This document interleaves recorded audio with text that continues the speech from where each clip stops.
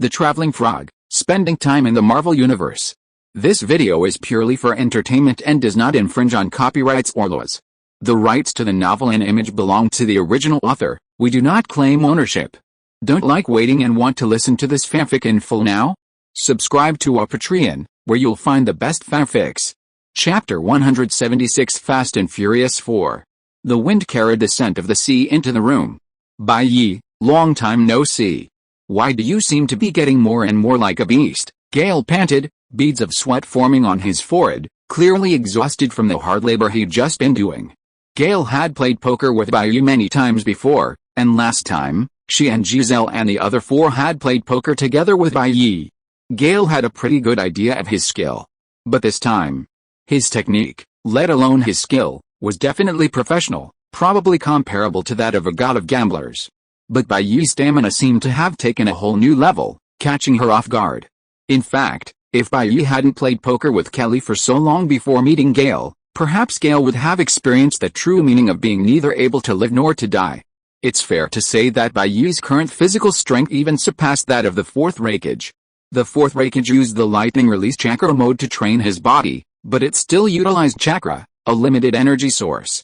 However, after consuming the thunder fruit, Byakuya could harness nearly limitless thunder energy, and his body's essence was perfectly aligned with thunder.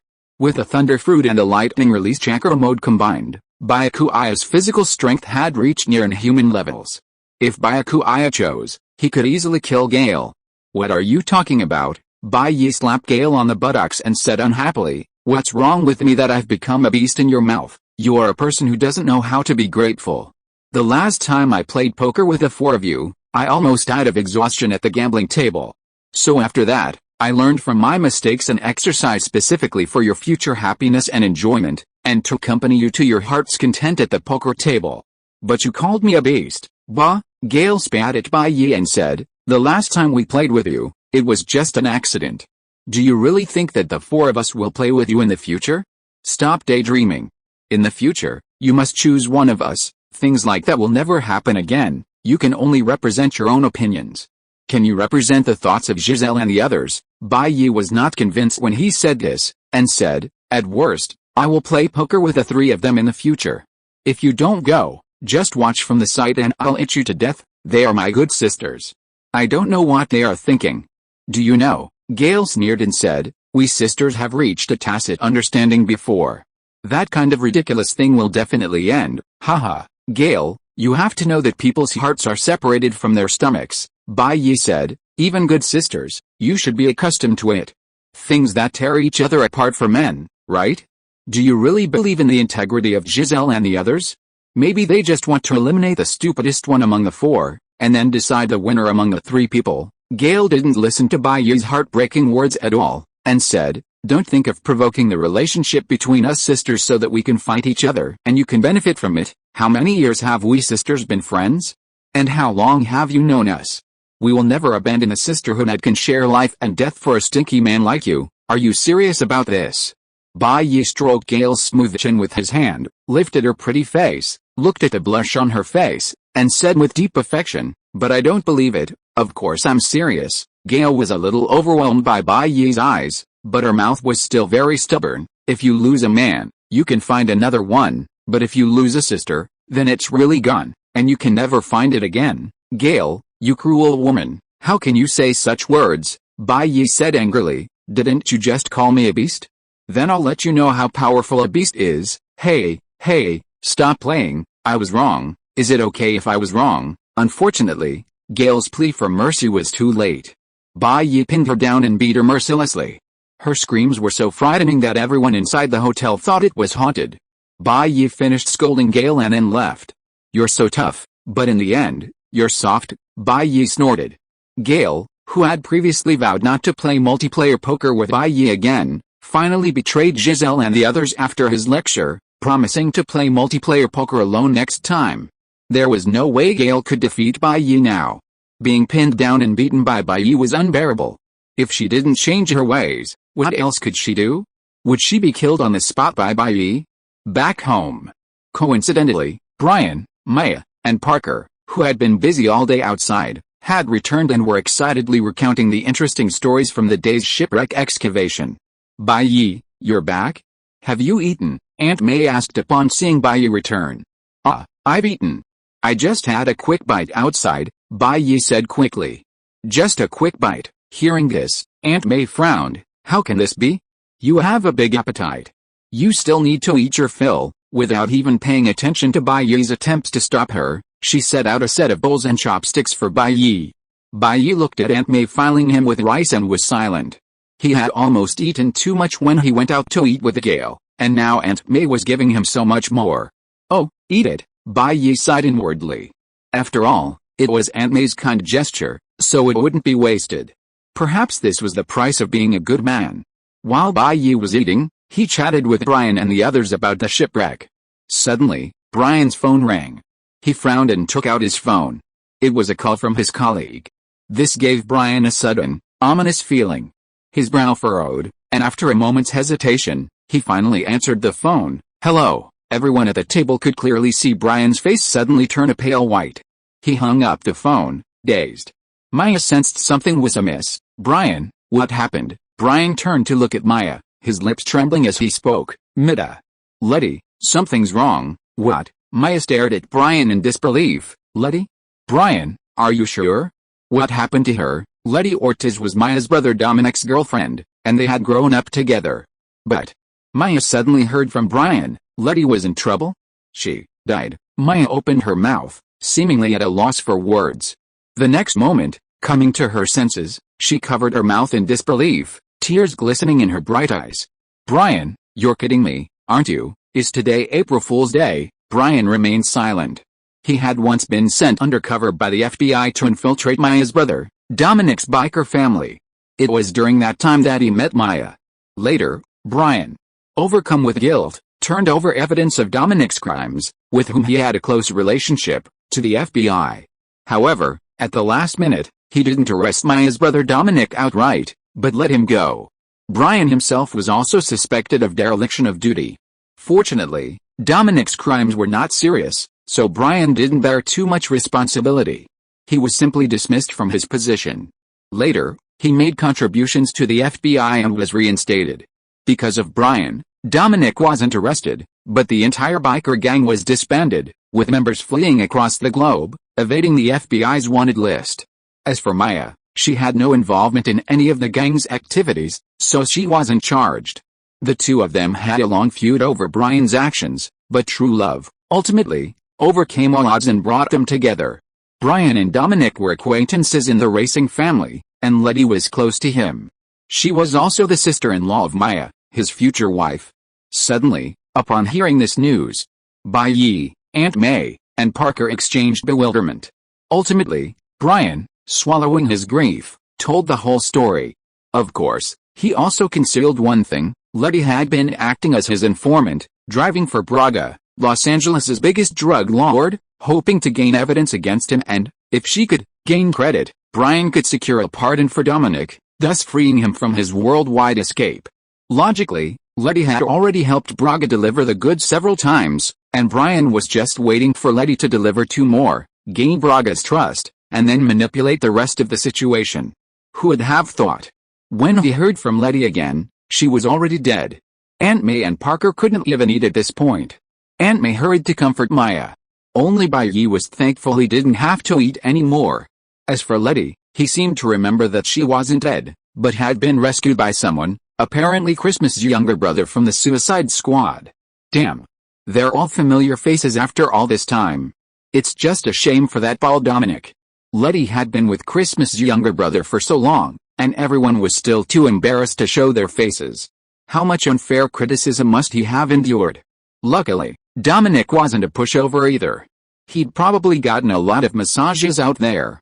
One man, one woman, that should have been fair. May, Parker, Mr. White Knight, Brian said, calming himself. This has happened so suddenly. I think Maya and I need to rush back to Los Angeles immediately to take care of Letty's affairs.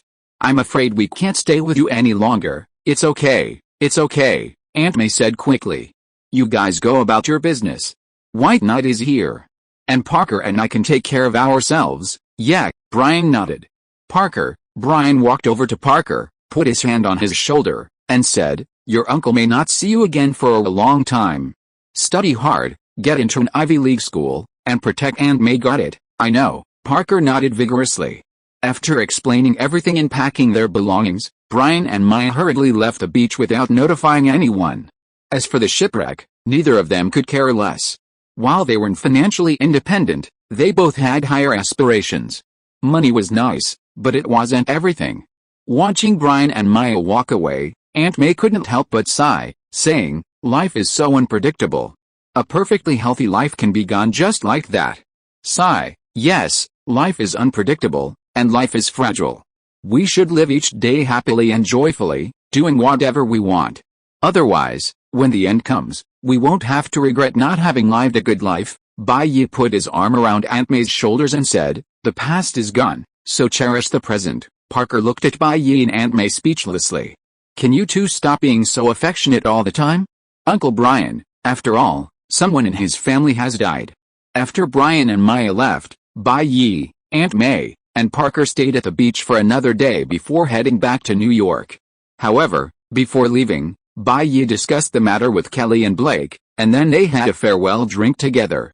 So, Blake, half-dazed, had somehow managed to spend the entire night playing landlord with Kelly and Bai Yi. "Bai Yi, you've gone too far, haven't you?" When Blake regained consciousness, she saw the scene before her and felt a surge of remorse. This, Bai Yi slapped his head in frustration. "No wonder they say drinking can lead to mistakes. I was also drunk, and I didn't expect this to happen. Blake, I'm sorry, it's my fault. How about you hit me? You can't bring yourself to do it. How about you scold me? You can't open your mouth." Blake was at a loss for words. Bai Yi had been saying all the good and bad things, so what else could she do? Actually, when Blake calmed down and thought about it, it seemed like she had done something wrong too. For example, she and Meg were still having an affair. So, Bai Yi's unexpected behavior wasn't unforgivable. After Bai Yi's repeated persuasion, Blake finally agreed, and after that, he continued to play landlord with Bai Yi and Kelly, who was reluctant to respond. Chapter 177. "Madam, you don't want to be backstabbed, do you?" After Bai Yi played a game of landlord with Kelly and Blake, he had no regrets, so he decided to leave the beach with Parker and Aunt May. After all, Parker's vacation was about to end. As for Blake, she and her father had their own arrangements, so Bai Yi didn't need to get involved. Back in New York, Bai Yi stayed at home for 2 days, then pretended to have an emergency outside and needed to leave for a few days, and asked Aunt May for leave. Aunt May never asked much about Bai Yi's business outside. She was very sensible and would not cause any trouble for Bai Yi, so after giving Bai Yi some instructions, she let him go. Bai Yi left Thor, Leloulis, and Ghastly at home, and left with Squirtle, Dratini, and the others. With Thor and Ghastly protecting May, there should be no problem. Bai Yi boarded the plane to Los Angeles in a happy mood. He always preferred to root out any trouble. If anyone provoked him, he would immediately find a way to eliminate them, no matter what means. Therefore, Aunt May wouldn't be in any trouble. However, Parker didn't know the seriousness of the situation. Who knew what kind of trouble he would cause? With Thor and Ghastly around, Aunt May's safety was definitely not a concern. Upon arriving in Los Angeles, Bai Yi called Elizabeth. "Elizabeth, hello, Bai Yi, Madam Elizabeth, it's me. We met at Madam Priyanka's house." "Elizabeth, oh, it's you. Of course I remember. What's the matter? You called me. Is there something wrong?" "Bai Yi, nothing. I'm just on a business trip in Los Angeles. Apart from business, I'm a bit bored. Hey, I just remembered that I met a friend like you some time ago, so I wanted to ask if you are free." "If you are free, let's go out and play together." Elizabeth thought for a while. "I am free now, but going out. It's not very convenient recently because I had some disputes with others about business, so it's not easy to show up in public. But since you are in Los Angeles, I must treat you well first. How about this? Why don't you come to my villa, and I will ask the chef at home to cook you a big meal. Don't underestimate our chef. He is the chef I invited from a 5-star hotel." "Bai Yi, going to your house, madam? Would that be a bad idea? What if your husband misunderstands?" "Elizabeth, my husband doesn't live with me. I live alone. My house is quite big. You are welcome to come to my house and play." When you are tired, just go to sleep. No problem, Bai Yi. Since you have invited me sincerely, it would seem a bit ungrateful of me not to go. But, Elizabeth, do you have any other questions? Bai Yi, madam, are you alone now? Elizabeth, yes, Bai Yi, then I might as well be frank with you. In your bodyguard team, is there an Israeli woman who likes to wear black leather jackets and has high cheekbones? Elizabeth, are you talking about Gail? The tall woman. Bai Yi, yes, the tall woman with no breasts, cold and icy. Elizabeth asked curiously, then the person you are talking about is indeed Gail. Is there anything wrong with her? Bai Yi, madam, let me be frank with you. The business I do is a bit dangerous, so I know a lot of people. That woman named Gail doesn't have a very good reputation in the circle we know. She has a precedent of betraying her host. You must be careful when you use her. Elizabeth was stunned. No way? I think Gail is a good person. She is prudent and capable. Bai Yi, maybe, her ability is good. But this woman is a love-brained person. I heard that last time, it was because her employer and her boyfriend had a conflict, so she chose her boyfriend over her employer and betrayed her employer. And the time before that, I heard that her boyfriend was a gambler and owed a lot of money. In order to make up for the whole of her boyfriend, she secretly sold information about the employer, which led to the employer's family being buried alive by the enemy. Elizabeth was shocked and said, "It can't be that exaggerated? I think Gail is a calm person." Bai Yi, madam, is this what you don't understand? The colder a woman is, once she gets emotional, her emotions will be 10 or 100 times more intense than those of a lively woman. I don't know if you saw the news some time ago. A girl went out to sell her body in order to buy a house for her boyfriend. When she was caught, she had saved 1.6 million. She lived frugally to save money. Even though her mobile phone screen was broken and deformed, she was reluctant to replace it. After hearing what Bai Yi said, Elizabeth felt scared. She had also seen this news, but she still found it difficult to understand. This girl was really a weirdo. Unexpectedly, it turned out that Gail beside her was such a weirdo. If other girls were so stupid, Elizabeth would just listen to it and at most give them a little crocodile mercy. But Gail was different. Gail was her personal bodyguard. If this woman turned out to be a love-brained person who would do anything for her boyfriend, then she would be in danger. For example, if an enemy captured Gail's boyfriend and asked Gail to trade her life for his safety, would Gail do it? If Gail was truly in love, then the answer to this question seemed obvious. Of course, Elizabeth wasn't so foolish as to immediately believe Bai Yi's words, but she couldn't help but have some doubts about Gail, and her safety couldn't afford any doubt. If one mistake went wrong, she might be dead. Besides, Elizabeth felt that Bai Yi and Gail had only met once, and there was no conflict of interest. Why would Bai Yi suddenly speak ill of Gail for no reason? Elizabeth, I understand. Thank you for reminding me. Bai Yi, madam, please don't let her know that I told you all this. Otherwise, I'm afraid she'll seek revenge on me. After all, she's a highly skilled mercenary, and I'm just an ordinary man. Elizabeth, don't worry, I know the rules. Bai Yi, it's just, if she's in your villa, can I? I'm mainly worried that being too close to her would make me feel insecure. She has a terrible reputation in our circle. Elizabeth, okay, I'll handle it. Don't worry. After chatting with Elizabeth, Bai Yi hung up the phone with peace of mind. He was really smart. With a simple trick, he got rid of Gail, the obstacle. Without Gail, his trip to Elizabeth's villa would be like a tiger among the sheep, free to kill everyone. Before this, Bai Yi heard Brian mention the death of Letty, a fellow biker, and he knew that the FBI's crackdown on Braga was not far away. If he arrived too late, Elizabeth would most likely have died in the chaos, been captured by the FBI, or even fled the country in a hurry. Bai Yi might not have had another chance to test Elizabeth's abilities. So, the key was to seize the moment, not to miss it.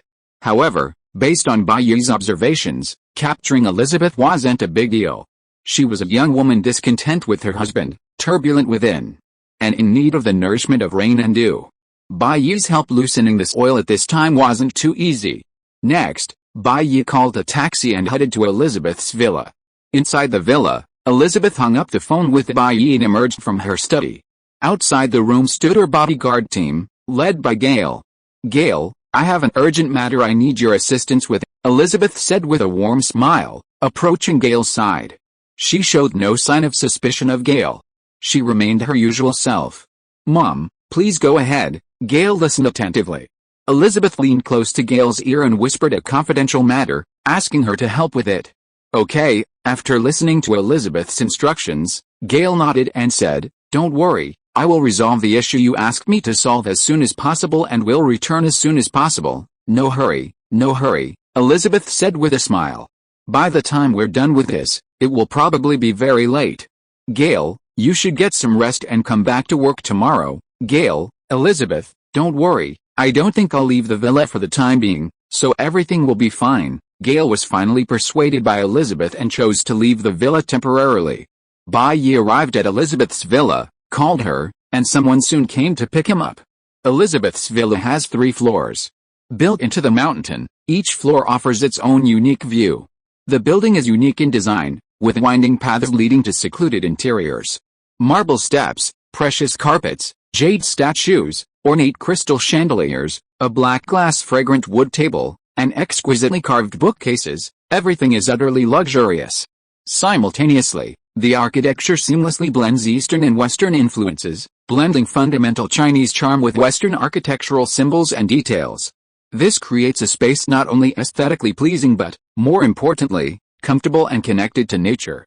"You're here," Elizabeth greeted Bai Yi with a smile as he entered.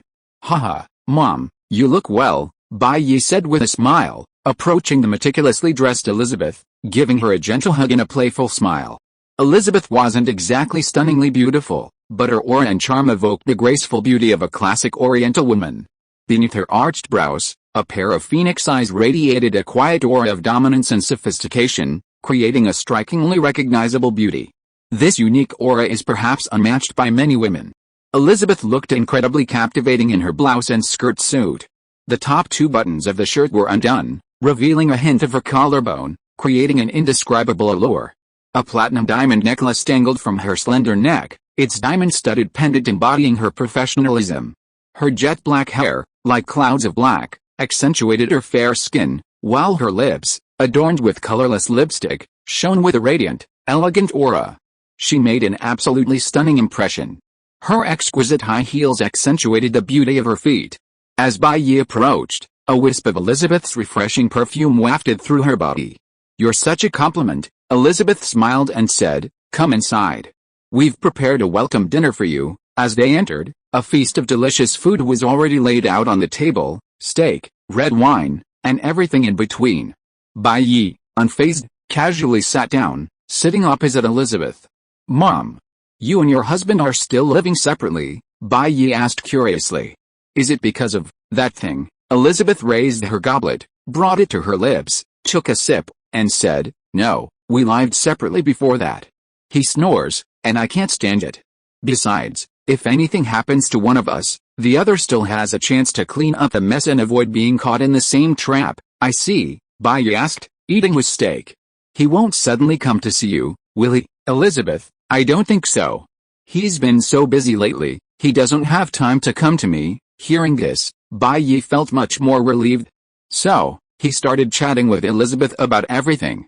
He didn't know what Elizabeth was thinking, but as they talked, she and Bai Yi brought up her husband.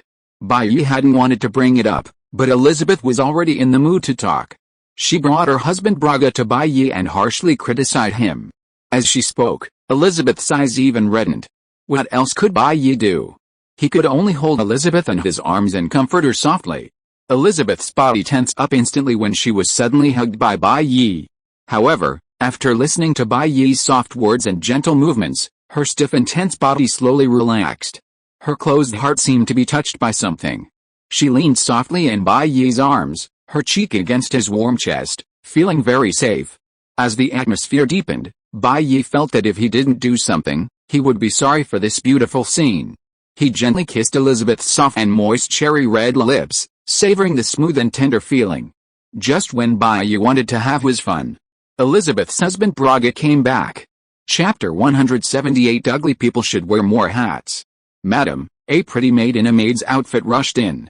Oblivious to the state of Bai Yi and Elizabeth, she bowed her head respectfully and said, "Your husband, Mr. Braga, has come to visit you." Bai Yi, who was kissing Elizabeth, could clearly feel her body stiffen. After all, Braga was her husband. Although Braga had wronged her in many ways, Elizabeth was of Chinese descent and still held relatively traditional views. Betraying her husband and kissing a young man was clearly immoral. Fortunately, Elizabeth was no naive woman, but a shrewd and capable young woman, a descendant of a mafia family.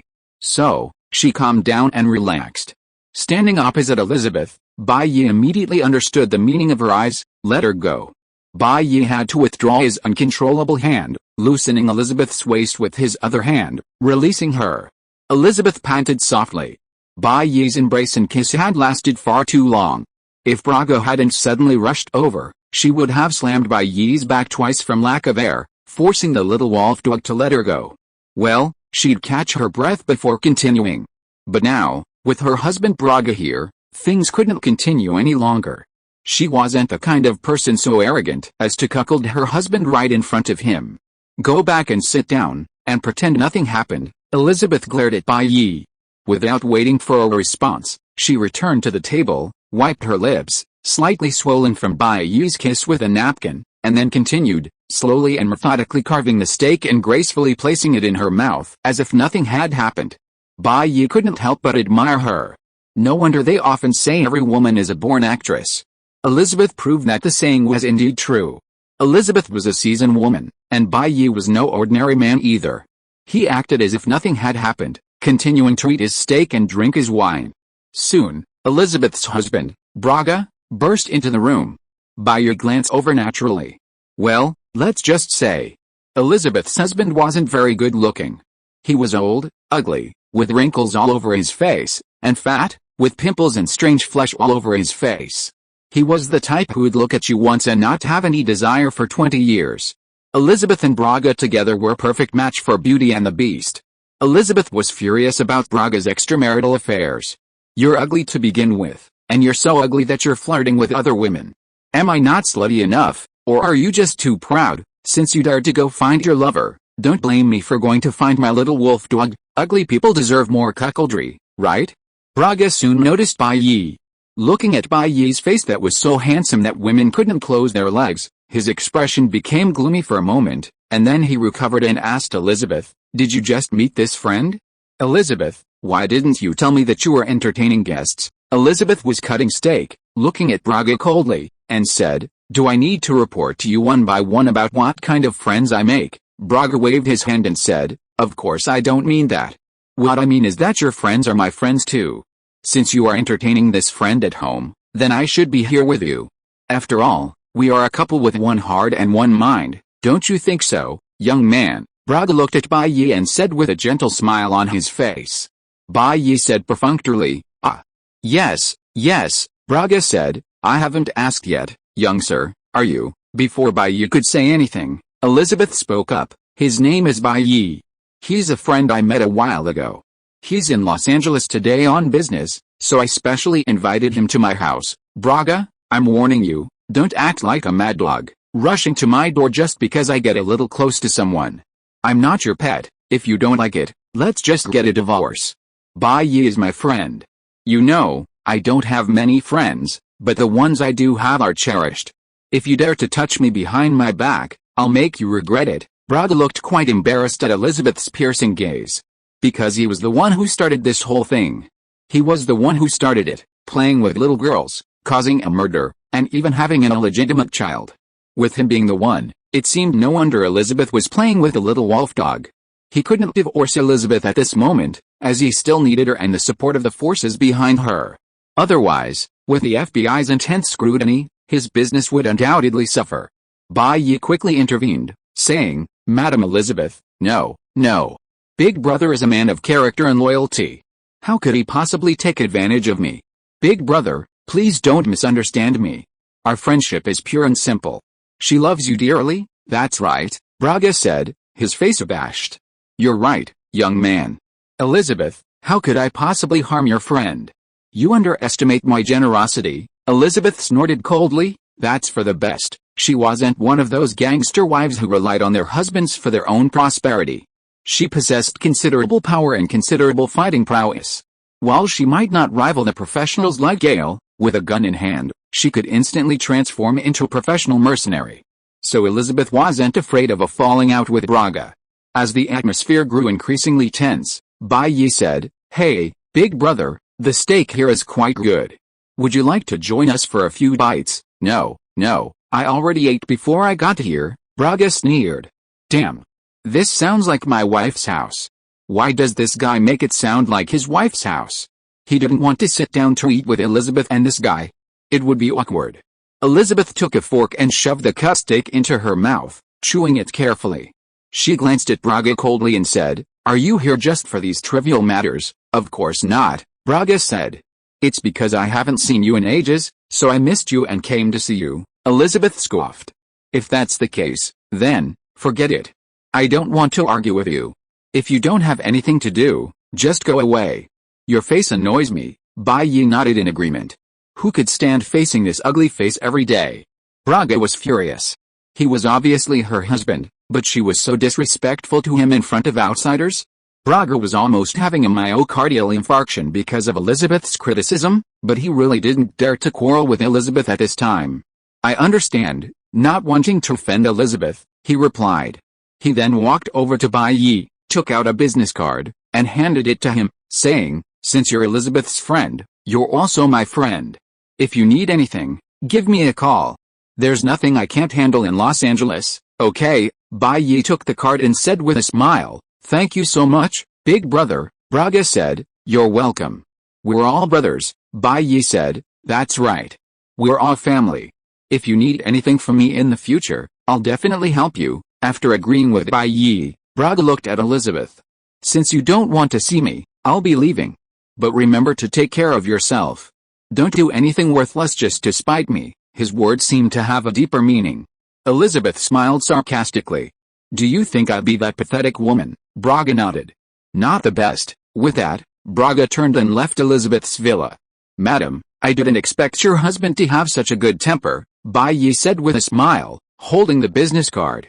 "He has a good temper, Elizabeth said. "Bai Yi, you'd better stay at my house tonight and don't run around outside, otherwise, it's easy for something to happen." Bai Yi was astonished. "Madam, do you mean that Big Brother will choose to do something bad to me?" Elizabeth, 7 or 8 times out of 10. Bai Yi, "No way. Didn't he promise you here that he wouldn't hurt me?" Elizabeth said, "His promise is useless.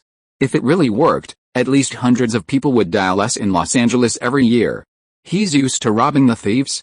He even cleans out the men who transport laundry detergent for him every once in a while, not to mention you, a stranger who dares to get close to his wife." Bai Yi asked in a panic, "Then what should I do?" Elizabeth took a sip of red wine and said indifferently, "It's better for you to stay here with me for one night to get over the recent uproar, and then I will send someone to escort you out of my villa, and then there shouldn't be any problems.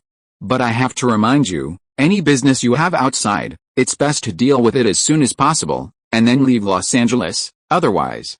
I can't guarantee you what will happen. I actually have to spend the night at your house, madam." "This is so embarrassing," Bai Yi said shyly. "Things shouldn't come to that extent, right?" "Who knows?" Elizabeth, not knowing whether it was because she was drunk on the red wine, had 2 blushes on her cheeks, and said, "In this kind of thing, it's better to be safe than sorry, right? If Braga ignores my threats and is determined to deal with you, then the one who suffers will definitely be you. Even if I go back to revenge you, then everything is over." Bai Yi was surprised. "If your husband hurts me, you really want to revenge me?" "I thought you were joking." "Elizabeth, I won't joke about such things. Of course, it's not just because of you. He had an affair outside and gave birth to an illegitimate child. He has already trampled on my face. If he even hurts my friends, then he doesn't even give me the last bit of decency. Why should I give him face anymore?" "Oh," Bai Yi said dejectedly, "I thought my position in your heart, madam, was very important. It seems that I was too sentimental." Elizabeth smiled and said, "You are indeed very likable, but women of our age should find it difficult to believe in love at first sight. Love only grows over time." Bai Yi nodded and suddenly realized, "I understand, madam. Is it because we don't have, Elizabeth, this kid's perspective on the problem is very tricky," and he almost left her speechless. Bai Yi sat down next to Elizabeth. "But no matter what, madam, you are willing to take me in. I don't know how to thank you." Elizabeth glanced at Bai Yi's big hand on her waist, and gave Bai Yi a charming look. "You slick little bastard, what do you want? Take advantage of me, madam. How dare I take advantage of you? Bai Yi admired the curvy body of the young woman Elizabeth. I just want you to relax, madam. Hey, Elizabeth smiled ambiguously. Then how do you want me to relax, madam? Talking to mature young women like you, a pure young man like me is at a disadvantage. Bai Yi's face became serious and said, I knew madam must be overthinking it. I mean to give you a massage. I have learned a great massage technique. I want to help you, madam. What else do you think it will be, madam? Elizabeth was slightly stunned, but then, without any shyness, she took off her shoes and crossed her legs in flesh-colored stockings and leaned them against Bai Yi's thighs, showing Bai Yi a lazy posture of a woman, and said with a sweet smile, You little brat, you are trying to put the blame on me. What are you thinking in your heart, don't you know? Bai Yi looked at Elizabeth's slender jade feet and strong and slender legs, and he almost stared at her. There was a kind of natural charm about this woman, which was simply fatal. The lazy and weak voice almost made people's bones melt. Madam, you know what I am thinking in my heart. Bai Yi picked up one of Elizabeth's slender feet with one hand, pressed it for her, and said, I just feel sorry for you, madam. Chapter 179 Pirates of the Caribbean World. As he left Elizabeth's villa, Braga's expression suddenly turned cold. He waved, and one of his sensible subordinates immediately approached, listening attentively. Find a few people, station them nearby, and keep a close eye on them. If that guy comes out, fill him with cement and sink him into the Pacific Ocean. Braga's face darkened. Do this cleanly. I don't want any tampering. Otherwise, you'd better fill yourselves with cement and throw them into the Pacific Ocean first. Yes, boss. The subordinate's expression tightened, and he quickly bowed his head in response. Braga turned back to look at Elizabeth's villa, snorted coldly, and then stormed out. Although he didn't dare to quarrel with Elizabeth, that didn't mean he could tolerate his wife being so close to a gigolo. Men are always possessive, and his was even stronger. Regardless of whether Elizabeth had done anything immoral with that guy, he would not allow him to live. To a gangster like them, a few days of human life meant nothing. Just a few ants. You're just unlucky. Braga put on his sunglasses and got into the car he'd come in from. The car sped away. Inside the villa, Elizabeth's legs, clad in flesh-colored stockings, were so round and slender that Bai Yi couldn't help but feel a little envious. Madam, you're sitting in a chair. I'm a bit constrained. How about I carry you to the sofa? Bai Yi said, not giving Elizabeth a chance to refuse. He slouched, picked her up, and carried her to the sofa in a princess-like position. Elizabeth glared at Bai Yi. This little man, taking the initiative? Did I let you carry him? Of course, the feeling in Bai Yi's arms was actually quite pleasant. Especially when Elizabeth felt the solid, strong muscles beneath Bai Yi's seemingly frail frame. The surge of hormones made Elizabeth feel dizzy. On the sofa. How is it going? Bai Yi looked up at Elizabeth and said with a smile, my cooking skills are pretty good, right, not bad. She leaned back on the sofa and fell silent, closing her eyes. A look of fatigue, too lazy to show, wasn't physical fatigue, but mental fatigue, as if hiding a lot of worries. Can you try harder? I'm struggling. Okay. Bai Yi applied gentle pressure. Elizabeth's blush deepened, and she used words to mask her inner feelings. I didn't learn from anyone. I'm self-taught. Bai Yi placed both of Elizabeth's feet on his thighs. Elizabeth hummed and asked, could it be that you practiced it on girls one by one just to please them? What's so delicious about those unripe apples? They're too sour. Bai Yi smiled slightly and said, I prefer those big red apples that are already red. They are very sweet, melt in your mouth, and leave a lingering fragrance on your lips and teeth. Little brat. Elizabeth opened her eyes, and her lazy and delicate look made her have a more unusual beauty. She rolled her eyes at Bai Yi and said, you dare to say such things to me? Aren't you afraid that my husband will kill you? He is a real killer. Aren't you afraid of death? Afraid? Of course I am afraid of death. How many people in this world are not afraid of death? Bai Yi smiled slightly and said, but compared to being afraid of death, I am more afraid that I can't continue to associate with you, my lady. Then you are really brave, Elizabeth said, but I tell you, I will not betray my husband, so don't waste your time on me. Just now, you're overthinking it, Elizabeth interrupted. I was just confused for a moment, so you little brat took advantage of me and took a little advantage of me. Don't think that it's really the case. Why is that? Bai Yi said unconvinced. It's obvious that madam is also moved. I can feel it, you little brats. Your brains are occupied by hormones, Elizabeth said with a smile, How can I not know? You men are the most loyal and only like 18-year-old girls. Do you really like me? You are just greedy for my body, madam. This is wrong. Others may not know, but I really like women like you, madam, Bai Yi said seriously. Young girls, although tender and beautiful, always lack a kind of thickness of life. Young women who have settled over time have mature charm and exude layers of mellow fragrance, which is even more intoxicating. Of course, this is nonsense. Bai Yi doesn't like things like girls or mature women. What he really likes is beautiful women. He's attracted to anyone who's beautiful and charming. So whether it's a girl like Michaela, about to turn 18, or a young woman in her 30s like Elizabeth, he's willing to invest his time in pursuing them. Of course, most of the time, it's the other women who initiate the pursuit. Love is undoubtedly a two-way street. You lust after my body, I lust after yours, each exchanging resources to create a beautiful relationship. You little brat, you really know how to talk. You almost made me waver. Elizabeth raised her pretty face. A gentle breeze blew in from the window, ruffling her soft hair at her temples, adding a touch of charm. Bai Yi held Elizabeth's little legs in his hand. The silk stockings were as thin as a cicada's wing, and the smooth, delicate feeling in his hand was enough to stir up some lustful thoughts. I'm a straightforward person. I say what I mean, Bai Yi said. The fortune tellers say I'm good at everything in my life. My only flaw is my inability to feign ignorance. I'd be surprised if I believed you, Elizabeth chuckled. The two chatted and massaged each other until Elizabeth fell silent. Her chest rose and fell, her breathing even, as she fell asleep on the sofa, a living, sleek beauty. Truly a captivating beauty. Bai Yi smiled softly, dismissing her, and continued massaging Elizabeth. His grip was firm, relaxing her skin from the inside out. Elizabeth hadn't been wrong. Bai Yi's massage techniques were honed through his experience with numerous women. As Bai Yi deepened his massage, Elizabeth suddenly woke up. She sat down gently on the sofa, her delicate body soft and charming, and whispered, "Did I just fall asleep? What do you think?" Bai Yi said, "I fell asleep while we were talking." Elizabeth said, "I'm sorry, I haven't felt this relaxed in ages. I don't know why, but your hands are like magic. I told you, I'm a good massager." Bai Yi smiled, raising an eyebrow. It was all about practice. "All right." Bai Yi gently patted Elizabeth's buttocks and said, "If you don't wake up, I'll wake you up.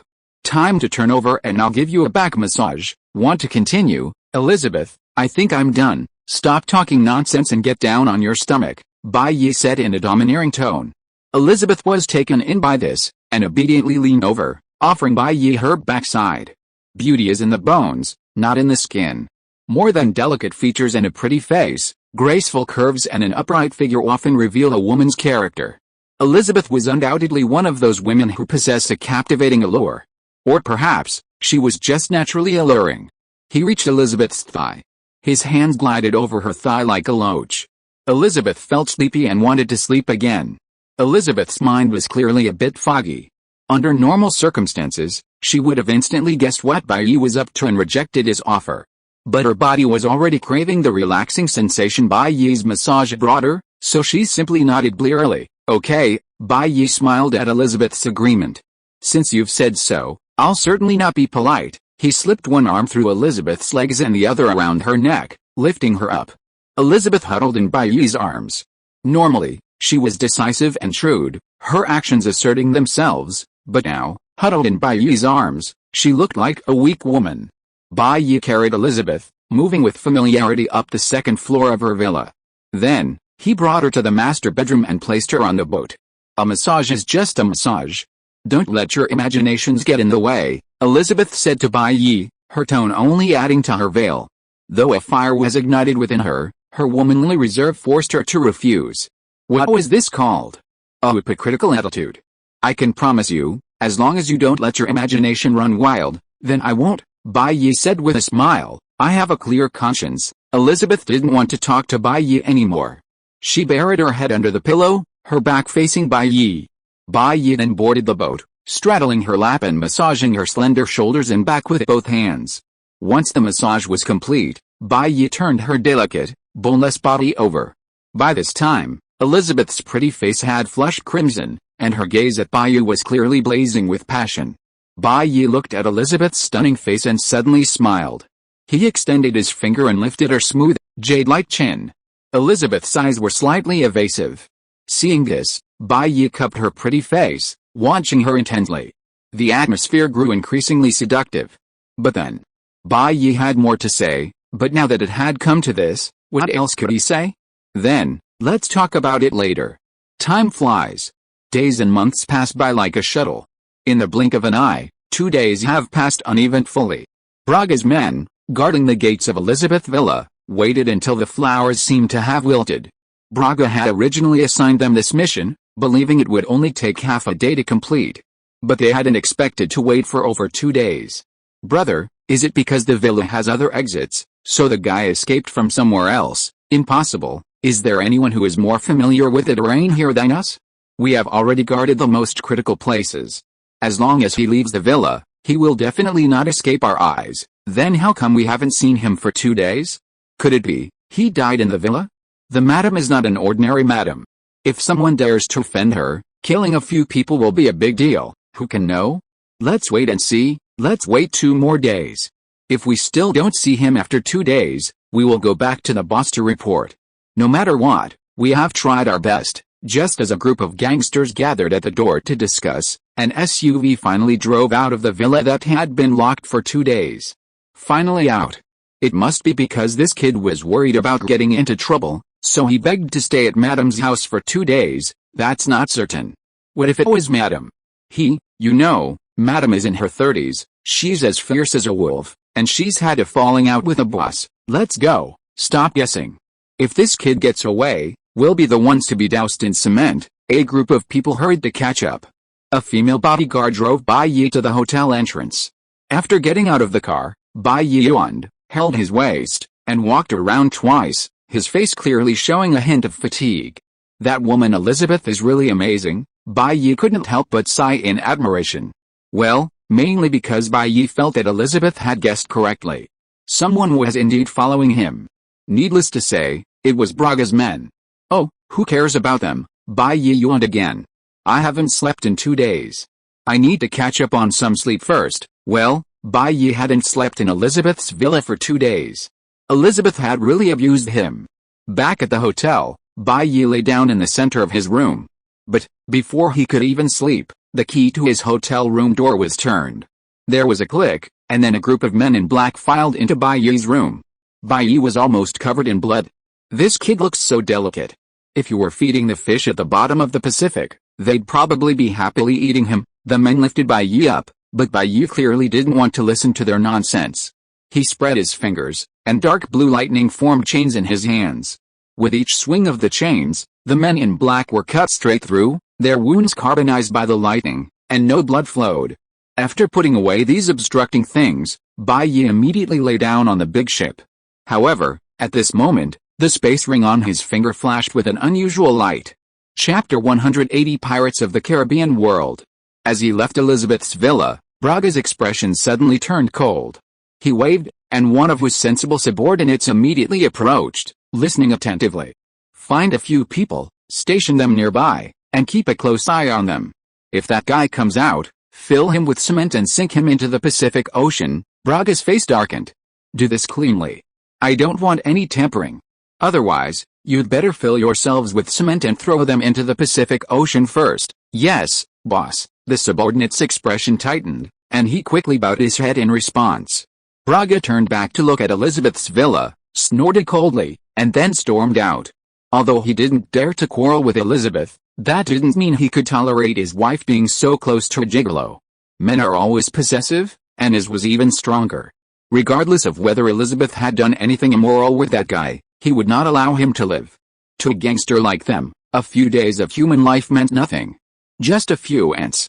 You're just unlucky. Braga put on his sunglasses and got into the car he'd come in from. The car sped away.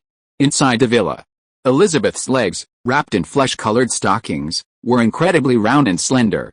Madam, you're sitting on a chair. I'm a little constrained. How about I carry you to the sofa? Bai Yi said, not giving Elizabeth a chance to refuse. He slouched and picked her up, carrying her to the sofa like a princess. Elizabeth glared at Bai Yi. This little man had taken the initiative. Did I let you carry him? Of course, The feeling in Bai Yi's arms was actually quite good. Especially when Elizabeth felt that beneath Bai Yi's seemingly frail body, there were actually quite solid and strong muscles. The overwhelming hormones made Elizabeth feel dizzy. On the sofa, Bai Yi reached out and gently massaged Elizabeth's feet, pressing the knuckle of his thumb against the soles of her feet again and again. Through the flimsy, flesh-colored stockings, Bai Yi could even faintly see the veins on the tops of her feet. "How is it going?" Bai Yi looked up at Elizabeth and said with a smile, "My skills are pretty good, aren't they?" "Not bad." She leaned back on the sofa and stopped talking, quietly enjoying Bai Yi's massage. She closed her eyes, her face too lazy to show the fatigue. It wasn't physical fatigue, but mental fatigue, as if hiding a lot of worries. "Can you be a little harder? I'm struggling." "Okay." Bai Yi applied gentle pressure. Elizabeth couldn't help but let out a soft cry. Her stockinged legs couldn't help but press together. Bai Yi glanced at her, a faint smile playing on his lips. No matter how capable a woman is, she's still just a woman. He continued to massage Elizabeth's feet. The stockings covering her delicate feet had long since become quite transparent, so Bai Yi could see her neatly trimmed toenails. "Who did you learn massage from?" Elizabeth's blush deepened, and she tried to hide her inner feelings with words. "No, I didn't learn from anyone. I'm self-taught." Bai Yi placed both of Elizabeth's legs on his thighs. Elizabeth hummed and asked, "Could it be that you practiced it on girls one by one just to please them? What's so delicious about those unripe apples?" "They're too sour." Bai Yi smiled slightly and said, "I prefer those big red apples that are already red. They are very sweet, melt in your mouth, and leave a lingering fragrance on your lips and teeth." "Little brat." Elizabeth opened her eyes, and her lazy and delicate look made her have a more unusual beauty. She rolled her eyes at Bai Yi and said, "You dare to say such things to me? Aren't you afraid that my husband will kill you? He is a real killer." "Aren't you afraid of death?" "Afraid? Of course I am afraid of death. How many people in this world are not afraid of death?" Bai Yi smiled slightly and said, "But compared to being afraid of death, I am more afraid that I can't continue to associate with you, my lady." "Then you are really brave," Elizabeth said, "but I tell you, I will not betray my husband, so don't waste your time on me." "Just now, you're overthinking it," Elizabeth interrupted. "I was just confused for a moment, so you little brat took advantage of me and took a little advantage of me." "Don't think that it's really the case." "Why is that?" Bai Yi said unconvinced. "It's obvious that Madam is also moved." "I can feel it, you little brats. Your brains are occupied by hormones," Elizabeth said with a smile. "How can I not know? You men are the most loyal and only like 18-year-old girls. Do you really like me? You are just greedy for my body, Madam. This is wrong. Others may not know, but I really like women like you, Madam," Bai Yi said seriously. "Young girls, although tender and beautiful, always lack a kind of thickness of life. Young women who have settled over time have mature charm and exude layers of mellow fragrance, which is even more intoxicating." Of course, this is nonsense. Bai Yi doesn't like things like girls or mature women. What he really likes is beautiful women. He's attracted to anyone who's beautiful and charming. So whether it's a girl like Michaela, about to turn 18, or a young woman in her 30s like Elizabeth, he's willing to invest his time in pursuing them. Of course, most of the time, it's the other women who initiate the pursuit. Love is undoubtedly a two-way street. You lust after my body, I lust after yours, each exchanging resources to create a beautiful relationship. "You little brat, you really know how to talk." "I was almost swayed by what you said." Elizabeth raised her pretty face. A gentle breeze blew in from the window, ruffling her soft hair at her temples, adding a touch of charm. Bai Yi grasped Elizabeth's little legs. The silk stockings were as thin as a cicada's wing, and in his hand, they felt delicate and smooth, a pleasant touch. It made one want to keep massaging Elizabeth. "I'm a straightforward person. I say what I want to say," Bai Yi said. "The fortune teller said I've got everything right in my life. My only flaw is my inability to play dumb. I'd be surprised if I believed you." Elizabeth chuckled. The two chatted and massaged each other until Elizabeth fell silent. Her lips rose and fell, her breathing even, as she fell asleep on the sofa, a perfect example of a sleeping beauty, making one want to be Prince Charming and kiss her awake. Her arms were white and translucent, her shoulders soft and round, her skin smooth as jade, her curves slender and elegant. Truly a captivating beauty, a breathtaking beauty. Bai Yi smiled softly, dismissing the sensation and continuing to massage Elizabeth. His grip was firm and precise, relaxing Elizabeth's skin from the inside out.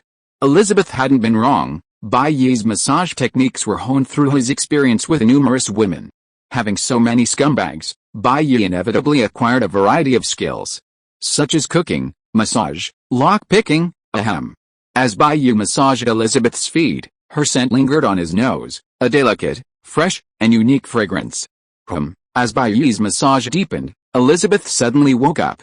Her delicate body gently sat on the sofa, her voice soft and gentle, and she asked, "Did I just fall asleep? What do you think?" Bai Yi said, "I just fell asleep while we were talking." Elizabeth said, "I'm sorry, I haven't been this relaxed in ages. I don't know why, but your hands are like magic. I told you, I'm a good massager." Bai Yi raised an eyebrow and smiled. It was all about practice making perfect. "Alright." Bai Yi patted Elizabeth's body lightly and said, "If you don't wake up, I'll wake you up.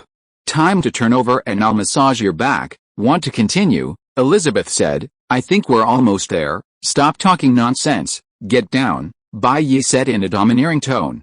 Elizabeth really fell for it, and obediently lay down, leaving her back for Bai Yi to admire. Her long black hair cascaded down, the curves of her back were graceful, toned, and symmetrical. Her elegant, upright posture, along with her perfectly balanced demeanor, were all evidence of a captivating appeal. The S-curves of her figure exuded a healthy beauty, revealing the potential for childbearing. Beauty is in the bones, not the skin. More than delicate features and a beautiful face, graceful curves and an upright figure often reveal a more refined temperament. Elizabeth was undoubtedly the kind of woman whose beauty was ingrained in her. Or perhaps, she was simply born with a natural beauty. Bai Yi continued to massage Elizabeth, starting with her shoulders, where her delicate, slender, and captivating figure was graceful, upright, and captivating. Then, he moved to her waist, where it was slender and soft, like cotton candy, and then down to her legs. Bai Yi thoroughly massaged every muscle in Elizabeth's body, leaving her completely relaxed. Bai Yi could feel it from the beginning of the massage. It was probably because she was under too much pressure in her daily life and did not squeeze out enough time for exercise, which caused her muscles to be a little stiff. This made it even more necessary for Master Bai Yi to help her relax. Elizabeth stopped talking and just hummed comfortably when Bai Yi applied more strength to her hands. Her pair of slender and round legs slid back and forth in Bai Yi's hands, allowing Bai Yi to massage them carefully. Elizabeth felt that her skin became numb wherever Bai Yi's palms passed. Bai Yi's hands began to move up along Elizabeth's calves. He reached Elizabeth's knees. His hands swam on Elizabeth's legs like loaches. Elizabeth felt sleepy and wanted to sleep again. Bai Yi slapped her on the side and said, "If you want to sleep, don't do it here. What if you catch a cold? Why don't you go back to your room? I'll give you a massage there. When you feel like sleeping, you can just go straight to bed. I'll give you a massage and cover you up for a good night's sleep." Elizabeth's mind was clearly a little confused. Under normal circumstances, she would have instantly guessed what Bai Yi was going to do and refused his proposal. But her body was already craving the relaxing feeling Bai Yi brought her, so she just nodded blearily. "Okay," Bai Yi smiled at Elizabeth's agreement. "Since you said so, I'm definitely not going to hold back." He slipped one hand through Elizabeth's legs and the other around her neck, lifting her up. Elizabeth huddled in Bai Yi's arms. Normally, she was bold and shrewd, her actions decisive and assertive, but now, curled up in Bai Yi's arms, she looked like a weak woman. Bai Yi carried Elizabeth, and with familiarity, he led her to the second floor of her villa. Then, he went to the master bedroom and placed her on the boat. "A massage is just a massage. Don't let your imaginations run wild," Elizabeth said to Bai Yi, her tone only adding to her veil. Although a fire was ignited within her, her womanly reserve forced her to refuse. What was this called? Saying one thing, saying another. "I can promise you, as long as you don't let your imaginations run wild, then I won't let my imaginations run wild," Bai Yi said with a smile. "I have a clear conscience." Elizabeth buried her head in the pillow, her back facing Bai Yi. Bai Yi stood by the boat, straddling her lap, and began to massage her slender shoulders and back. The atmosphere grew increasingly seductive. But then, Elizabeth suddenly wrapped her arms around Bai Yi's neck, holding him tightly, and kissed him with her soft cherry lips. Bai Yi wanted to say more, but now that it has come to this, what else can he say? Let's talk about it later. Time flies. Days and months pass by like a shuttle. In the blink of an eye, 2 days have passed so uneventfully. Braga's men, who were guarding the door of Elizabeth's villa, felt like the flowers had wilted from waiting. Originally, Braga arranged for them to accept such a task, and they thought that it would take at most half a day to get things done. But they never expected that they would have to wait for more than 2 days. Brother, is it because the villa has other exits, so the guy escaped from somewhere else? Impossible. Is there anyone who is more familiar with the terrain here than us? We have already guarded the most critical places. As long as he leaves the villa, he will definitely not escape our eyes. Then how come we haven't seen him for 2 days? Could it be he died in the villa? The madam is not an ordinary madam. If someone dares to offend her, killing a few people will be a big deal. Who can know? Let's wait and see. Let's wait 2 more days. If we still don't see him after 2 days, we will go back to the boss to report. No matter what, we have tried our best. Just as a group of gangsters gathered at the door to discuss, an SUV finally drove out of the villa that had been locked for 2 days. Finally out, it must be because this kid was worried about getting into danger, so he begged to stay at Madam's house for 2 days. That's not certain. What if it was Madam? Hey, you know, Madam is in her 30s, and she's had a falling out with a boss. What do you think? Let's go. Stop guessing.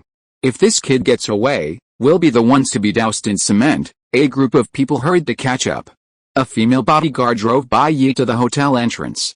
He got out of the car. Bai Yi yawned, held his waist, and walked around twice, his face clearly showing a hint of fatigue. That woman, Elizabeth, is really amazing. Bai Yi couldn't help but sigh in admiration. Well, mainly because Bai Yi felt that Elizabeth had guessed correctly. Someone was indeed following him. Needless to say, it was Braga's men. Oh, who cares about them? Bai Yi yawned again. I haven't slept in 2 days. I need to catch up on some sleep first. Well, Bai Yi hadn't slept in Elizabeth's villa for 2 days. Elizabeth had really abused him. Back at the hotel, Bai Yi lay down in the center of his room.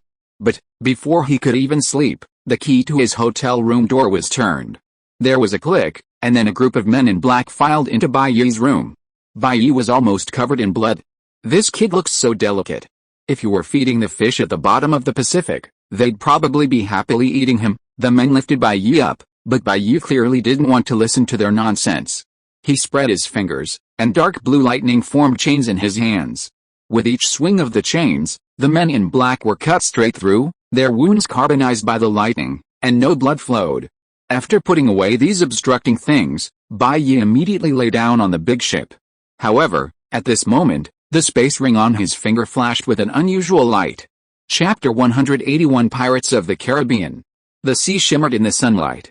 Seagulls soared freely across the azure sky. The sea embraces all rivers, its capacity for containment. Just as Bai Yi was about to sleep, the space ring in his hand, having consumed the space fruit, sensed another world. What else could Bai Yi do?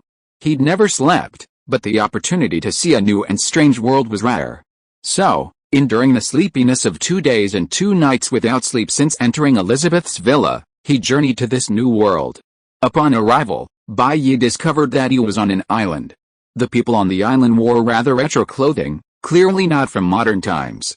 What the hell is this world? Bai Yi muttered. Being able to travel across worlds was certainly a wonderful experience, but not knowing which world you were in naturally made it less friendly. Never mind, let's go to a tavern and ask first. Bai Yi rubbed his eyes, yawned, and, with faint dark circles under his eyes, walked towards the island's commercial district. Along the way, many sturdy men, covered in dirt, with missing teeth and dreadlocks, walked back and forth, carrying a variety of weapons. Bai Yi's clothes were too white, making him look out of place among the people here. Not long after, Bai Yi yawned when he heard a loud shout from behind him, "Kid in front, stop right there." Fortunately, the voices were in English, which Bai Yi could understand. Otherwise, without a language barrier, that would have been disastrous. Bai Yi looked over, eyes drooping. They were a group. The leader was overweight, with a scraggly beard that was clearly untended. He wore an eye patch over his left eye, which added a touch of ferocity to his appearance. More importantly, he carried a long sword on his left waist and a flintlock rifle on his right. "Hey, big brother, is there something you need from me?" Bai Yi rubbed his temple, trying to psych himself up. "Where are you from? Why haven't I seen you before?" the leader shouted, Are you a spy from the Navy who sneaked in here? Navy? Bai Yi was immediately perked up when he heard the term, and then recalled the appearance of this island and the attire of the people coming and going. He asked, is it the Navy under the world government? Then where is this place? Four Seas, Paradise, or the New World? Has Crocodile, one of the 7 warlords of the sea, been removed from the list? Has Gecko Mariah been defeated? Has the Battle of Marineford begun? Is Whitebird dead? Has Doflamingo been arrested? Did the 5 emperors cause a big fuss on Big Mom's Cake Island? Is Kato-sensei from Wano Country okay? The leading pirate was completely bewildered. What on earth was this person talking about? Although I didn't understand, I was deeply shocked. It felt like something really extraordinary. He simply saw the boy, dressed cleanly and wearing something expensive, thinking he might be wealthy. He wanted to scare him first and then get some money to spend. But then he rattled off a string of names: Crocodile, Gecko Mariah, Doflamingo. Though he hadn't heard of any of these names, he had a feeling they must be the names of very important figures. Could it be that this pretty boy in front of him knew a lot of important people? What nonsense! The leader was confused. The little brother beside him, with a look of impatience, shouted, "Boy, are you kidding us?" Bai Yi frowned. You don't know Crocodile and Gecko Mariah? But you should know the 4 emperors. Whitebird and Big Mom, right? That's the emperor who reigns over the New World, the ultimate dream of every pirate. Whitebird? I haven't heard of him, but I do know Blackbeard, someone from the opposing team whispered. Bai Yi's eyes lit up. That's right, this one. Blackbeard became the 4 emperors after Whitebird's death, and he reigned supreme over the New World. It seemed this was indeed the world of pirates. However, these lesser-known figures were clearly uneducated and unskilled, so their reputations plummeted after Whitebird's death, and Blackbeard replaced them as the new icon of the pirate world. Blackbeard was truly remarkable, rising from obscure status to overthrow the entrenched 4-emperor system, which had remained largely unchanged for over a decade, becoming the new 4-emperor. Blackbeard was now the very embodiment of the pirate dream. I know the general situation. Now, may I ask again, is this the 4 Seas, Paradise, or the New World? Byakuya asked. Only by confirming his exact location could he proceed with his next move. The pirate world was full of great things, like the Navy 6 styles, the 3 colors of haki, devil fruits, all of them were truly remarkable. If Byakuya could retrieve a few of these items, he'd be making a fortune. I don't understand what you're talking about, the leader said cautiously. This is Tortuga Harbor. Tortuga Harbor. Bai Yi frowned slightly. He vaguely remembered this place existing in the real world. Could it be the same place in the pirate world? Then where is Tortuga Harbor? Bai Yi continued patiently. The weakest East Sea, the most chaotic West Sea, or the North Sea or the South Sea, these people didn't even know Whitebird. So ignorant, this place must be somewhere far away in the 4 Seas. The pirates continued to be confused. Brother, is this kid trying to trick us, or maybe there's something wrong with his brain? He's always talking nonsense, saying things that are completely unbearable. Even though the pirates were talking quietly, Bai Yi could still hear them. This made the vein in his brow throb. It's clearly you guys, so ignorant and foolish. You know Blackbeard but not Whitebird. Now I ask you where this place is, and you still don't know anything. Is this place so desolate that you can't even tell which of the 4 Seas you're in? Forget it, talking to you gives me a headache. Bai Yi shook his head and said, do you guys have any money? Give me some, I'm going to the tavern. Several people subconsciously felt their pockets. Sorry, I was in a hurry and didn't have any money. I spent all my money a long time ago. Suddenly, the pirates reacted. Suddenly, he glared at Bai Yi with anger. Boy, do you understand the situation? We're the ones robbing you, not you. Understand, robbery. Now, quickly hand over everything valuable on you, or I'll send you to see God. Bai Yi was baffled. How did this even bring up God? Are there Christians in the pirate world? This is truly a novel discovery, brothers. So you're robbing? Why didn't you tell me earlier? Bai Yi said. How come? Follow me. I've got a lot of treasures in my place. If you don't kill me, I'll give them all to you. The mention of treasures lit up the eyes of these apparently clueless pirates, greed gleaming. However, they weren't completely fooled by Bai Yi. Boy, you better not be lying to us, or the consequences will be more horrific than you can imagine. Bai Yi grinned. I promise I won't let you down. A moment later, Bai Yi emerged from a dark alley. He was playing with a few gold coins in his hand. Well, after those pirates followed Bai Yi away, Bai Yi, with his stunning looks, extraordinary wisdom, and eloquence, exuded a kingly aura and finally succeeded in impressing them. They immediately fell to the ground in tears, crying out that they wanted to be Bai Yi's subordinates, and immediately took out all the valuables they had on them as a gift to Bai Yi.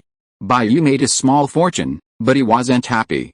Instead, he was a little depressed because he discovered from those pirates that he seemed to have made a mistake. This wasn't the world of One Piece, but the world of Pirates of the Caribbean. The rulers here aren't the world government from the Holy Land of Marijoa, but Spain, England, and France. And the pinnacle of piratedom isn't the 4 emperors like Whitebird and Big Mom, but the 9 pirate lords, Jack Sparrow, Sao Feng, and Hector Barbossa. Compared to the world of pirates, with its countless treasures and beauties, the Pirates of the Caribbean world is far more shabby. Without magical items like devil fruits and haki, there aren't even many beautiful women here. After all, the real ocean is essentially a man's world, with no room for women. If it were the world of the Pirates of the Caribbean, perhaps it would be more like that. Since we're here, we'll make the best of it, Bai Yi sighed. There may be no devil fruits or haki, but I think there are still artifacts like the Fountain of Youth and the Trident of Poseidon here. Leaving the alley, Bai Yi continued his journey towards the commercial district of Port Tortuga. He began to recall information about Port Tortuga. Tortuga, a natural harbor located in the Caribbean Sea, is protected from the onslaught of the sea by rising mountains. While the outer bay is typically turbulent, the inner bay is remarkably calm, making it a rare and ideal harbor. Its founder was Bernard Fogg, a renowned pirate who had plundered hundreds of ships and engaged the armies of dozens of nations. At the age of 45, he fell in love with a woman. For her sake, he offered his own ship to the Queen of England, exchanged most of his wealth for a knighthood, and found a prime harbor to settle in, naming it Tortuga. Tortuga gradually became a popular gathering place for pirates in the Caribbean. This seemingly free and beautiful neutral port earned various nicknames, including the Port of Sin, a place of opportunity where gold and blood mix, and hell on earth. Hundreds of pirates, smugglers, stepdaughters, and scum from all corners of the world converged here. Every day, pirates arrived with their loot, while smugglers would buy the pirates' spoils at low prices, bringing in various artillery and military equipment to sell to the pirates, profiting from both ends. Tortuga, a hub for pirates, became renowned throughout the Caribbean, becoming a safe and neutral zone for all pirates, yet also a den of crime in other nations. Absolute freedom led to absolute disorder. Here, all kinds of evil existed, but also unexpected opportunities arose. It was like a microcosm of Europe at the end of the Industrial Revolution. Bai Yi arrived at the largest tavern here. The entrance was filled with barrels of various sizes, making it clear that he had found the right place. After entering the tavern, Bai Yi's godlike handsomeness immediately caught the attention of the stepdaughters inside. They all rushed towards him with shining eyes, flirting and showing off their bodies. Unfortunately, no matter how horny Bai Yi was, he wouldn't swallow such a woman. He just waved his hand expressionlessly, rejecting the woman's approach. Damn. There was still a faint smell of fishy smell on her body. How dare a woman like this come near me? If I weren't a good person like Bai Yi and I wouldn't kill people casually, I would have killed you a long time ago, believe it or not? Sister-in-law Vanessa had said long ago that Bai Yi even despised himself, let alone others.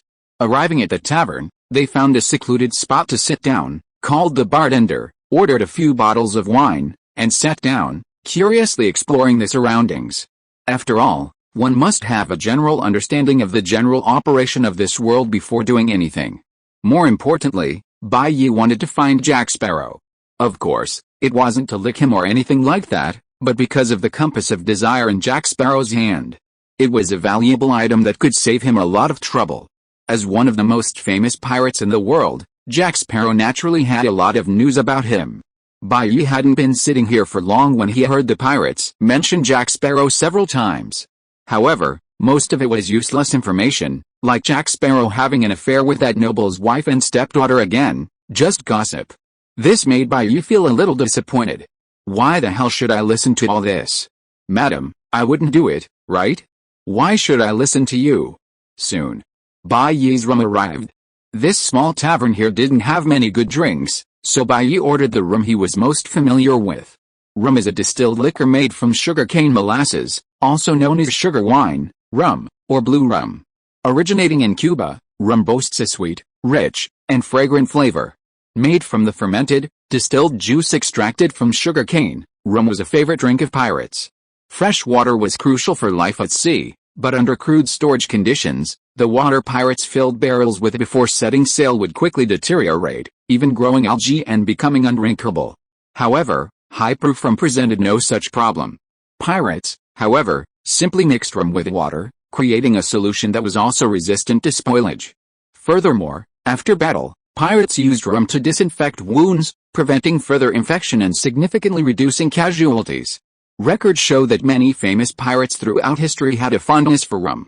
For example, Henry Morgan, who defeated the Spanish fleet, was a rum lover.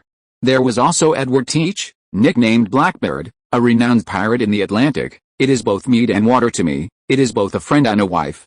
If I can't drink rum now, it's like an old broken ship that was overturned by the wind and waves and drifted to the shore. Bai Yi took a sip.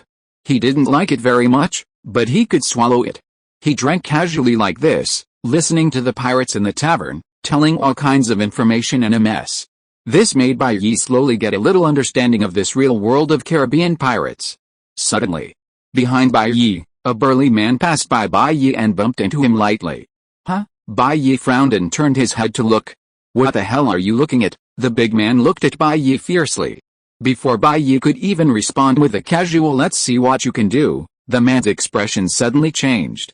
He felt around himself and said, "Where's my money? Where are the 200, no, 500 Spanish gold coins I had on me?" Everyone around them watched Bai Yi and the man with a look of excitement. Clearly something interesting was about to happen. The man searched his entire body, then suddenly fixed his eyes on Bai Yi and said, "I've been keeping an eye on my purse since I walked in. You were the only one who bumped into me just now. My money must have been stolen then, right? Bai Yi, your false accusations are so unskillful. Ugh. Disgusting. I even turned off the lights. You could spend some money to learn from professionals about this sort of thing. Spend some money. Even if it's free. It doesn't cost much. Even if it's done covertly, it's just like banditry. Worse than bandits." He spoke to the man with a look of earnest admonition. It was obvious that he was accusing Bai Yi of stealing his money and robbing him. Bai Yi could understand this. After all, his attire didn't fit in with the pirates here, and he looked like an outsider who was easy to bully. "Boy, what are you talking about?" the man said, his face flushed red with humiliation. He stretched out his palm, as big as a palm fan, and grabbed Bai Yi. "You stole my money, and you're so arrogant. I guess I have to teach you a lesson." Bai Yi watched the man's hand approach, his face calm. But to outsiders, it looked as if he was frightened by the burly man. Everyone thought that Bai Yi, an outsider, would definitely be beaten by the big man. At this moment, a long sword came from the opposite side of Bai Yi, slashing off several bloody fingers of the big man. Bai Yi and the others looked over. It was actually a beautiful female pirate. Chapter 182, The Beautiful Pirate of the Caribbean, Angelica. The female pirate stood, sword sheathed, looking dashing. She glanced at Bai Yi, raised an eyebrow, and said, "You're welcome." The man, whose finger had been severed by the pirate's sword, clutched his hand in agony.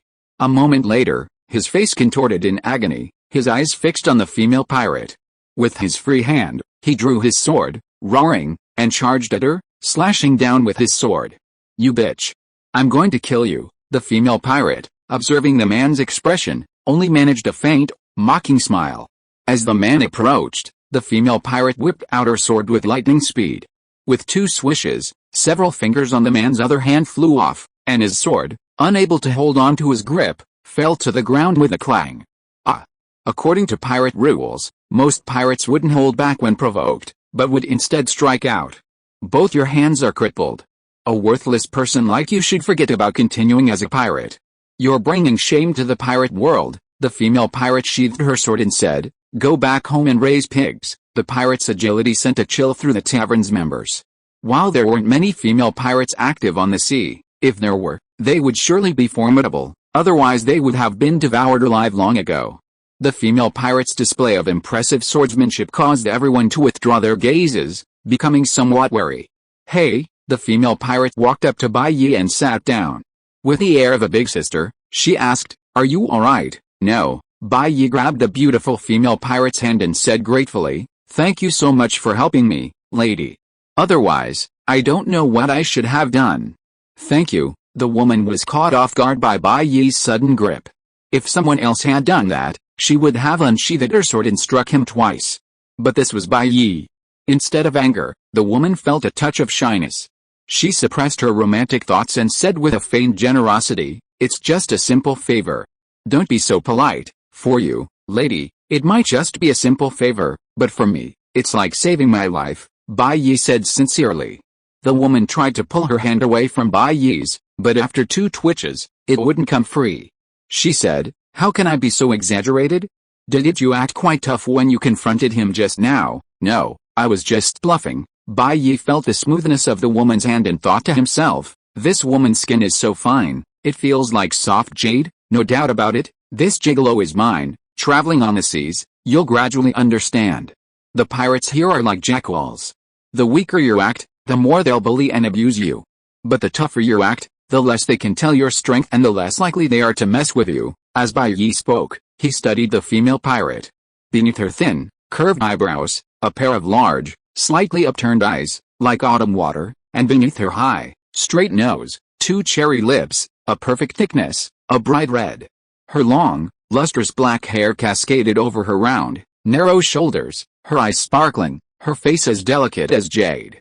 She was tall and well-proportioned, her figure evident at first glance, perhaps due to her consistent exercise regimen, agile and resilient. Even more captivating was her peculiarly charming beauty, like a blooming sunflower, her sensuality and fiery passion captivating. But why does she look familiar? Have I seen her somewhere before? The Pirates of the Caribbean. Is this for real? Bai Yi wondered wildly. The female pirate looked at Bai Yi in surprise and said, "I didn't expect you to understand all this. You must have been at sea for a long time, right? But that doesn't make sense." She pointed at the clothes Bai Yi was wearing. "If you'd really been at sea for a while, you wouldn't be parading around in clothes like this." "This is my first time at sea," Bai Yi said. "I learned all this from a pirate I met." "Oh?" The female pirate nodded in understanding. No wonder, Bai Yi was troubled. This woman actually said "oh" to him. It didn't seem right to do it in public. "How about we handle this privately? By the way, lady, you've helped me so much, and I don't even know your name," Bai Yi asked. "My name is Angelica," the woman said. "What about you?" Bai Yi blinked. "Angelica." He took a closer look at the woman. It seemed, this woman was indeed the Angelica he knew. Blackbeard's daughter, Angelica, is the first mate of the Queen Anne's Revenge. She harbors a grudge against Jack Sparrow and seeks revenge. Angelica is his equal in every way, voluptuous, beautiful, intelligent, and cunning. She's also full of scheming, making her a difficult opponent for Captain Jack to distinguish between friend and foe. It's really her. No wonder she looks familiar. I almost didn't recognize her because of her facial disguise and her unconventional smoky makeup. No wonder she's such a skilled swordsman. Blackbeard taught her. Angelica, having recently taken to the seas, secretly left her father, Blackbeard's ship, the Queen Anne's Revenge, to seek revenge on Jack Sparrow. However, the man's elusive movements make it difficult for Angelica to find him. So far, she's explored many locations, but to no avail. Today, she returned to Tortuga Harbor to rest and unexpectedly encountered Bai Yi in a tavern, where he bullied her. Angelica's father, Blackbeard, was one of the most cruel and vicious men on the sea, but she was a different person. When she saw someone being bullied, she was willing to help whenever she could. Furthermore, when she saw Bai Yi's beauty, her mind wavered, and she instantly forgot all about her enemy, Jack Sparrow. Fortunately, she had a strong willpower and quickly recovered.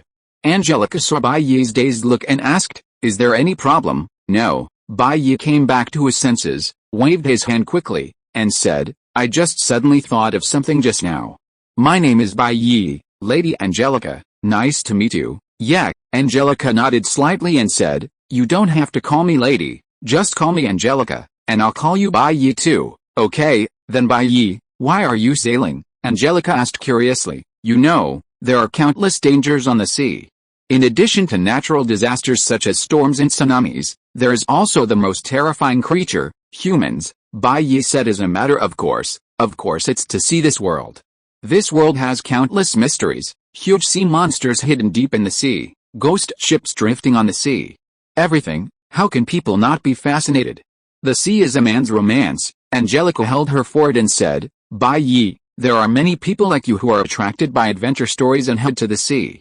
But I can tell you very clearly that people like you who dare to go to sea rashly based on what they have heard and have never actually been at sea will most likely die halfway there. Is it so dangerous? Bai Yi sat down next to Angelica, grabbed Angelica's slender hand, and got very close to her.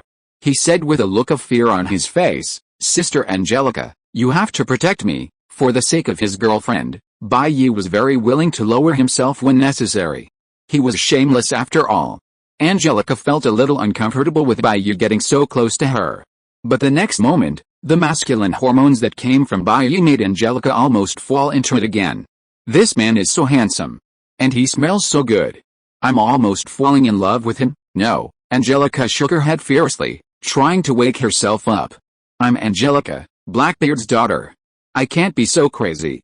If people get the news out, I won't be able to survive on the sea in the future.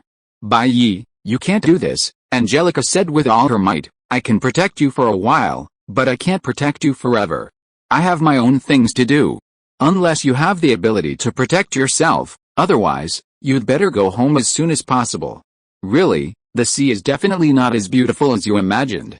Instead, it is full of horror, distortion, conspiracy, betrayal. Bai Yi bit his fingers and fell into thought.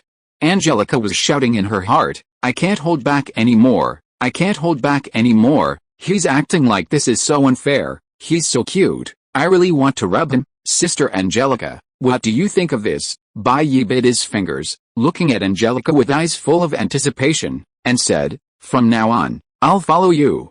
You have rich sailing experience and excellent swordsmanship. If I go out to sea with you, then I won't have to be afraid of danger. Whatever you want to do, I'll accompany you to do it, and I don't want treasure or anything. I just hope to see the scenery on the sea. Angelica was shouting in her heart, is this really okay, to have such a handsome man follow her on an adventure on the sea? Honestly, even if she can't help, even if she can't use him to sleep or release dopamine, just looking at him makes people happy. Can she refuse? Angelica really wanted to agree to this proposal, but she still relied on her extraordinary willpower to say, Bai Yi, the sea is really much more dangerous than you think. Even I am likely to die in a sea riot and storm. I can't protect you. I still want to persuade you to go home, Bai Yi immediately said dejectedly. Sister Angelica, is it because I am too weak and can't help you at all, so even you dislike me? Looking at Bai Yi's sad look, Angelica felt as if her heart was being pulled up. She waved her hands and said, No, it's definitely not for this reason, but I really want to go to the sea and make a living. Bai Yi stretched out his palm, with a handful of Spanish gold coins in his palm, and said, Sister Angelica, I have a lot of money, how about I pay you a reward based on the time, and you take me on an adventure? All the treasures found are yours. I don't want them because I am not short of money. Angelica, damn, it turns out that I picked up a rich second generation? He's so handsome and rich, is God really so unfair? Well, Angelica thought about herself, a second-generation pirate who was also very beautiful, and her mentality immediately became more balanced. To be honest, other second-generation pirates didn't have much gold content, such as Jack Sparrow's son, who would probably be hunted by pirates all over the world. But Blackbeard's daughter, with this name, few people would dare to mess with her on the sea. Angelica still got a lot of benefits with this identity. Look, I really can't persuade you. Fine, I can take you on adventures for a while, but you must promise to obey me in everything you do along the way. Otherwise, I will kick you out of my team immediately, Angelica said seriously. Great, Bai Yi held Angelica's slender hand and kissed it fiercely, making Angelica's little white hand covered with his saliva. Thank you, Sister Angelica, you are the best. Angelica rolled her eyes at Bai Yi, quickly pulled her hand back, took out a handkerchief from her body and wiped the saliva on her hand, with a look of disgust. If you get saliva on my hand again next time, I will never take you out to sea again. In fact, she was not angry at all. In fact, she felt a little happy. After all, he was such a handsome blue boy. I know, I won't do it next time, Bai Yi said with a playful smile. Sister Angelica, what are we going to do next? I heard that deep in the sea, there is a sacred artifact left by Poseidon, the trident of Poseidon. Whoever can get it can become the king of the sea. Otherwise, let's go find the trident of Poseidon next time. If you're listening to this novel on a channel other than Fanfic World, it means they downloaded and uploaded it without effort. We cordially invite you to visit our channel, Mundo Fanfic Novelis. There you'll find the original version of this story and you can explore many other novels of various genres. We're waiting for you to immerse yourself in a world of incredible novels. Chapter 183, Working Like a Slave for the Pirates of the Caribbean. Angelica looked at Bai Yi speechlessly and said, "The trident of Poseidon is just a legend." Bai Yi, do you know what a legend is? It's something so illusory that you can't even distinguish between truth and falsehood. You don't really think that there is such a thing as the trident of Poseidon in this world, do you? Bai Yi blinked, but I think what if this is true? Obtaining the sea mountain trident can make you the king of the entire ocean. Sister Angelica, don't you want to try and feel like the absolute king of the ocean? Angelica said, "Sorry, I'm not interested in this. I'm not as ambitious as you men. The king of the sea is too far away from me. I enjoy the experience of leaving my own story on the sea." And Bai Yi, do you think, if the trident of Poseidon really exists, are we really qualified to possess it with just the two of us? It will definitely cause a bloody storm on this ocean, right? The navy and pirates will be caught in the vortex of Yu Wang, and I'm afraid we don't even have the chance to get involved. Okay, Bai Yi said, but we are traveling on the sea. We can't just rush around like headless flies. Sister Angelica, why don't we go find the Fountain of Youth? I seem to have heard that the Fountain of Youth has the ability to make people immortal. Angelica, why can't this kid be taught? Either he wants to find the trident of Poseidon or the Fountain of Youth. Damn it, if these things were easy to find, would it be our turn as two little shrimps? Bai Yi, and I heard that there are mermaids where the Fountain of Youth is. I don't know what mermaids look like, but I heard that they are very beautiful, but very cruel, and like to drag men into the water and eat them. I really want to see a mermaid with my own eyes in reality. Bai Yi, Angelica interrupted Bai Yi and said with a stern face, "Didn't you promise me before? If you want to sail with me, you have to listen to me in everything. Whether it is the trident of Poseidon or the mermaid, they are too far away from us. Let's talk about it later. Let's do something down to earth first, August." Bai Yi tilted his head and thought for a while, then said, "Then what down to earth things should we do next?" Angelica gritted her teeth and said, "First, let's go together to kill one of my enemies, an old liar who is full of lies." "Enemy?" Bai Yi said, "A kind and beautiful woman like you, Sister Angelica, still has an enemy. That person must be an unforgivable person. Well, let's go and kill him together. Cut the flesh on his body into 3,600 pieces and let him watch himself being shaved into a skeleton and die." Angelica looked at Bai Yi with strange eyes. Good man, she has seen many living bodhisattvas these days, but this is the first time she has seen a living king of hell. Bai Yi looked so pink and tender. Why did she feel that he was the real ruthless character? "There is no need to be so cruel," Angelica said embarrassedly. "Give him a quick death. Just chop off his head with one knife and it will be over soon." Bai Yi said, "Sister, this is the real cruelty, okay? If you chop off his head with one knife, he will die instantly. If I cut him with 3,600 knives, he can still live for 3 more days." Angelica, she found that what Bai Yi said made a lot of sense and she was speechless. Bai Yi continued, "By the way, I don't know the name of your enemy, sister. His name is Jack Sparrow. He's a sissy with his fingers raised like an orchid. A freak who cheats people everywhere," Angelica said, "but I don't know his whereabouts now. It may take some time for me to get revenge." "Jack Sparrow," Bai Yi said thoughtfully, "I've heard of this name. He is a very famous pirate on the sea, and I seem to have heard about his whereabouts." Angelica looked at Bai Yi suspiciously. "Really? I've been looking for him for a long time and haven't found him. You just happen to know it. Maybe I'm lucky, or maybe God is going to help me get revenge for you, Sister Angelica." Bai Yi smiled shyly and said, "I heard that Jack Sparrow recently appeared in Aruba." Of course, this was not discovered by Bai Yi, but known from a god's perspective. He had overheard the pirates' idle chatter in the tavern. Although there was still much he didn't understand, he had a rough idea. The Flying Dutchman hadn't yet joined forces with the East India Company to strangle the pirates on the seas, causing panic and precariousness among the pirates. Therefore, it was highly likely that Jack Sparrow hadn't yet been imprisoned in Davy Jones's demon realm. Furthermore, Angelica was still young and beautiful, while Blackbeard's search for the Fountain of Youth was a distant dream. Therefore, Bai Yi could roughly deduce that he would be able to obtain a lot of information about Jack Sparrow in Aruba. After all, even if he didn't go to Aruba, Elizabeth Swann and Will Turner would likely be there. With Elizabeth Swann's socialite skills, finding her would likely mean finding Jack Sparrow as well. Aruba, Angelica pondered. She had heard of this Caribbean island. Aruba, a flat limestone island with no rivers, was famous for its surrounding white sand beaches. Despite its tropical location, Aruba maintains a stable year-round temperature of 27 degrees Celsius, thanks to the year-round trade winds from the Atlantic Ocean. Mount Hamanota, the highest point on the island, stands at a mere 188 meters above sea level. Compared to the barren east coast, the west coast boasts richer vegetation and population. Bai Yi, if you make me come here for nothing, you're dead. Angelica thought about it and decided that Bai Yi wouldn't lie to her, and since there would be no candy if he did, she decided to go to Aruba. Bai Yi said, if I say something wrong, you'll punish me. Then, Sister Angelica, let's not go to Aruba. No, Angelica snorted. Since you've said it, and I've decided, you can't refuse this, Sister Angelica. You're so domineering, Bai Yi said. But I just like domineering girls like you. They make me feel safe. Angelica was inevitably touched by Bai Yi's words, but she still said, don't think I'll forgive you just because you flatter me and make me go on a wasted trip.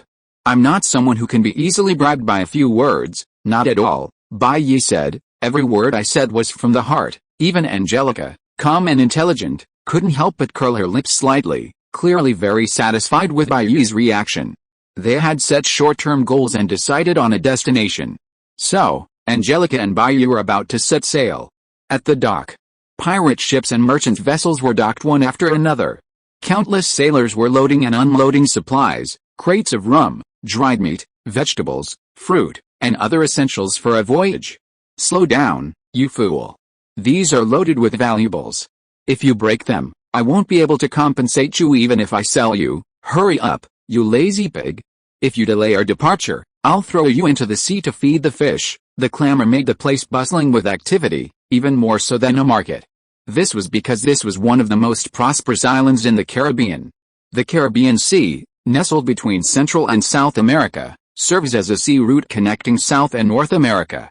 Its climate was pleasant and sunny, and the islands of Cuba and Haiti in the Greater Antilles were ideal destinations for many people to rest, transfer goods, and settle down. Bai Yi and Angelica stood on the deck of a large merchant ship, feeling the gentle breeze off the sea and observing the people on the dock. Sister Angelica, I have a question, but I'm not sure if I should ask it. Bai Yi hesitated, then asked. Go ahead. Angelica wasted no time, displaying the queen's dominance. I mean, Sister Angelica, aren't you a formidable pirate? Bai Yi said. We pirates aren't sailing on a swift pirate ship, but on a rather ordinary merchant ship. That doesn't quite fit with your reputation as a formidable pirate, Angelica, doesn't it? Angelica blushed. The persona she had created in front of Bai Yi seemed to be that of a seasoned pirate with extensive seafaring experience. It seemed a bit strange for a pirate to not have his own pirate ship, but instead sail on a merchant ship. But Angelica certainly wasn't going to give in. Instead, she glared at Bai Yi angrily and said, if you weren't a rookie pirate, how could I have come to such a humiliating place on a merchant ship? I'm afraid you wouldn't be able to adapt to the environment of a pirate ship, so I'm letting you experience the feeling of sailing the sea first. Normally, if I wanted to go out to sea, I would just find a pirate ship, defeat their captain, seize the pirate ship, and use it for my own business. That's how I've always done it. Now it's you who's dragged me down, and you've put me in this situation. How dare you ask me? Oh, Bai Yi suddenly realized, so, Sister Angelica, you've compromised all this for me. You're so nice. I want to work like a slave for you, just to let you ride on my blanket. Working like a slave is a bit too much? Just remember how good I've been to you. As Angelica spoke, she felt something was wrong. She glanced at Bai Yi, but saw that he looked quite serious. She couldn't find any fault with him, so she let it go. Soon, the merchant ship, having loaded its cargo and supplies, prepared to set sail. Set sail, set sail. With a command from the captain, everyone on board sprang into action. They hoisted the anchor, lowered the sails, and the ship slowly pulled away from the dock, heading for the Caribbean Sea. Angelica no longer needed to boast in front of Bai Yi. Previously, She'd sailed on passing merchant ships, often without even buying a ticket, simply sneaking on board. This time, she'd bought a ticket specifically to take care of Bai Yi. Bai Yi, his clothes fluttering in the sea breeze, gazed at the vast, rolling sea. He sighed and said, "Sister Angelica, I also want to see the mermaid of White Wave Bay and the trident of Poseidon." "I told you, don't mention that in front of me again." Angelica glared at Bai Yi fiercely. "You're the only one who wants to see it? I want to see it too, okay? But can you see these things just because you want to?" Okay, I won't mention it." Bai Yi raised his hands in surrender. "But Sister Angelica, I'm afraid of the dark when I sleep alone at night. Can I sleep in the same room with you? That way, if we encounter any danger, we can support each other." "Bah!" Angelica spat at Bai Yi and said, "When there's no danger, you're the biggest danger. And you still want to sleep in the same room with me? I love killing people in my dreams. I might sleepwalk in the middle of the night and kill you, believe it or not." "So, Sister Angelica, you're the same," Bai Yi said. "I like to kill people in my dreams too. Some friends I know have even given me the nickname Bai Mind. It seems we're worthy of being on the same team." Angelica didn't bother to pay attention to Bai Yi and returned to her cabin. Merchant ships departing from Tortuga port will pass by Balu Island, but along the way, they will also stop at several small islands to load and unload cargo and replenish supplies. Bai Yi said, "Sister Angelica, it seems like British lobster soldiers are everywhere, because Britain is growing stronger and replacing Spain," Angelica said. "Many towns on pirate islands are garrisoned by British soldiers. Since the opening of the new sea route, the Caribbean islands have mostly been occupied by Spain, but during this period, the British, French, Dutch, and Portuguese also participated in the struggle. The turning point was the War of the League of Augsburg from 1688 to 1697. After this war, Britain essentially replaced Spanish hegemony in the Caribbean, so it's no surprise that lobster soldiers are everywhere. But something's wrong with the East India Company. It seems that as Britain's power grows, they are preparing to suppress pirate forces. The East India Company, founded in 1600, mainly operates in South and Southeast Asia. However, the East India Company lasted a long time, not disbanding until 1874, a total of 274 years, longer than the age of most sovereign nations in the world today. It monopolized Indian Ocean trade, possessed an army, and enjoyed government-granted administrative power and local jurisdiction, making it a veritable Great Britain of the Eastern Hemisphere. The sale of laundry detergent to the Qing dynasty, which subsequently triggered the Laundry Detergent War, was also the company's work. The East India Company, Bai Yi's eyes flickered. Chapter 184 I wanted to get along with you as an ordinary person, but I was met with fire instead. I didn't expect you, Sister Angelica, to be so knowledgeable about the world order. Bai Yi smiled. He had, in fact, a passing familiarity with this period of history. The rise of the golden age of piracy in the Caribbean was by no means accidental. This was because the struggles and colonial expansion among modern European nations began with the maritime expansion. Along with this maritime expansion came the rise of piracy. As a derivative of colonial development and maritime trade, piracy played a crucial role from the 16th to 18th centuries. The period from 1690 to 1730 is known as the Golden Age of Piracy. The period from the War of the Spanish Succession to the late 1720s was particularly marked by a surge in pirate activity, with a surge in the number of pirates and increased frequency of activity. During the 9 Years' War between England and France, 1689 to 1697, and the War of the Spanish Succession, 1702 to 1713, the warring nations granted large numbers of privateers' privileges. As Spain gradually lost its monopoly on the American colonies, the Netherlands, Britain, and France clashed for trade dominance in the Americas. The Caribbean, with its unique geographical location and established tropical plantation economy, became one of the most intense regions in the struggle. Due to the complex colonial environment in the Caribbean, Britain utilized numerous privateers during wartime as a vital force in colonial waters, compensating for the Royal Navy's lack of strength in the region. After the war, the disbanding of privateers and the retirement of numerous Royal Navy sailors left many sailors unemployed. This, coupled with the abuse of sailors by merchant and naval vessels, led to a surge in illegal piracy in the Caribbean. British merchants initially arrived in the Caribbean not as pirates, but rather as an attempt to break the Spanish trade monopoly through smuggling. In 1568, John Hawkins's smuggling fleet was attacked by a Spanish convoy in the West Indies. After this, British merchants abandoned peaceful attempts to break the Spanish trade monopoly and instead openly attacked Spanish merchant ships, looting coastal towns and cities, and selling the stolen goods back to England, becoming government-sponsored pirates. Queen Elizabeth II's support for the pirate rake's raids on Spanish transport ships further demonstrated Britain's desire for capital, driven by the need for extraordinary measures in the early days of mercantilism, as its overseas trade struggled. In the 18th and early 19th centuries, Britain used pirates as its vanguard in overseas trade, primarily focusing on direct plundering. Establishing colonies was not its primary goal throughout the 18th century. Meanwhile, once the British government had established a firm foothold, it immediately stepped up its crackdown on colonial pirates, employing military and legislative measures to strengthen the suppression of piracy.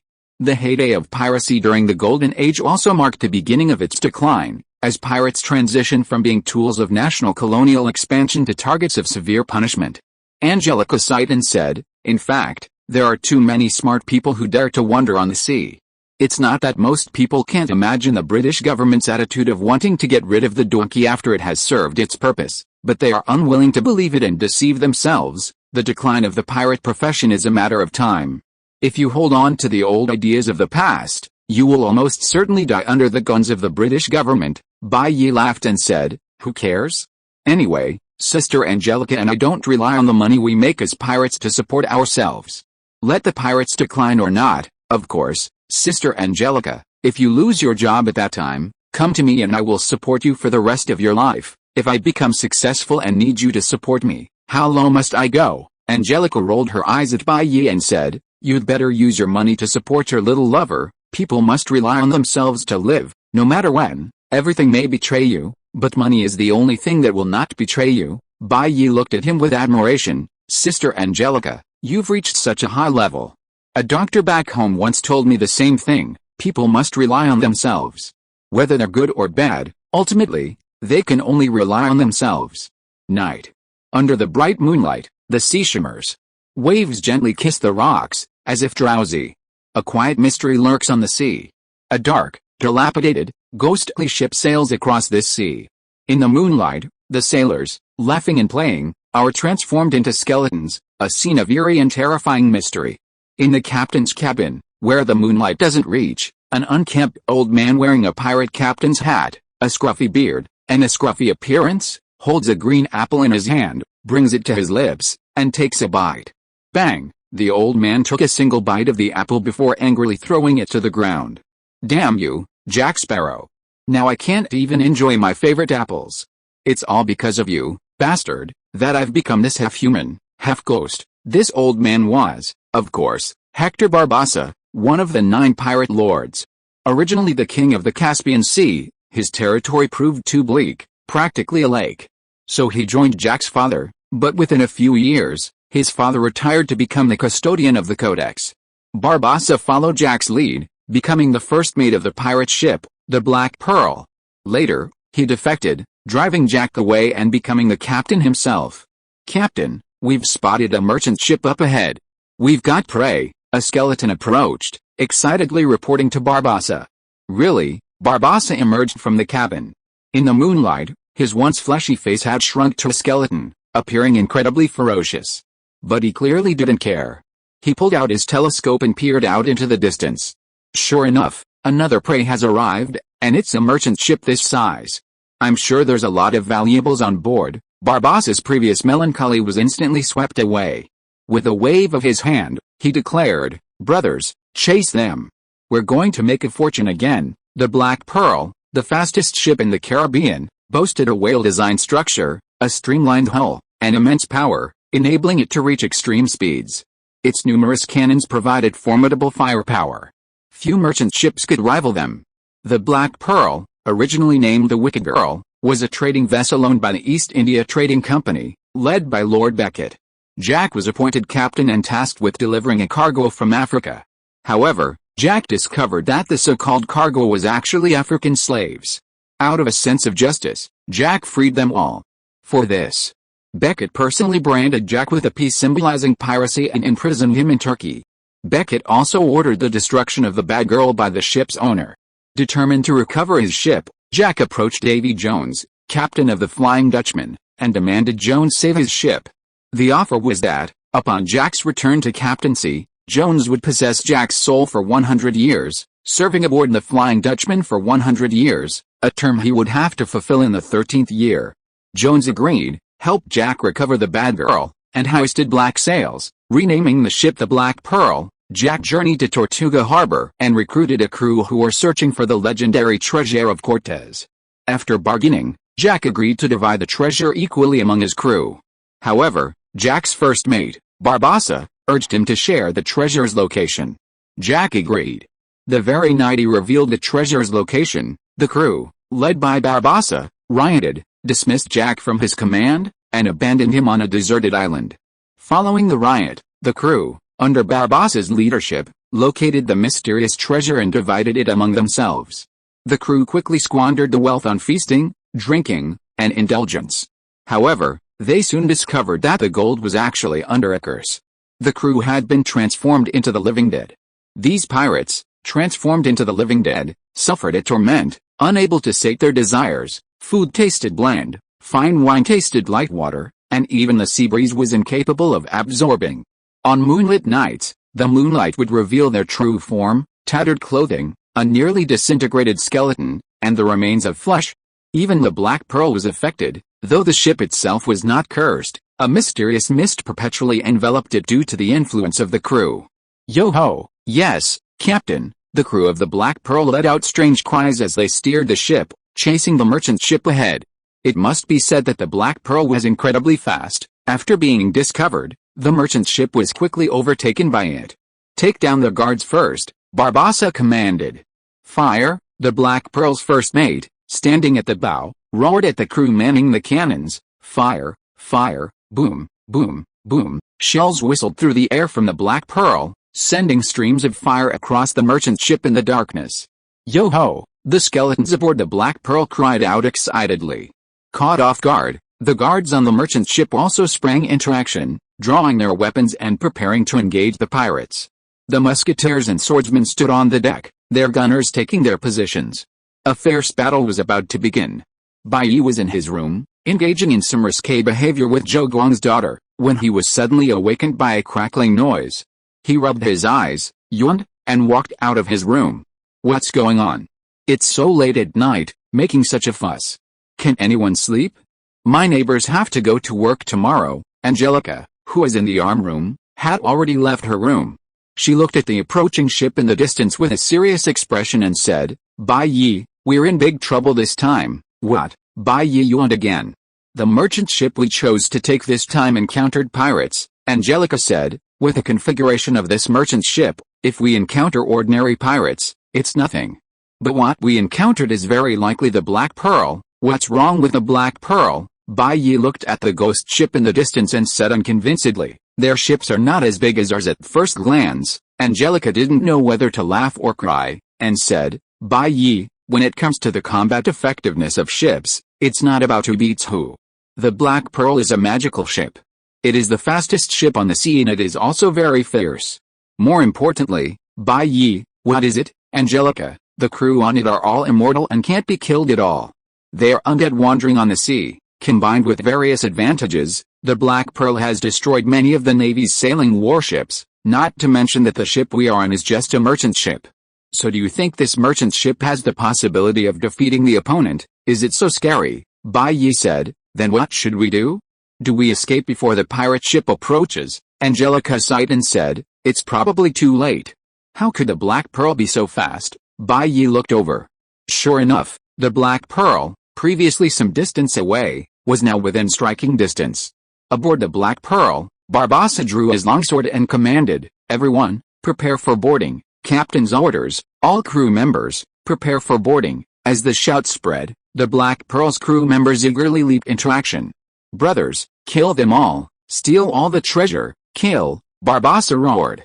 Hearing this, all the pirates erupted in excitement, howling loudly. After a round of musketry, the Black Pearl's crew charged the merchant ship. What's going on? They're a bunch of skeletons, ghosts. The merchant ship's guards, upon coming into contact with the Black Pearl's crew, felt their morale plummet. After all, few sane men could remain calm in battle against a horde of skeletons. Moreover, Barbossa and his group of skeletons possessed immortality, making them impossible to cut down or kill. Bullets would pass through them, and even if a knife chopped off their heads, they would still be able to pick them up and press them against their own necks. Amidst the chaos, Angelica, sword in one hand and Baiyi in the other, headed towards the merchant ship. Before boarding the merchant ship, Angelica had already reviewed the ship's general structure and the tenders aboard. There was no need for her and Baiyi to engage in a battle with the Black Pearl over this merchant ship. They could simply escape on a small boat. However, whether it was Angelica's beauty or Baiyi's clean clothing, they still caught the attention of the Black Pearl's crew. 5 or 6 skeletons, armed with knives and guns, chuckled maliciously and surrounded Angelica and Baiyi. Angelica had to temporarily let go of Baiyi's hand and prepare for battle. She said, "Baiyi, be careful. Don't get yourself killed. Go. Chop that pretty boy into 8 pieces and take that pretty woman back. We can't use her, but it's good to have her for fun." The skeletons laughed obscenely. A cold glint flashed in Angelica's eyes. She wielded her longsword and launched the first attack. With a single step forward, she slashed down with her longsword, cleaving a skeleton's head off. The skeletons were horrified. This woman seemed more formidable than they thought, and they rushed to meet her. One skeleton, intimidated by Angelica's strength, shifted his gaze and spotted Baiyi. A plan suddenly struck him. With a cruel smile, he dodged Angelica and fired a shot at Baiyi. Kill the man with this woman, then see if she could continue to be so powerful. Whoosh, a lead bullet hurtled towards them. Baiyi sighed. "I originally wanted to get along with you as an ordinary person, but I didn't expect to be bombarded with gunfire." He stretched out a hand and clamped a lead bullet that was about to hit his face between his fingers. "I won't pretend anymore. I'm going to reveal my cards. I'm actually a wizard." Chapter 185. I have mysophobia and must take a bath once a month. Under the moonlit night, Angelica's figure appeared exceptionally agile. The longsword in her hand, like a dragon emerging from the sea, radiated with icy light, leaving the skeleton she faced shredding their parts in a single blow. Beyond their immortality, these skeletons possessed abilities similar to those of ordinary pirates. How could they possibly stand up to Angelica, Blackbeard's daughter and the first mate of the Queen Anne's Revenge? Nothing more than that. After a battle, Angelica discovered that the undead aboard the Black Pearl weren't nearly as formidable as rumored. The rumors were likely fueled by the fact that under the moonlight, they transformed into skeletons, inflicting a terrifying intimidation that limited many foes to only the 4th or 5th level of their original abilities. Furthermore, they truly possessed immortality. But who is Angelica? Her father was the dark wizard Blackbeard, and most of the crew of the Queen Anne's Revenge were zombies created by her father. Having grown up surrounded by zombies, how could Angelica be afraid of these skeletons? Angelica maneuvered, decimating the pirates. However, she suddenly realized that these skeleton pirates, fearing her, had their sights set on Baiyi. One skeleton drew its gun and fired at Baiyi. Bang! Watch out! Angelica was startled and quickly shouted at Baiyi, warning him. But Angelica saw Baiyi, seemingly petrified, not even able to dodge, standing there motionless. "You little fool, you said you couldn't help in the fight, but why didn't you hide?" Angelica was distraught. Baiyi might be a newbie pirate, but this was a bit too much. Seeing the battle unfold right in front of you, didn't you know how to run or hide? She was now quite a distance away from Baiyi, and it was too late for her to rescue him. Angelica turned her head and saw a lead bullet with sparks shooting towards Baiyi's chest. She couldn't bear to watch any longer. Was such a sunny and handsome boy going to become a cold corpse in the blink of an eye? Angelica had witnessed many life and death in her life, but this time was the most heartbreaking for her. "Baiyi, don't worry, I will definitely avenge you." Angelica's inner drama came to an abrupt end, because she actually saw that when the lead bullet was about to hit him, Baiyi suddenly stretched out 2 fingers and clamped the lead bullet between his fingers. Damn it, you give me back all my worries just now. You bastard. Aren't you a newbie who just went to sea and is afraid of any danger? Why can you actually clamp bullets between your fingers? Angelica's swordsmanship was indeed formidable, but she knew even more clearly what kind of perverted being it was to be able to hold a bullet between their fingers. It was something no normal human could achieve. It required someone possessing extraordinary powers. Take, for example, her father, Blackbeard, a master of dark magic, capable of creating and controlling zombies. He also wielded the Tridon sword, capable of controlling every rope on a ship.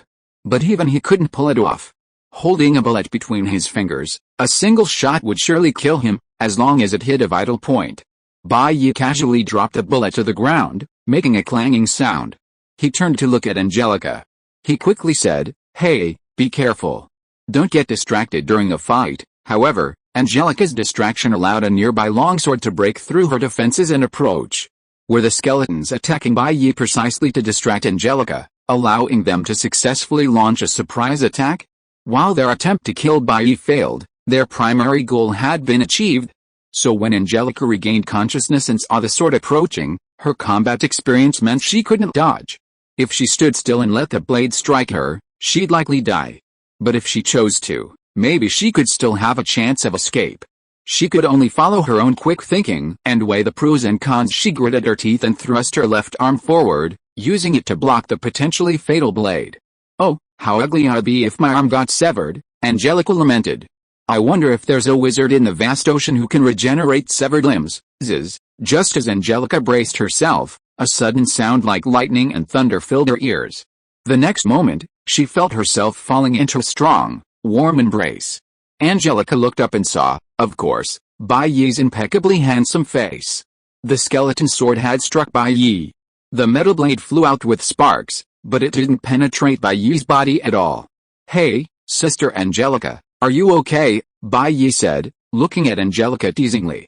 You, Angelica gritted her teeth, her beautiful phoenix eyes glaring at Bai Yi fiercely, and said, "You've been lying to me from the beginning, right? How can you blame me for this?" Bai Yi said innocently, "At that time, I wanted to punch that big guy in the head, but you suddenly showed up and told me not to thank you. If I had said that I was very strong and didn't need your help at all, would you have believed me?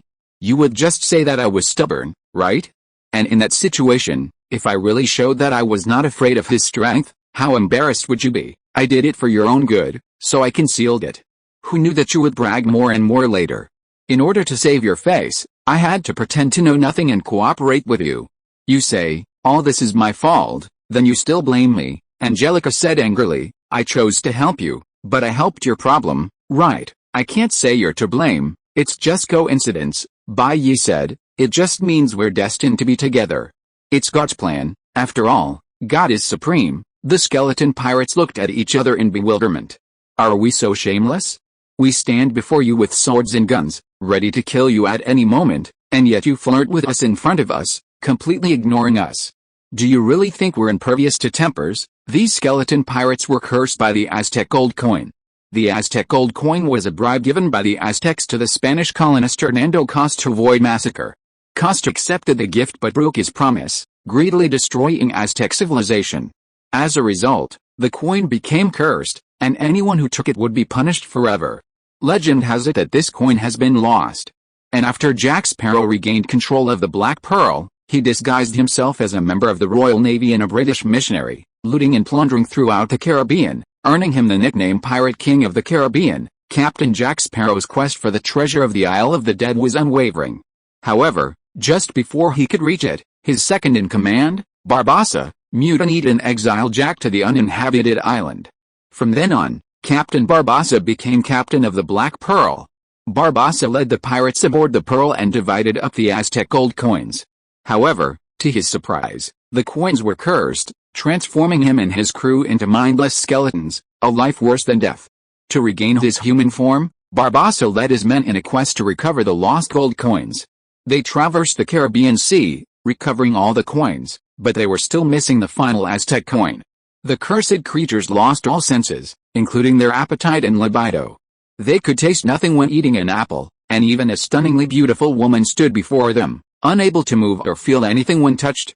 Their immortality, therefore, was not a reward but an eternal punishment. But their pirate instincts gave them a certain thrill in plundering merchant ships and stealing treasure. "Kill them," a skeleton pirate, unable to bear the sour smell of dog food, roared, brandishing his great sword and slashing at Bai Yi and Angelica.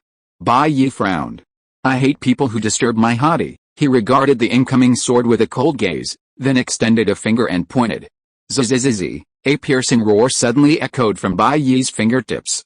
The next second, a beam of intense dome light condensed and took shape, pointing directly at the pirate. Boom! The frightened pirate, struck by Bai Yi's lightning bolt, was bathed in a dazzling blue light. When the light faded, the pirate's entire skeletal body was annihilated by Bai Yi's lightning. Due to the law of conservation of energy, true immortality has never existed in this world. Their previous indestructibility was simply due to the inability to withstand sufficient attacks. Ordinary swords and guns couldn't defeat these skeleton pirates, but that didn't mean Bai Yi couldn't. Die! The skeleton pirates present were stunned. They had been undead for a long time, trying every possible means to commit suicide, but to no avail. They hadn't expected to sacrifice their first time here. Bai Yi's gaze shifted to the remaining pirates. The pirates looked at each other, bewildered. What should they do? Logically, they had been complaining all day about how painful life was, how nothing felt, and how they desperately wanted to die. So, when the opportunity to truly die presented itself, they should have jumped at the chance, ready to face it. But when death presented itself, they suddenly realized that consciousness, or anything else, was nothing more important than life. Being alive was still more important than anything else. Run! The pirates, without any prior agreement, immediately separated and fled in different directions. They were all seasoned thieves, and they naturally understood that with Bai Yi's attack style, if they gathered together, they would surely be annihilated in a single blow. If they fled separately, perhaps a few could still survive. It all came down to luck. They were also regretting their decision. There were so many people on this merchant ship waiting to be robbed, so why had they singled out this pretty boy and his young wife? Now, they'd hide a wall, hadn't they? But this regret was clearly driven by Bai Yi's display of strength. A handsome pretty boy in elegant attire and a beautiful young woman, surely worth far more than 10 or 100 poor, struggling men. You've offended me, Bai Yi, and you still want to escape. Bai Yi smiled faintly, opening his palms. Zzz, lightning rapidly formed in his hands, electromagnetic whip, quickly. The lightning formed into 4 long whips gleaming with lightning. He swung them casually. In an instant, the electromagnetic whip expanded infinitely, like a living snake, coiling around the 4 fleeing skeleton pirates. Whoosh! Driven by Bai Yi's electromagnetic force, a brilliant blue light suddenly erupted in the moonlit night. Instantly, intense currents erupted from the 4 skeleton pirates entangled by Bai Yi's electromagnetic whip, engulfing them in an endless stream of lightning, engulfing them. After the lightning erupted, only a puff of dust, dissipating in the wind, remained where they had stood. They all died, didn't they? Angelica said, stunned, recovering from her shock.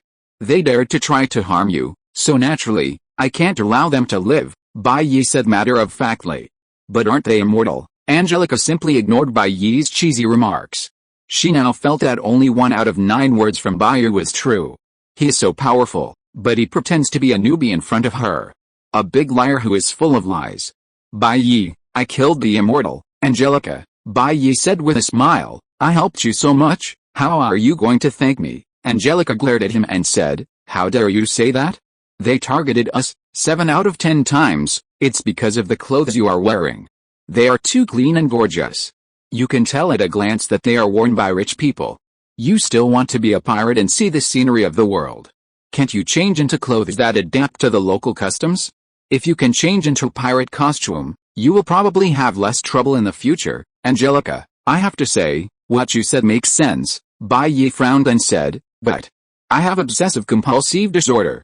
I have to take a shower once a month. It really doesn't match your pirate costume, Angelica. Chapter 186 The most beautiful flower in the Caribbean. If taking a shower once a month can be considered as having misophobia, then there are probably not many people in this world who are not misophobic. Of course, Angelica also knew that Bai Yi was joking. I don't want to bother with you. Angelica rolled her eyes at Bai Yi and turned away. She wanted to drag Bai Yi away with her because she was worried about him before, but now that Bai Yi is so fierce and can kill the undead at will, it's like crushing a few ants. What is she worried about? Angelica stepped forward with a gun and slashed at the undead that were rampant on the merchant ship. The head of a skeleton pirate was chopped off by her. Don't panic, everyone. Follow my orders, Angelica shouted as she slew the enemies. These skeletons aren't anything to be afraid of. They're just missing a layer of skin like normal humans. While they look scary, they're not truly immortal. Just tie them up with ropes, nets, chains, and so on, and they'll pose no threat, and if you continue to be afraid, fleeing in all directions, afraid to confront them head-on, then sooner or later, all of you will be killed." Angelica didn't want to argue with Bai Yi, but the sudden reversal of their positions was truly unpleasant. Before, she'd been the big sister protecting Bai Yi, but now she was just the little girl he teased. The disparity was too great. She didn't want to vent her anger on Bai Yi, so she could only vent it on the skeleton pirates who had exposed their true relationship. As Bai Yi had just said, if she had just intervened to save him and been seen by him as a demonstration of his strength, how embarrassed and angry would she have been? Angelica, aboard the Queen Anne's Revenge, had served as second captain. She understood management techniques and knew how to command obedience. It didn't take long for her to quickly orchestrate the situation. Bai Yi's manipulations had made Angelica realize directly that these skeletons weren't truly immortal, merely their bodies could be connected. Finding a way to subdue them was a simple matter, but many, out of fear, gave up on the idea. The guards and sailors on the merchant ship, listening to Angelica's resounding voice, followed her instructions, quickly finding ropes and fishing nets to tie up the skeleton pirates. Fishing nets? Where's the fishing nets? I split this guy's head open, and his body has lost control, so he's wandering around. We'll be able to catch him with the fishing nets. Any ropes left? I cut off his arm holding the broadsword. I've already pinned him down, so use the ropes to tie him up. Under Angelica's command, the men on the merchant ship quickly regained their footing and launched a counterattack against the skeleton pirates. "This little pepper is quite interesting," Bai Yi said with a smile, folding his arms as he watched Angelica's performance. The merchant ship had a large number of men on board. After overcoming their fear of the skeleton pirates and finding ways to restrain them, the situation on the battlefield quickly turned, and many of the skeleton pirates were captured. "Captain, these guys are quite powerful. How about, should we retreat?" Two pirates, one fat and one thin, trembling with broadswords in hand, ran to Barbassa's side. They'd seen too many of their comrades captured. Even if they possessed immortality, they wouldn't die at the hands of these men. However, immortality might make their existence even more painful. Just like how they'd punished their fellow undead skeletons, they'd tie them to copper pillars and sink them to the bottom of the ocean. Even if they were immortal, they'd be forever awake, enduring endless loneliness and pain. This was undoubtedly a harsher punishment than killing a single person. A few days in a dark cell would be too much for most normal people, let alone an eternity with no end in sight. "Shut up," Barbassa, observing the battlefield, turned and glared at the fat and thin pirate. The situation was already unfavorable, and these bastards were still saying things that would undermine morale. Almost half of their men were already caught in the fishing nets. If they retreated now, their pirate group would likely be disbanded, and of course, the merchant ships would suffer heavy casualties. The reason the guards and sailors on this merchant ship have suddenly become so powerful is purely because of that woman in command. "All of you, go ahead and take her down. These mediocre people on board are no match for us," Barbassa pointed at Angelica and declared firmly. The fat and thin pirates looked over and saw Angelica's slender and heroic figure. The two exchanged glances and let out a sly laugh. Angelica was undoubtedly one of the most beautiful women in the Caribbean, perhaps even the most beautiful. After all, a truly stunningly beautiful woman wouldn't go to sea and become a pirate. So, when Barbassa sent the fat and thin pirates to take down Angelica, they undoubtedly thought they might be able to take advantage. Even if there wasn't any physical contact, they couldn't afford to enjoy the psychological aspect of it. "Kill!" The two joined forces, brandishing their swords, and charged at Angelica. Barbassa trailed behind the fat and thin pirate, waiting for his chance to strike. The chaos on the merchant ship had prevented him from seeing clearly, but he did spot a few sudden flashes of lightning, which aroused a sense of alarm. As one of the 9 pirate lords, Barbassa had traveled extensively and was well aware of the many magical sorcerers in the Caribbean. Who knew if one of them was aboard this ship? If there truly was a sorcerer, Barbassa's experience suggested it was likely connected to the seemingly unsightly girl. So, it was time for the fat and thin pirate to lead the charge and see what happened. If a sorcerer suddenly appeared during the attack on the girl, it would be the fat and thin pirate who would be killed, not him. Barbassa had thrived for so many years, never once making a mistake, thanks to 3 things: caution, caution, and damn caution. Hey, the fat pirate, sword in hand, leaned against Angelica with a lewd expression. Little bitch, surrender now. It would be a shame to get a few scars on such a pretty face. We're just short of someone to wash pants on our ship. Hundreds of people's pants is a huge job, and I think you'd be perfect for it." The thin pirate also chuckled. Angelica looked at the two men coldly, as if they were idiots. The fat and thin pirates had been busy loading the ship, so they hadn't seen Angelica's impressive display. They mistakenly assumed that a mere woman, no matter how powerful she was, could be any more powerful.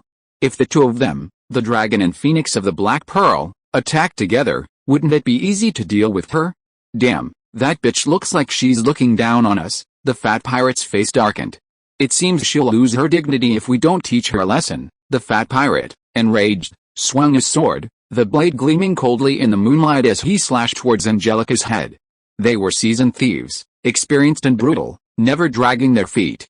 They joked when they were joking, but when they killed, they meant it.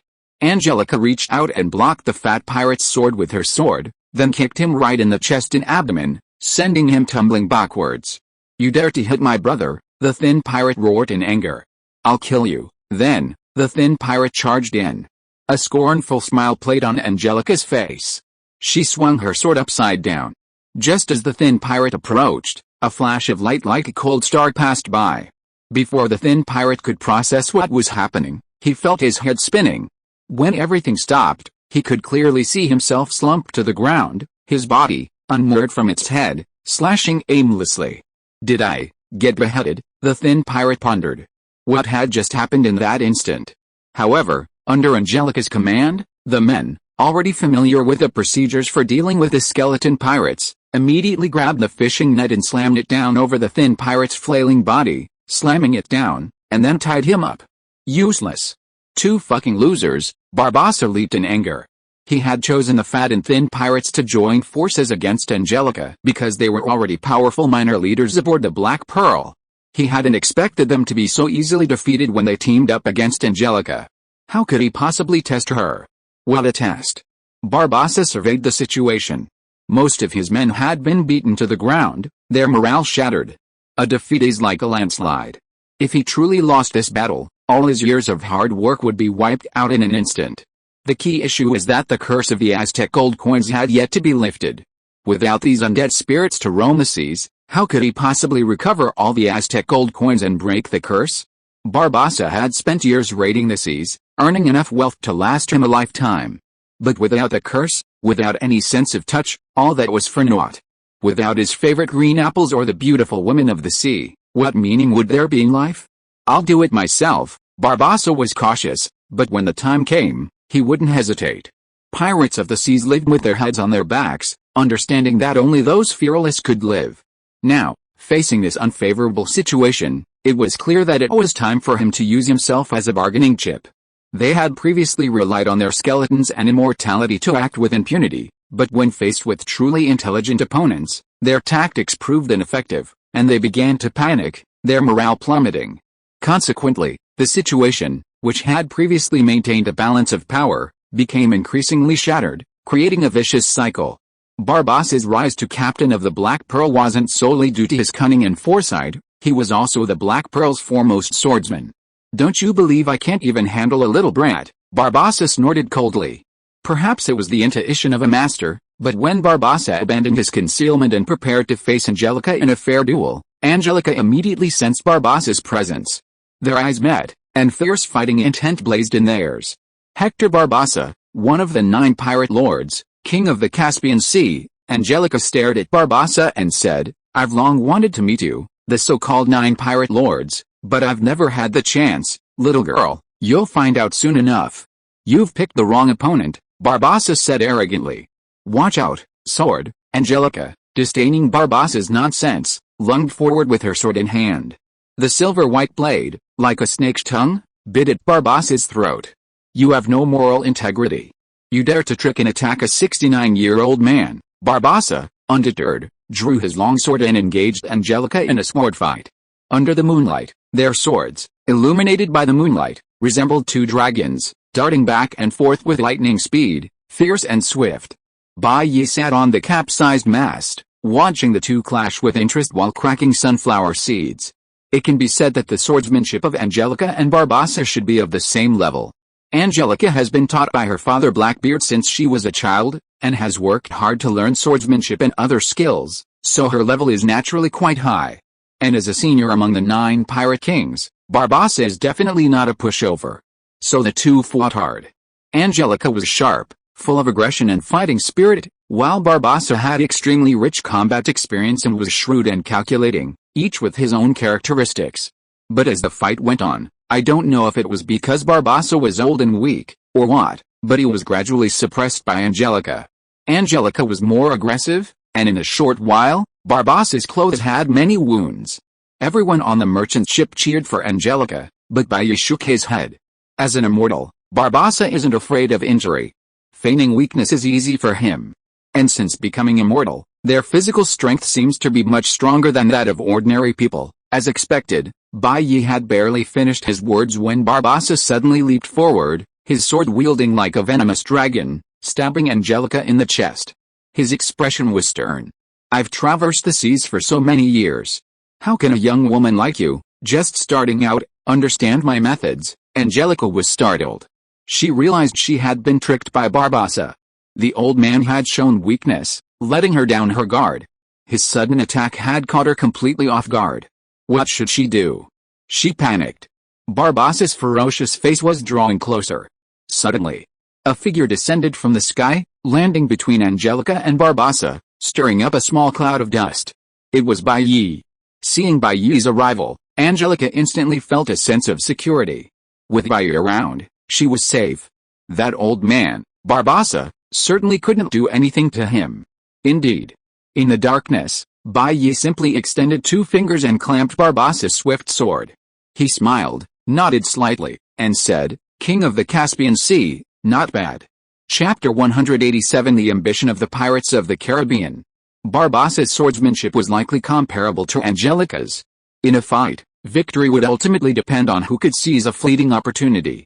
As it happens, Barbossa was adept at seizing opportunities, or even creating them. This shrewd fellow exploited Angelica's youthful impetuosity and impulsiveness, even managing to divert his attention to set a trap for her in a fight where a hair's breadth of victory was a sure thing. This king of the Caspian Sea truly deserved his title. That's why Bailly said, "King of the Caspian Sea, not bad at all." Barbossa was a bit bewildered. Angelica and I were fighting so well, the outcome was about to be decided, and this guy came out and ruined my chance? And, using 2 flesh fingers to hold my sword at such a swift speed, not something anyone could do. Was it luck? Or strength? "I lost," Angelica said rather depressedly. "It seems that my mind is still no match for these old foxes." "That's normal," Bailly said with a smile. "After all, they are pirate kings who have lived to their necks in the earth. When it comes to being malicious, you are so gentle and kind, you definitely can't compare to them." Angelica nodded. "That's right," Barbossa cursed in his heart. "Damn it, using me as a stepping stone to pick up women, that's too much? I'm the captain of the Black Pearl." "Who are you?" Barbossa narrowed his eyes and said, "This is a battle between me and this little girl. If you are not involved, don't meddle. Otherwise, watch out for your own life." He vaguely felt that Bailly was not simple, and did not want to involve Bailly in the matter. If he could use words to provoke the little girl, it would be even better. Even if he continued to fight Angelica, he was confident of winning. Ultimately, the curse of the Aztec gold coin was both a blessing and a curse for them. Immortality was a duel between 2 swordsmen, one fearful of death, preoccupied with self-defense, while the other feared nothing, willing to trade wounds for lives, lives for lives. These 2 sides were simply on different levels of competition. "Well, do you still want to play?" Bailly turned and looked at Angelica. "Don't worry, with me here, he won't be able to hurt you. You can keep playing." "If you hadn't said that, I might have wanted to continue, but now that you've said it, how can I continue?" Angelica rolled her eyes at Bailly and said, "My swordsmanship has long reached a plateau. To improve further, I must hone my skills in life or death duels against masters. Now that I know you're secretly protecting me, I don't have that sense of urgency between life and death. What's the point of a sword duel?" "Well, then, is it my fault?" Bailly spread his hands. "I don't blame you," Angelica said, "just blame Barbossa. He's so ugly that I don't want to keep fighting him." "Okay, Barbossa, too ugly. Too ugly. Ugly." He felt a bolt of lightning flash through his mind. What the hell did I do in my past life to have met these two weirdos in front of me, using me as a raft and flirting with them? Barbossa was furious. After all, I'm one of the 9 great pirate kings, the one who piloted the Black Pearl and crisscrossed the Caribbean. I'm so famous, I can even stop a child from crying at night, and yet you insult me like this? Do you really think I, Barbossa, don't have a temper? Watch out for the sword. In a flash, Barbossa, taking advantage of Baiyi's conversation with Angelica, relaxed his composure. With a powerful tug, he wrenched his sword from Baiyi's grasp. The next moment, he wielded the sword, unleashing his full swordsmanship.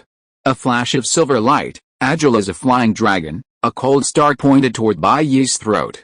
But Baiyi, still talking to Angelica, didn't even turn his head. He clamped Barbossa's sword between 2 fingers and flicked it. Barbossa's sword was deflected, and he was thrown far away. Even in his right hand, holding the sword, he could still feel the vibrations from it. Who the hell is this guy? Barbossa's arms were shaking.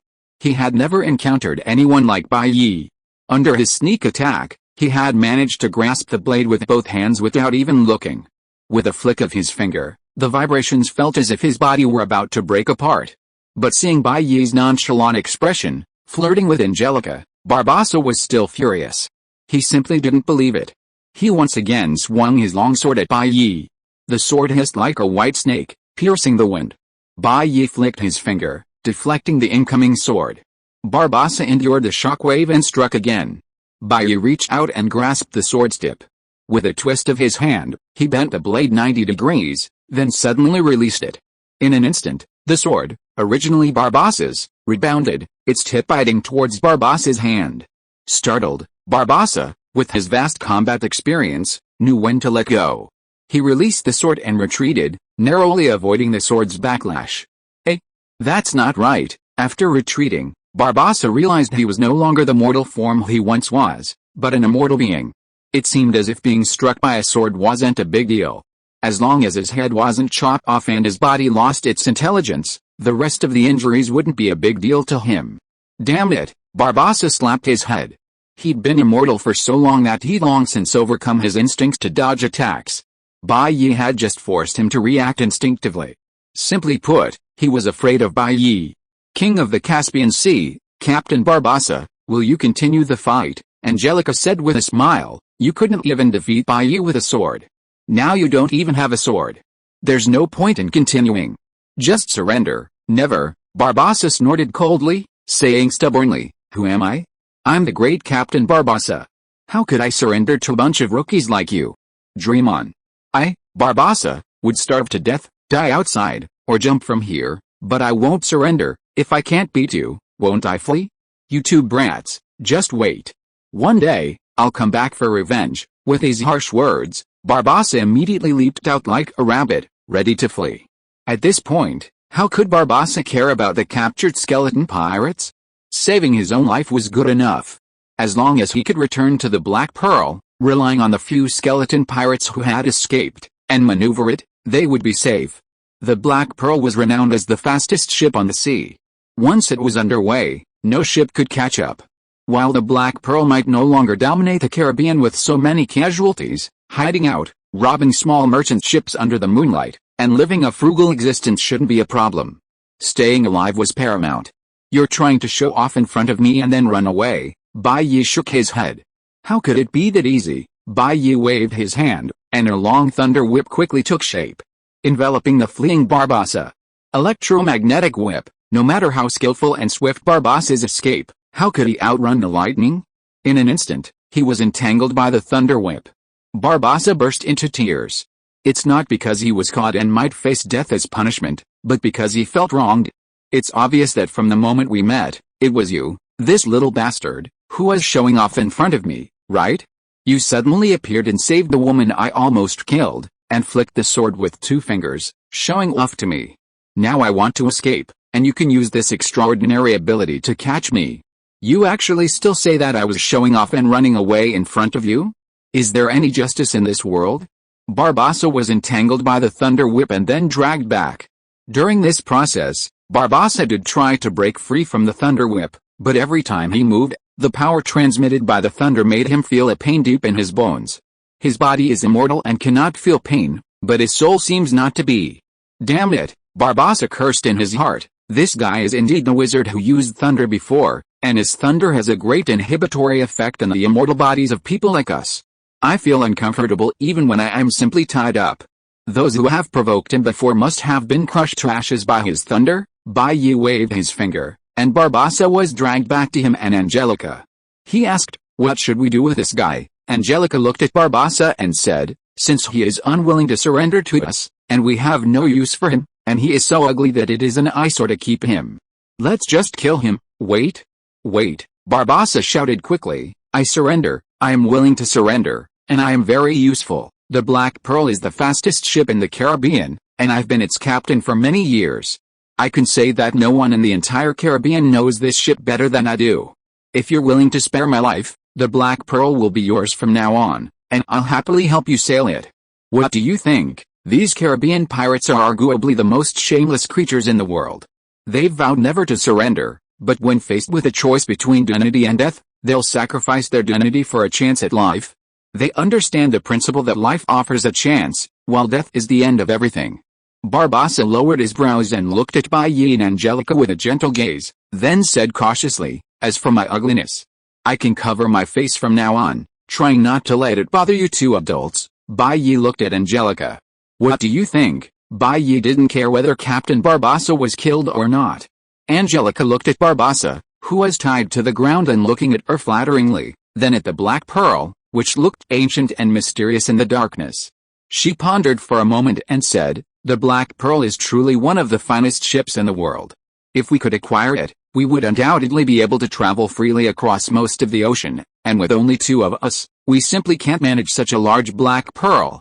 Therefore, it's necessary to keep some sailors behind to help run it. So, what do you think, Bai Yi?" Angelica pushed the question back to Bai Yi. "Alright, then, let's keep this old fellow for a while and help us navigate the Black Pearl." Bai Yi thought for a moment and nodded. He was planning to search for the Fountain of Youth and the Trident of Poseidon, and a good ship was essential, and the Black Pearl was just the right one. Keeping Barbossa, this cunning old man, would also help get the Black Pearl up and running as quickly as possible. And it must be said that when Bai Yi looked at Angelica's glowing eyes, he knew that the ambition of this female pirate of the Caribbean was also connected to the Black Pearl that was so close at hand. Who among the pirates on the sea would not want to own the best ship, sail on the magnificent ocean, and make a name for themselves? Before, Angelica had always lived in the shadow of her old father Blackbeard. Now that she owns the Black Pearl, maybe she can even create a legend that surpasses Blackbeard. Then in the future, no one on the sea will say that she, Angelica, is the daughter of the famous pirate Blackbeard, but that Blackbeard is her father. Angelica, the Red Rose of the Caribbean, also has her own ambitions. So of course Bai Yi has to fulfill her wish. "Miss, you don't want your ambitions to go unfulfilled, do you?" "Well, I think this is a good idea too," Angelica said. "Bai Yi, don't you still want to see the true face of this world? It's just," she glanced at Barbossa again, "this old fellow won't surrender to us so easily. What if he still wants to rebel?" Haha. Bai Yi's lips curled up into a faint smile. He looked at Barbossa and said, "Since I dare to accept him, I'm not afraid that he will rebel against me. I'm not some big shot." Bai Yi's eyes flashed with lightning. The next second, dark clouds gathered in the sky, and a bolt of lightning as thick as a python fell from the sky, hitting Barbossa. Barbossa screamed, "Ah!" Chapter 188, Pirates must be eliminated at all times, no need to do otherwise. When the smoke cleared, Barbossa exhaled a stream of black smoke, appearing more energetic. If he dares to make a move, there are plenty of ways to deal with him. Bai Yi chuckled faintly. "I wouldn't dare, absolutely not." Barbossa quickly stepped forward, offering a fawning smile. "How dare I? From now on, Barbossa, will follow your orders," Angelica said. "Very well, Barbossa, tell your men to stop." "Yes." Seeing this, Barbossa saluted quickly, then scurried over to the merchant ship and ordered the skeleton pirates aboard the Black Pearl to halt.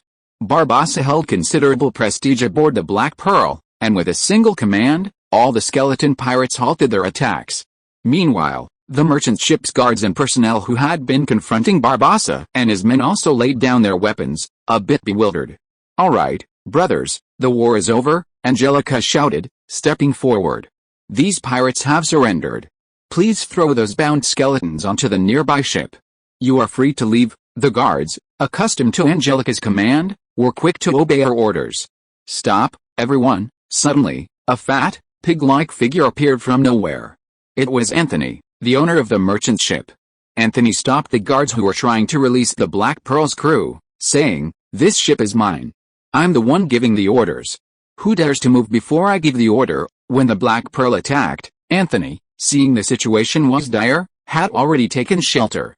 Now that the tide had turned, he felt his opportunity had arrived, a perfect time to reap the spoils. You know, the Black Pearl is a famous ghost ship on the sea. Over the years, countless merchant ships have been lost to the Black Pearl. Therefore, taking the Black Pearl means a huge fortune. Nowadays, merchants who dare to trade at sea are almost all those who value money over their lives. As long as they get the wealth of the Black Pearl, there is no point in working hard as a merchant. They would have returned to England to donate a lord, buy a lot of land, and live comfortably as a noble lord. The pirates on the Black Pearl have been wreaking havoc in the Caribbean for a long time. Now we can finally get rid of this great scourge, which is of great benefit to normal ships sailing in the Caribbean. Anthony coveted the wealth on the Black Pearl, but he certainly couldn't say it directly. Instead, he had to use the name of righteousness to stabilize the situation first. Pirates must be eliminated at all times. They have to be eliminated. Think about it, you took your wife out to sea, eating hot pot and singing, and suddenly you were robbed by pirates. So the days without pirates are the good days, sir. You think you may have misunderstood the situation. Angelica looked at Anthony, chuckled, and said, "The Black Pearl was not defeated by your merchant ship, but by ye and me. Now the Black Pearl is our trophy, not yours. Do you still want to bypass the two of us to deal with the Black Pearl? Then I can tell you that you have made a wrong calculation, Mom. I know you played a significant role in the battle against the Black Pearl, and I admire your bravery and dedication, but that doesn't give you the right to do whatever you want," Anthony said sanctimoniously. "The Black Pearl is the public enemy of all free citizens of the Caribbean. You can't shield it for selfish reasons. I think the Black Pearl should be brought to justice. Their crimes investigated one by one, and justice done to all. Don't you agree?" If Anthony could temporarily take control of the pirates and ship aboard the Black Pearl, everything would be easy. Rules are always a toy in the hands of the powerful. He had countless opportunities to seize the vast majority of the Black Pearl's treasure, then give the remaining scraps to the others and settle everything. That's right, the captain of the merchant ship's escort also stepped forward and said, "I think Lord Anthony is right. I appreciate your contribution to defeating the Black Pearl pirates, but it's not your business to decide how to deal with them." After stepping forward, Anthony secretly approached the merchant ship's escort captain, promising him a considerable fortune and asking him to speak out. Previously, the escort captain had also served under Angelica's command, and their relationship had been relatively pleasant. But compared to the generous purse, those small tokens of friendship were nothing. Hearing what Anthony and the escort captain said, the attitudes of the people on the merchant ship wavered. Yes, it's true that these two stepped forward to command the battle, but judging by their expressions, they're clearly shielding the pirates from the Black Pearl, but without them, we might have been killed by the Black Pearl's pirates. It's not appropriate for us to oppose them now, is it? Why is it inappropriate? Even if they hadn't stepped forward, we wouldn't necessarily have lost to the Black Pearl's pirates. After all, there are so many of us. Besides, if these pirates from the Black Pearl aren't completely eradicated, they'll sooner or later harm other innocent people. How can we let others suffer such a disaster for our own selfish reasons? It must be said that a mob is the easiest group to fool. If it hadn't been Angelica, who had led them to victory before Anthony appeared, no one would have dared to oppose him. But Anthony stepped forward and spoke some seemingly righteous words, instantly brainwashing some of the people. These people quickly forgot their own terrified expressions when the Black Pearl pirates boarded the merchant ship, and how grateful they were to have survived after Angelica's counterattack. Instead, they took a more rational approach, questioning Angelica's actions. Humans, they were such vengeful creatures, never forgot favors. Anthony looked around and saw that most agreed with his call to bring the Black Pearl to justice, rather than letting Angelica flee with it. He nodded in satisfaction. It seemed his plan had succeeded. The treasures plundered by the Black Pearl over the years were now beckoning him. "Miss, look at how excited everyone is. Can you please reconsider?" Anthony said with a smile. "Of course, Because of your outstanding contributions, I have prepared a gift to reward you too. As for the Black Pearl, please leave it to us to deal with. Don't worry, we will definitely put these pirates on trial in front of everyone and make them pay for their actions. I didn't expect that they would use their tricks on me." Angelica smiled and shook her head. "You think? Forget it, Angelica. Is there anything else to say to these people?" Bai Yi smiled faintly and said, "This world has always been the law of the jungle, the survival of the fittest, and the truth is only made for the weak." He looked at Anthony. "Fatty, let me tell you one more thing. In this world, it doesn't mean that whoever has more people is stronger." Anthony's face flushed crimson. "He actually called me a fat pig. Damn it. I was planning to prepare a generous gift and send you off, but now it seems I won't give you a gift, and I'll have to throw you into the sea to feed the fish.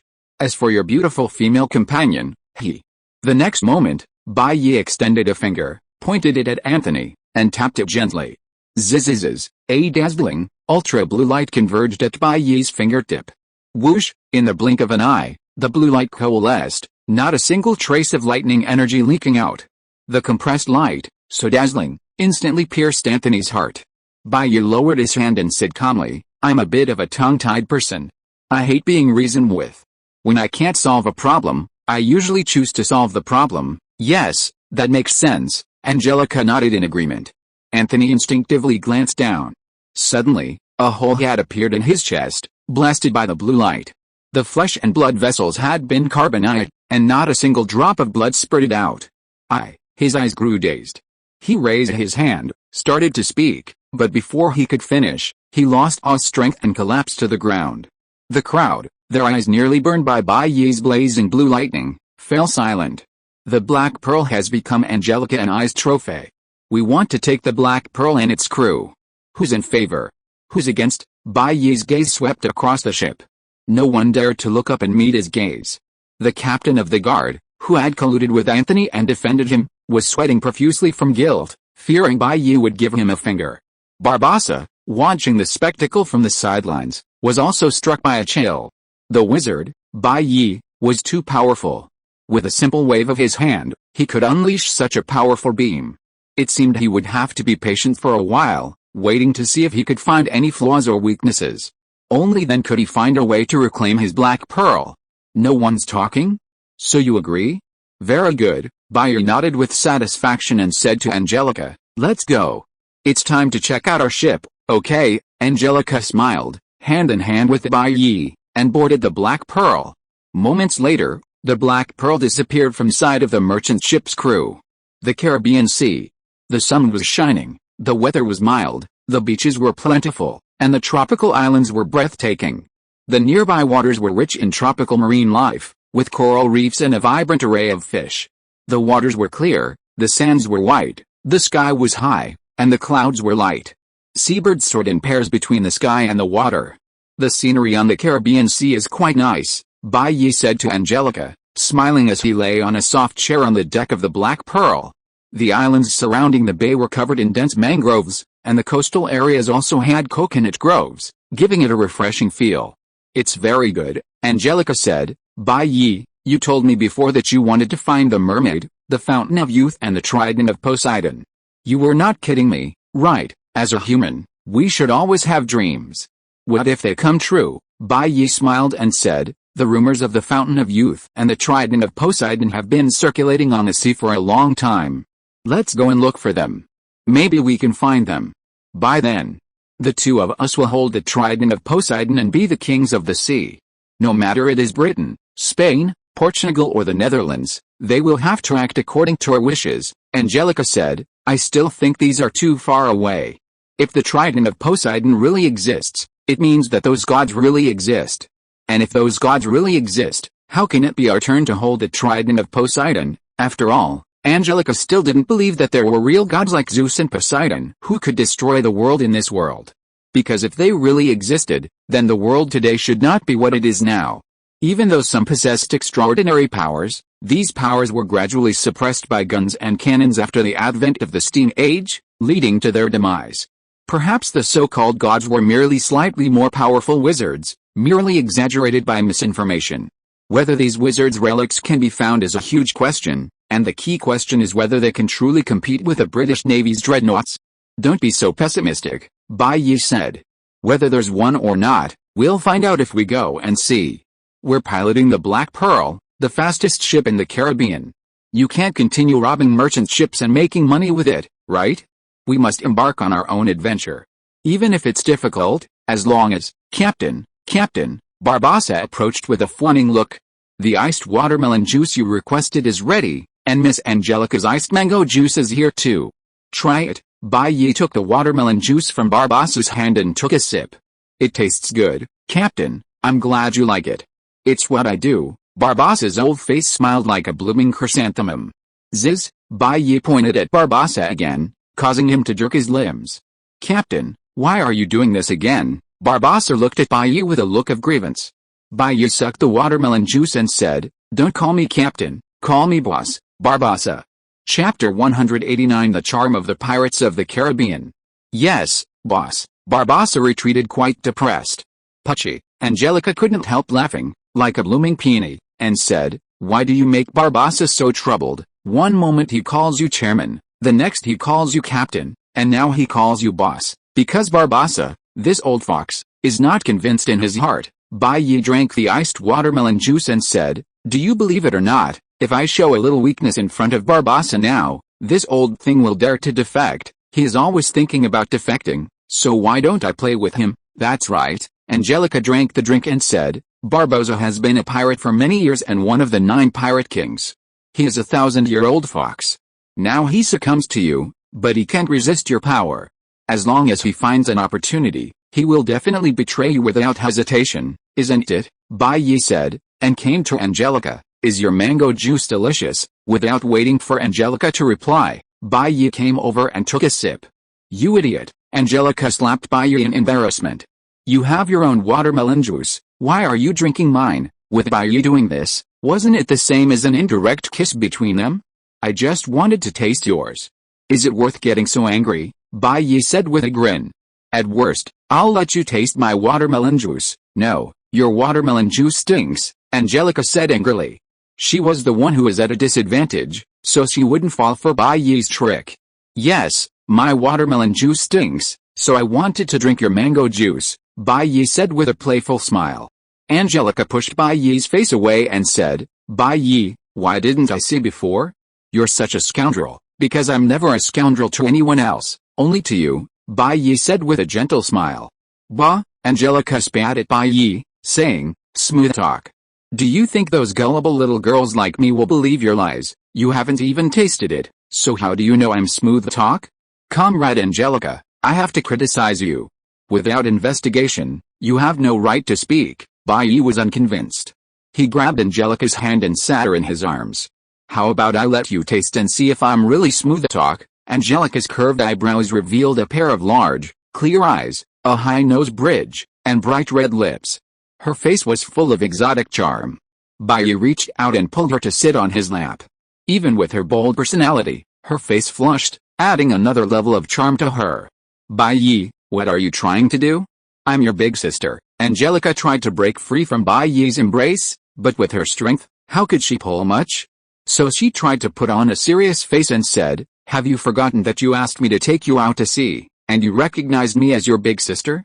Now you want to betray your master and ancestors. It's not like I haven't done the same thing as my master before. Bai Yi buried his head in Angelica's hair, sniffed deeply, and felt a refreshing fragrance emanating from her. At this time, Angelica's hips were sitting on his thighs. How should I put it? It was quite elastic. You, Jockey Mozu, how dare you say that? You're so shameless. Angelica's face flushed with anger, and she really wanted to bite the bastard twice. I thought you were a newbie and went out of my way to help you. If I had known you were like this, I would have ignored you. You only realize it now? Unfortunately, it's too late. Bai Yi laughed and said, and as the boss, you know I'm a smooth talker. Tell me, did you sneak a taste while I was sleeping? No way, you've tasted mine, so I want a taste of mine back. He reached out and gently stroked Angelica's pretty face, feeling the smoothness of her skin. A blush spread across Angelica's delicate face. To be honest, she didn't mind further contact with Bai Yi. After all, Bai Yi's face was enough to make any woman want him. that would have been fine. It was Bayou who had saved her at the crucial moment during her swordsmanship duel with Barbassa. Men fantasize about a rich woman falling from the sky, and women, too, dream of Prince Charming. And Bayou, aside from his lack of a horse, seemed to perfectly fit the bill in every way: his looks, his fighting prowess, his personality, and his temperament. Angelica crossed her slender, round legs slightly, glared at Bayou, and said, "You're such a scoundrel. I can't stand up to you." A seductive charm and a touch of allure emanated from her expression. Bayou chuckled wickedly, understanding that Angelica herself was also aroused. But girls, no matter what they think on the inside, their outward appearances often contradict it.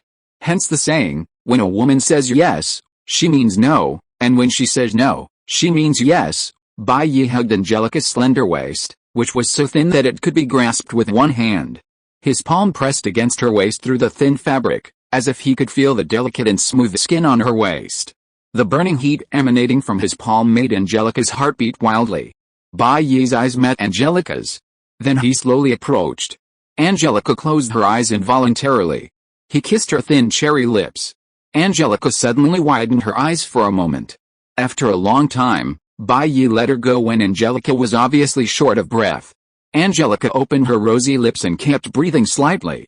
When she recovered, she immediately punched Bayou hard. "Bayou, you're such a skilled kisser, you must have had a lot of women, right?" "No," Bayou firmly denied, saying, "I did have a fiancée before, but she despised me for being useless, so she broke off the engagement.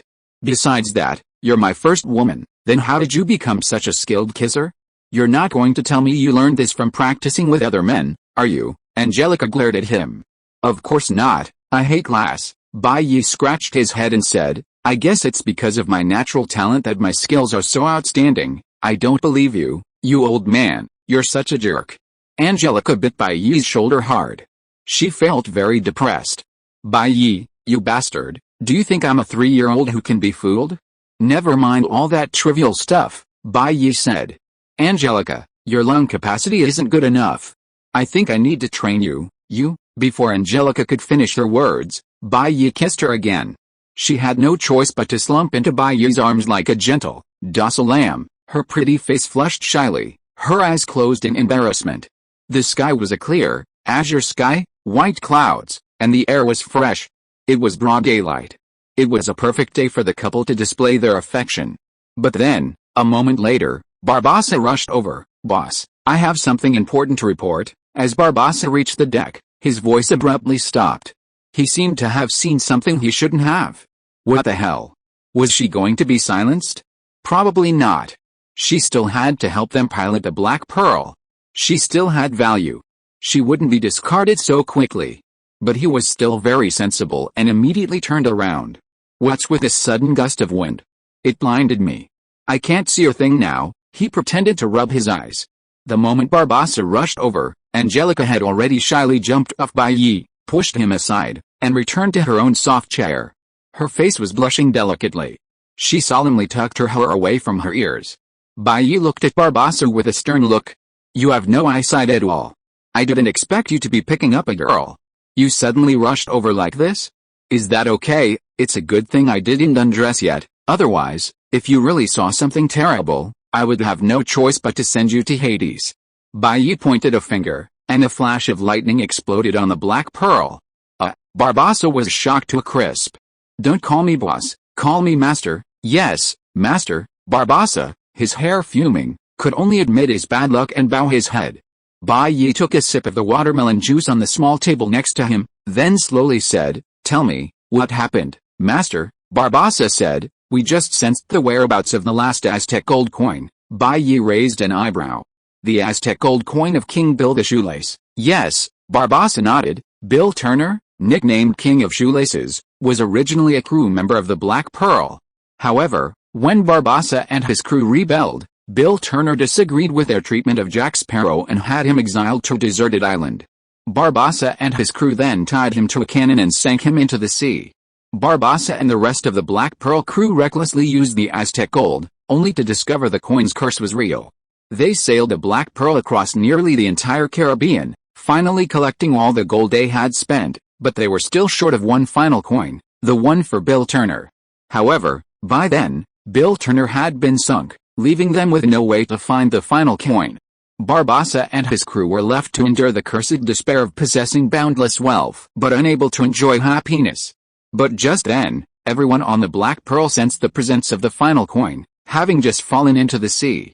Bai Yi muttered, "It seems so. Jack Sparrow should be in Port Royal, Aruba right now." The last Aztec gold coin was given by Shoelace King Bill Turner to his son, Will Turner. Will Turner was shipwrecked and, while adrift at sea, met Elizabeth Swan, who then acquired the coin. During a blind date with Port Royal's governor, Commodore Norrington, Elizabeth Swan was constricted by a bear's muzzle, choking her. Ultimately, she fell off a cliff into the sea, suffocating from lack of oxygen. It was Jack Sparrow who fell into the water and rescued the unconscious Elizabeth Swan. It was at this moment that the Aztec coin worn by Elizabeth Swan in the bear's muzzle fell into the water, where it was detected by Barbossa and his men, who had a special connection to the Aztec coin. "Master, look," Barbossa rubbed his hands sheepishly and said, "it just so happens that the last Aztec gold coin is right at our destination." "I see. If it's convenient, I'll help you get it back," Bai Yi said. At this moment, Bai Yi was even more curious about his memory of Elizabeth Swan's bare-mouthed pearl. For some reason, Bai Yi clearly remembered that Elizabeth Swan's bare-mouthed pearl should be small, but when he recalled the scene before she fell off the cliff, it suddenly seemed to him that the pearl was enormous. "How strange," Bai Yi shook his head, shaking off the strange thought. "All right, let's continue on our journey," Bai Yi instructed Barbossa. "Yes, master," Barbossa excitedly left. If he could break free from the curse, with the treasure he had amassed from robbing merchant ships with a black pearl over the years, he would be able to live a very comfortable life for the rest of his life. While it's possible that most of the treasure the black pearl contained would be stolen by the bastard who had hijacked his ship, he had already secretly pocketed a portion. Then, the black pearl sped up even faster. After all, they'd previously been working for Bai Yi, and these cunning pirates were bound to slack off. But now, they were working for him. Honestly, the fact they couldn't get their hands on women had driven them crazy. Bai Yi and Angelica had originally been traveling by merchant ship to Aruba, and they'd already covered most of the journey. By the time they switched to the Black Pearl, the fastest ship in the Caribbean, it took them only half a day. By dusk, the Black Pearl arrived near Port Royal, Aruba. "Master," Barbossa came running over again, saying, "We're almost at Port Royal. Do you have any instructions?" Bai Yi pointed his finger out, giving Barbossa another electric shock. "Don't call me master, call me general. If you're listening to this novel on a channel other than Fanfic World, it means they downloaded and uploaded it without effort. We cordially invite you to visit our channel, Mundo Fanfic Novelis. There you'll find the original version of this story and you can explore many other novels of various genres. We're waiting for you to immerse yourself in a world of incredible novels." Chapter 190 All Men Are Eels. "Yes, General," Barbossa wanted to cry but had no tears. "They say women are fickle, but now he knows that men are the ones who change like eels. Damn. Changing one name a little while, then another. Do you think I'm playing tricks on you?" Angelica said, "The Black Pearl is a pirate ship. If the Navy of Aruba sees the Black Pearl approaching, they will definitely order the cannons to be fired and sink the Black Pearl." "That's right." Barbossa came to his senses and said quickly, "General, those British navies are the most despicable and shameless. You must be careful. Although the Black Pearl is the fastest ship in the Caribbean, it does not mean that the Black Pearl is indestructible. If it is attacked by large-scale artillery fire, it is still possible to be sunk." Angelica continued, "If we try to go ashore, the Navy will mistake us for pirates and prepare to hang us on the spurs." Bai Yi nodded, understanding that Angelica was worried that he'd just gotten into piracy and wouldn't be able to adjust. Previously, he'd been considered lawful and just, and the Navy wouldn't bother him without cause, making him a potential ally. But now, things were different. He was the captain of the Black Pearl, having fallen to the side of lawful evil and becoming the Navy's sworn enemy. If he didn't quickly change his mindset, trouble would easily ensue. After all, the Navy in this world was practically no different from pirates, or even more brutal and violent. There was no such thing as procedural justice. "Angelica, then you take command?" Bai Yi said with a smile. "I've never been a pirate, so how would I know how to be one?" "Show me how." "Huh? Those British soldiers aren't my relatives anyway, so why should I care about them?" Bai Yi shrugged. I just won't kill ordinary civilians. My moral standards aren't as high as you think. Being a good person is exhausting, so Bai Yi never calls himself one. In fact, he's been a hitman and hired gun in the Marvel world for a long time, his hands stained with enough blood to bathe in. How could he be considered a good person? Angelica looked at Bai Yi again, nodded, and without another word, she took command of the Black Pearl. As the night deepened, Port Royal slowly fell silent. The waves gently lapped against the shore, bringing a gentle breeze. But those within Port Royal suddenly felt a dull, almost stormy atmosphere. On the ramparts of Port Royal, Aruba's governor, Mr. Swan, and British Brigadier Norrington, Port Royal's defender, were strolling. "Did my daughter give you a response?" the wigged Governor Swan asked casually. Brigadier Norrington replied, "No, not yet." Today was the day Norrington had planned to propose to Governor Swan's daughter, Elizabeth.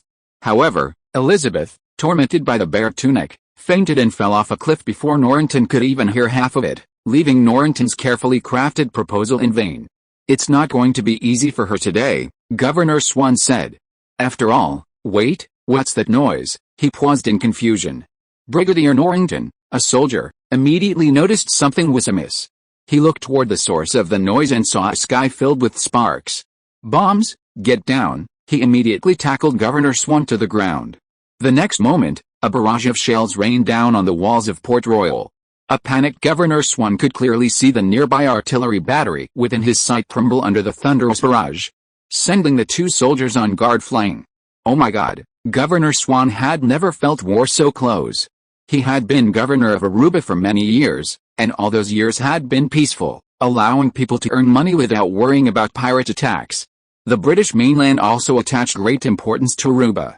The garrison was led by Commodore Norrington, a rising star in the British Navy with a distinguished record of achievements, having vanquished countless pirates. What kind of audacious pirates dare to attack Aruba at this hour? Are they courting death? Brigadier General Norrington, upon seeing the first barrage, immediately raised his head and shouted, "Enemy attack! Retaliate! Retaliate!" Port Royal was like a young woman suddenly awakened from her sleep by being penetrated from behind. The blazing flames and the roar of artillery plunged Aruba into chaos. It must be said that although Norrington was quick to react, his well-trained soldiers were also well-trained. Under his command, they quickly regained their composure, began to maintain order, and launched a counterattack. Unfortunately, the Black Pearl's first salvo focused on the British batteries and other locations, immediately destroying Port Royal's pretentious defenses.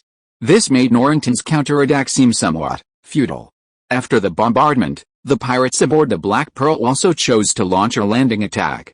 They were all indestructible, and only close combat could fully exploit their advantages. So, the pirates of the Black Pearl, disheveled and with yellow teeth bared, ran toward Port Royal with excitement, like hungry men who had encountered a beautiful girl, their lewd and obscene smiles flashing. These pirates, armed with long swords and short guns, disembarked from the beach at Port Royal. "It's the Black Pearl." Norrington peered through his telescope and spotted the massive, pitch-black ship on the sea. In the darkness, it looked incredibly mysterious and terrifying. Governor Swan adjusted his head and said frantically, "I've heard of this ship. I heard it's a ghost ship. How could it come here to attack our island of Aruba?" "They're more than just a ghost ship," Norrington said. "And the Black Pearl is the fastest ship in the Caribbean. Countless ships have fallen prey to them, but today," a confident smile played on Norrington's face. "Perhaps they will become history." The Black Pearl's firepower was indeed impressive. Against the naval firepower of Port Royal, the Black Pearl alone held the upper hand, suppressing a navy that relied on occupying an island. This was the mistake Barbossa had made when he chose to engage Angelica and White Knight in close combat. If they had opted for artillery fire, it would have been useless. White Knight was a scourge that ignored range, and Barbossa looted merchant ships for the cargo, not the fragments of a crumbling vessel. As the Black Pearl clashed with the navy, the pirates from the Black Pearl also arrived at the walls of Port Royal and engaged the navy. "Ready, fire," Norrington commanded a volley of musket fire.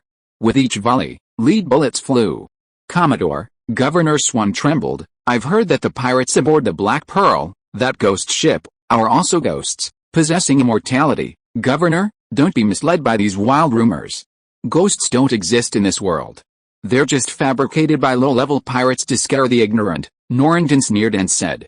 I don't believe there are people who can't be killed. If there are, they simply haven't been hit enough. Governor, we must believe in science. Governor Swan, what else could he say? Well, let's follow Commodore Norrington and believe in science. The pirates aboard the Black Pearl were showered with bullets by the Navy musketeers led by Norrington. Many were hit and felled. Norrington's lips curled up into a smile. See, Your Excellency, these men are but flesh and blood. A bullet will knock them down. With the firepower of our Port Royal, taking out these ignorant pirates is no problem. Haha, these pirates probably think they've become arrogant after robbing so many merchant ships. They dare to invade my garrison Port Royal. Today, I'll make sure they never return. Governor Swan forced a smile. As long as you're happy, it was only a moment. The pirates felled by Norrington's musketeers somehow got up again and continued charging forward as if nothing had happened. This froze Norrington's smile. Those pirates weren't killed, but simply struck by the inertia of the bullets. Who could have known that Norrington would be prepared and make such a miscalculation? How is that possible? Norrington's eyes widened. I clearly saw them being hit by bullets. Even if some of them were not fatally wounded, why did almost all of them crawl to their feet? Governor Swan said weakly. Could it be because they're ghosts? Impossible. Norrington, his eyes bloodshot, grasped the corner of the wall and said, we must believe in science. Ghosts cannot possibly exist in this world. Under the moonlit night, the moon, previously obscured by dark clouds, emerged, once again casting its silvery light over Port Royal. And then, the Navy, battling the pirates, immediately realized with horror that the pirates charging towards them were not pirates at all, but skeletons in clothing. Their eye sockets were sunken, their bones shriveled, but only the ferocity and terror that still emanated from their eyes made it seem as if they were the pirates they had previously fought. Hiss, Norrington gasped. The pirates before him had all transformed into skeletons, weapons in hand, charging relentlessly. This made Commodore Norrington, who had always disbelieved in myths and legends, feel his worldview shatter. Norrington was a commodore, with no support, having reached his current position by slaughtering pirates.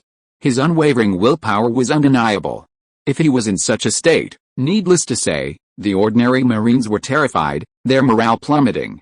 Commodore, where's your belief in science? Governor Swan was on the verge of tears. He was a timid man, having never been in combat, a lifelong civilian. Suddenly, not only was he on the battlefield, but the enemy were ghosts and skeletons from legends. He was practically terrified. As the pirates approached, a Marine drew his sword and slashed at the skeleton. However, the blade got stuck in the skeleton's jaws, preventing him from withdrawing. The skeleton pirate facing him smiled grimly, swung his sword, and a large head soared into the air, spilling blood all over the ground. They're not human, they're monsters. Monsters, oh my god, what the hell are they? The British soldiers attacked the skeletons with swords and muskets, but nothing worked. They found their weapons were like fire sticks, powerless against the pirate skeletons. Naturally, panic set in. And some soldiers began to abandon their muskets and swords, fleeing. It was sheer terror. Angelica, facing these skeleton pirates, showed no fear at all. Having grown up among zombies, she had a natural resistance to the undead and understood their weaknesses, quickly finding ways to defeat them. Bai Yi, naturally, possessed a bird's-eye view and possessed immense skill and courage, so he certainly wasn't afraid. Unfortunately, for ordinary soldiers of this era, these pirate skeletons were something they'd only ever heard of in their grandmother's bedtime stories. Suddenly, encountering them in real life, who wouldn't be afraid? Fear had become a reality. Ha ha ha, you damned Marines, taste my might. A burly skeleton, wielding an axe, laughed maniacally as he cleaved a Marine in two. As the pirate skeletons gathered, more and more Marines deserted the battlefield. Combined with the onslaught of the undead skeleton pirates, Norrington's naval defenses finally collapsed. Even Norrington was forced to make a strategic escape, waiting to gather a calmer Marine force before returning to retake the walls of Port Royal. Port Royal's naval garrison was numerous and not easily defeated. They had simply been caught off guard and terrified. In a true confrontation, the Black Pearl would undoubtedly be no match for Port Royal's entire navy. Port Royal was now like a beautiful girl bearing her legs to the Black Pearl, helpless to be ravaged. Barbossa ran over and said with a flattering smile, "General, the navy of Port Royal has been breached. I will lead the team from now on. You just need to rest on the ship." Bai Yi glanced at Barbossa and pointed a finger. The dark blue lighting surrounded Barbossa again, Don't call me General. Call me Chairman from now on." Barbassa had an afro and 2 lines of tears flowed down his cheeks. "Yes, Chairman." Chapter 191 Pirates of the Caribbean, The Curse of the Black Pearl. Bayi looked at Angelica and said, "I'm going to have some fun together. Do you want to come?" As Barbassa had said, he could choose to go ashore or not. The pirates would definitely understand his instructions. But then again, these pirates had come ashore on his orders.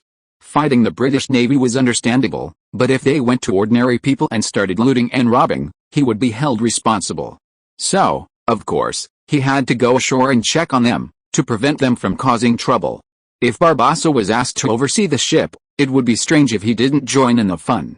"Then you go," Angelica said. "What if we both leave, and the remaining bastards on the ship take the Black Pearl away?" Bayi thought about it. It was indeed something the bastards on the Black Pearl could do. To escape this demon king who could kill them all at any moment, it was perfectly logical for the people on board to abandon Barbassa and his companions. But with Angelica around, those bastards wouldn't be able to reach a consensus and rebel anytime soon. However, Bayi had left the coordinates of Dimensional Matrix Shangri-La on the Black Pearl. If those bastards dared to escape, Bayi could recapture them at any time. "Alright, I'll go check it out," Bayi said with a smile. "Okay," Angelica warned, "be careful." "Don't worry," Bayi smiled softly and said, "no one who can kill me has even been born yet." So, Bayi, accompanied by Barbassa and a group of skeleton pirates, landed on Aruba. A large number of pirates invaded Aruba, a pirate island that had been peaceful for a long time. Ordinary people could only stay indoors and tremble in fear.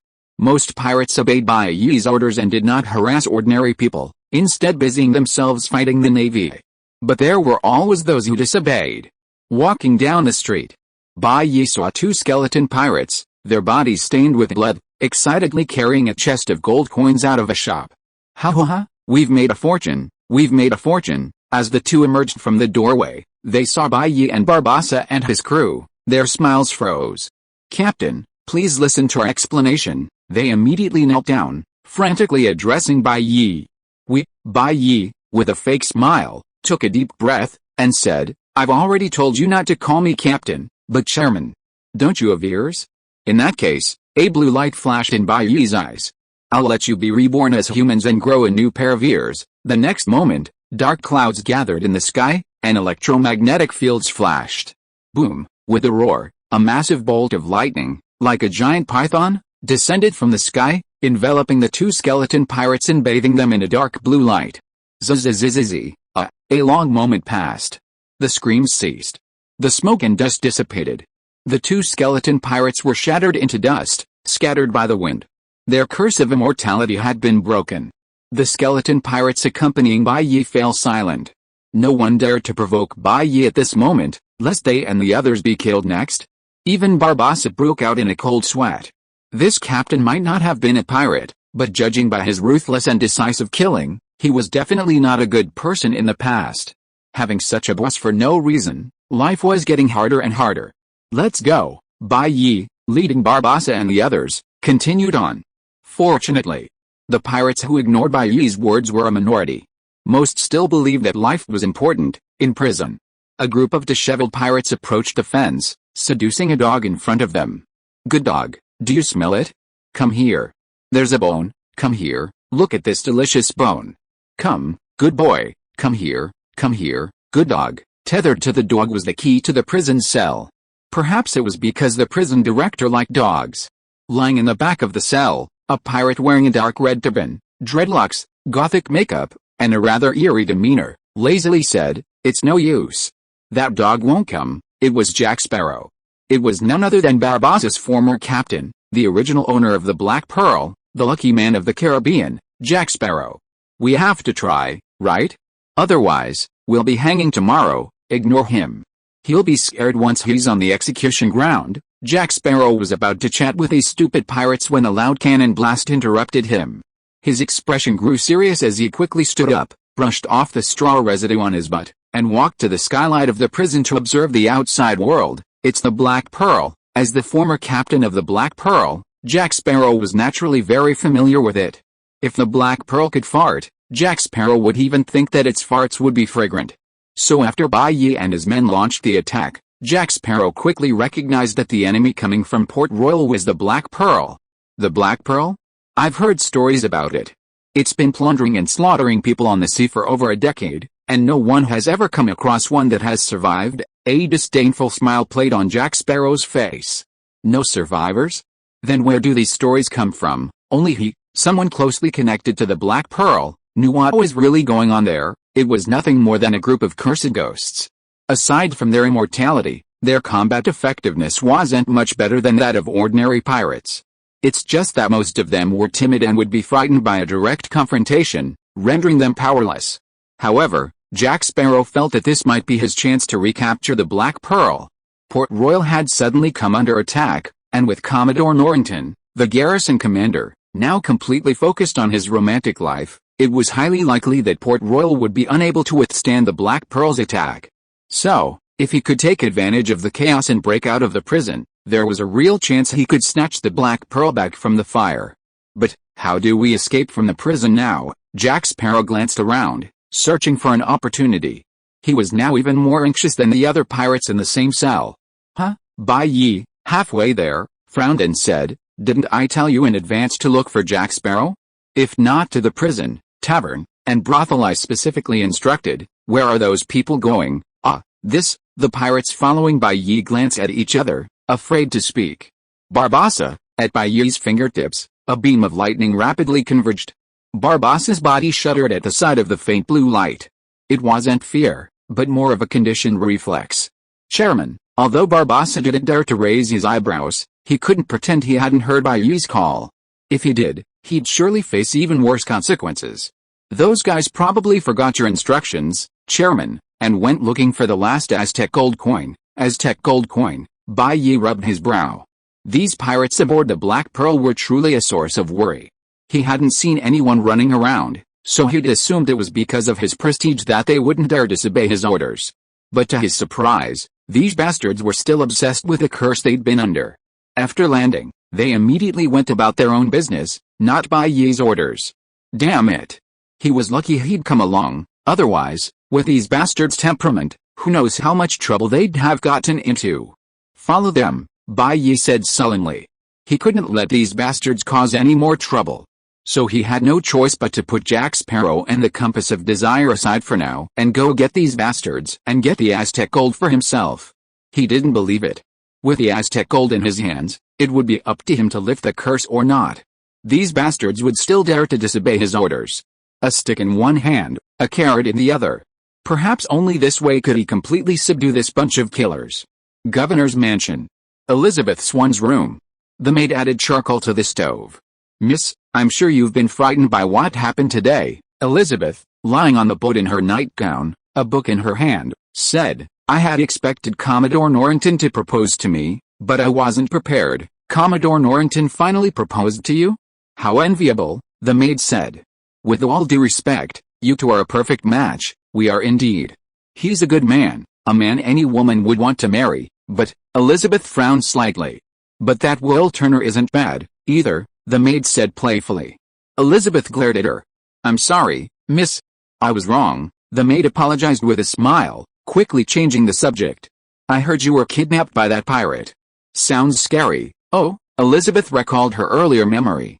"That's a bit scary indeed." But as she chatted with the maid, Elizabeth's hand involuntarily found a necklace around her neck.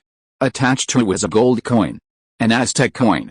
It was the coin she had received for saving Will Turner, who was adrift at sea. But for some reason, Elizabeth had reached for it without telling anyone. Boom! The sudden sound of artillery fire interrupted Elizabeth's conversation with the maid. She quickly ran to the balcony of the governor's palace and gazed towards the harbor, only to see smoke rising from the sky. "How could this happen?" Elizabeth exclaimed in disbelief. She couldn't understand why Port Royal, always peaceful and heavily guarded, was facing such a fierce attack today. After the skeleton pirates defeated the first wave of navy on the city walls of Port Royal, many of them headed for the governor's palace. They sensed the location of the last Aztec gold coin. If they could break the curse on them, with the wealth they'd amassed over the past decade of looting and slaughter, they could all live a prosperous and happy life for the rest of their lives. "Miss Swan, run!" The maid covered her mouth and panicked as she approached Elizabeth. They're kidnapping you because you're the governor's daughter. The fat and thin pirates led the charge into the governor's palace. Brothers, find that gold coin, and we'll be free. Finally, this moment has arrived. We've been waiting for over a decade, ha ha. A group of them rushed into the governor's palace. I can smell the gold coin. He's right here. The governor's palace steward, upon seeing what was happening, tried to intervene and stop the pirates. A burly pirate raised his axe, about to strike the butler. Wait, the fat pirate, the underling, stop them. Have you forgotten the captain's orders? No harm to defenseless civilians. The others then remembered Bai Yi's orders. The burly pirate, not daring to disobey, simply punched the butler, knocking him unconscious. Then, everyone began searching the room for the Aztec gold coin. Finally, the fat, thin pirate, the underling, followed the scent of the Aztec gold coin and found Elizabeth in her closet. Seeing the two ferocious pirates before her, Elizabeth quickly called out, "Negotiate." "What, negotiate? I request the right to negotiate. According to the pirate code established by Morgan and Bartholomew, you must take me to see your captain," the fat pirate said. "I've heard of the pirate code," Elizabeth quickly said. "If the captive demands negotiation, pirates cannot harm her until the negotiation is concluded, until the ceremony is over," the thin pirate said. "To hell with the pirate code," the fat pirate stopped him. "She wants to see the captain, so no one can interfere. We must abide by the code." The group, leading Elizabeth, reached the governor's mansion and bumped into Bai Yi, who was approaching. Elizabeth's eyes lit up at Bai Yi's strikingly handsome appearance. The pirates, seeing Bai Yi and sensing his terrifying aura, along with the dark clouds and thunder and lightning gathering in the sky, instantly trembled. Bai Yi walked slowly, his face expressionless. With every step he took, the thunder in the sky intensified.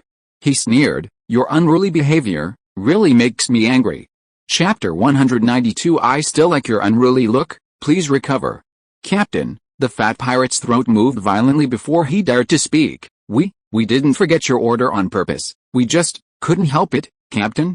This handsome man, Elizabeth, who was being escorted by these pirates, fell into deep confusion. Judging from the attire of these pirates, they were no different from stray dogs crawling out of a stinking ditch. However, this handsome man, dressed in white, and wearing, although a little too trendy, it can still be seen that he is quite expensive. He is definitely a young man from a scholarly family. How could you be the captain of this group of pirates? "You still remember I'm your captain," Bai Yi sneered. "I thought you didn't take me seriously at all. Before leaving the Black Pearl, I told you I'd allow you to do your own things after completing the mission I assigned you. And what happened? It seems you really don't take me seriously. What have I done to deserve such disrespect? You won't even call me chairman, captain." The thin pirate swallowed as he saw the thunder roaring in the sky. The fear that came from his very being made his legs trembled. His knees gave way, and he knelt, begging for mercy. "We were wrong this time. Please forgive us just once. We won't do it again." The fat pirate seemed to realize that any more excuses would only anger Bai Yi, so he quickly knelt and begged for mercy. Elizabeth was shocked to find that the pirates who had previously acted so ferociously in her home were now all kowtowed to Bai Yi, and shouted for mercy.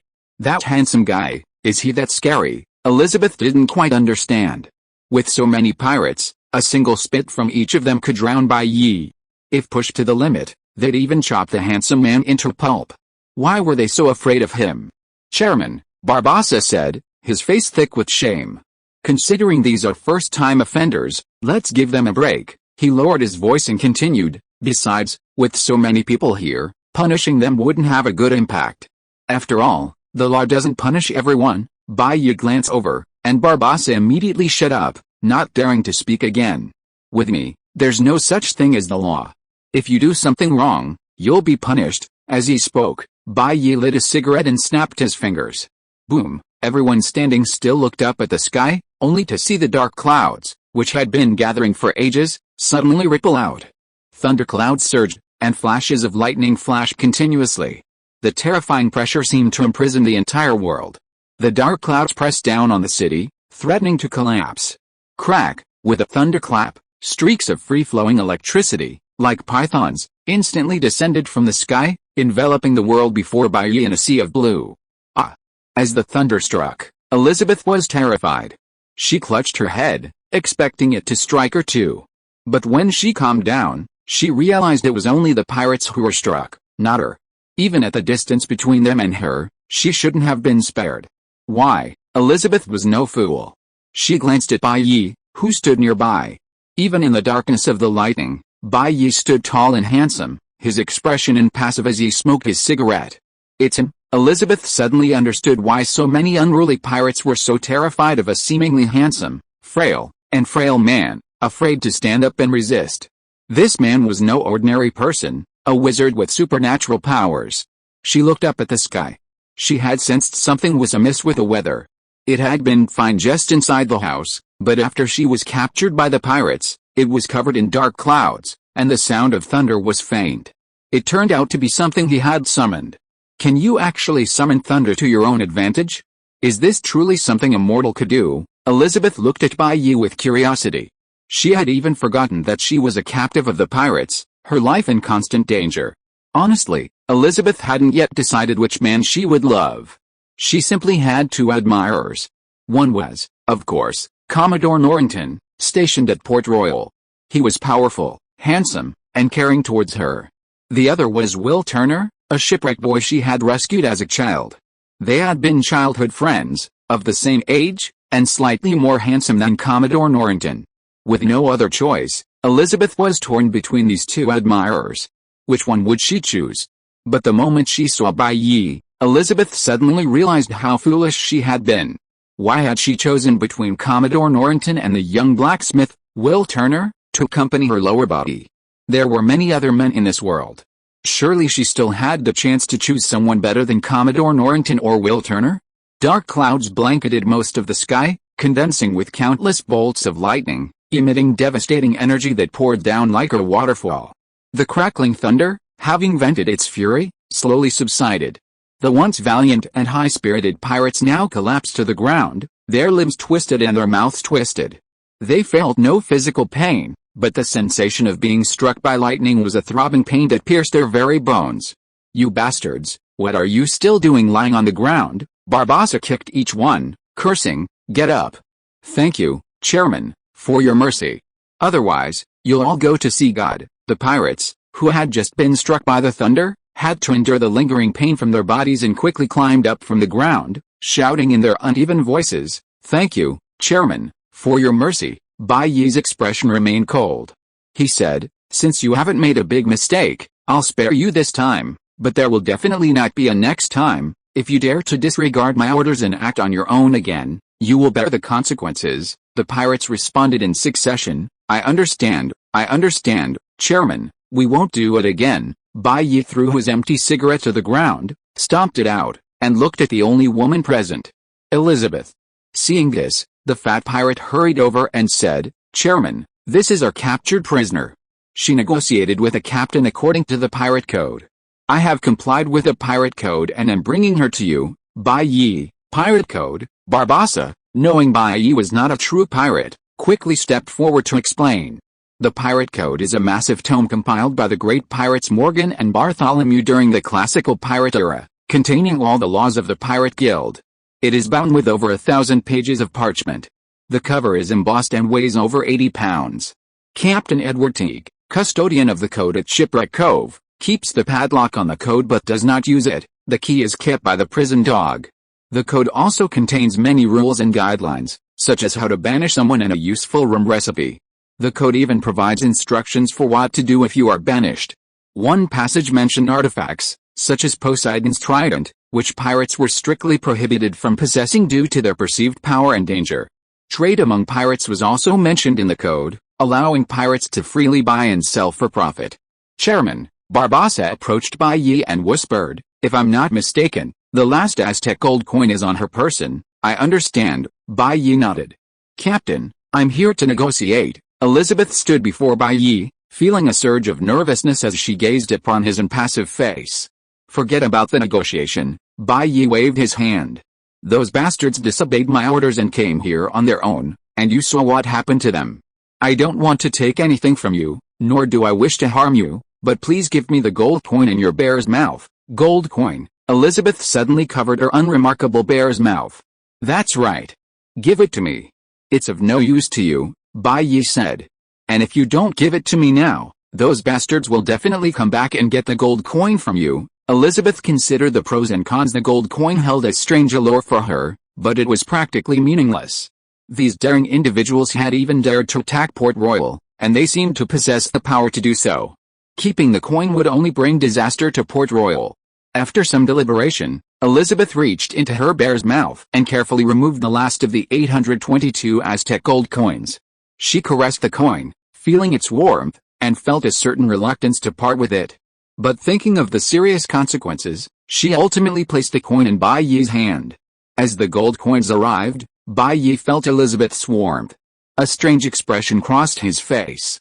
It seemed this Miss Elizabeth was incredibly passionate.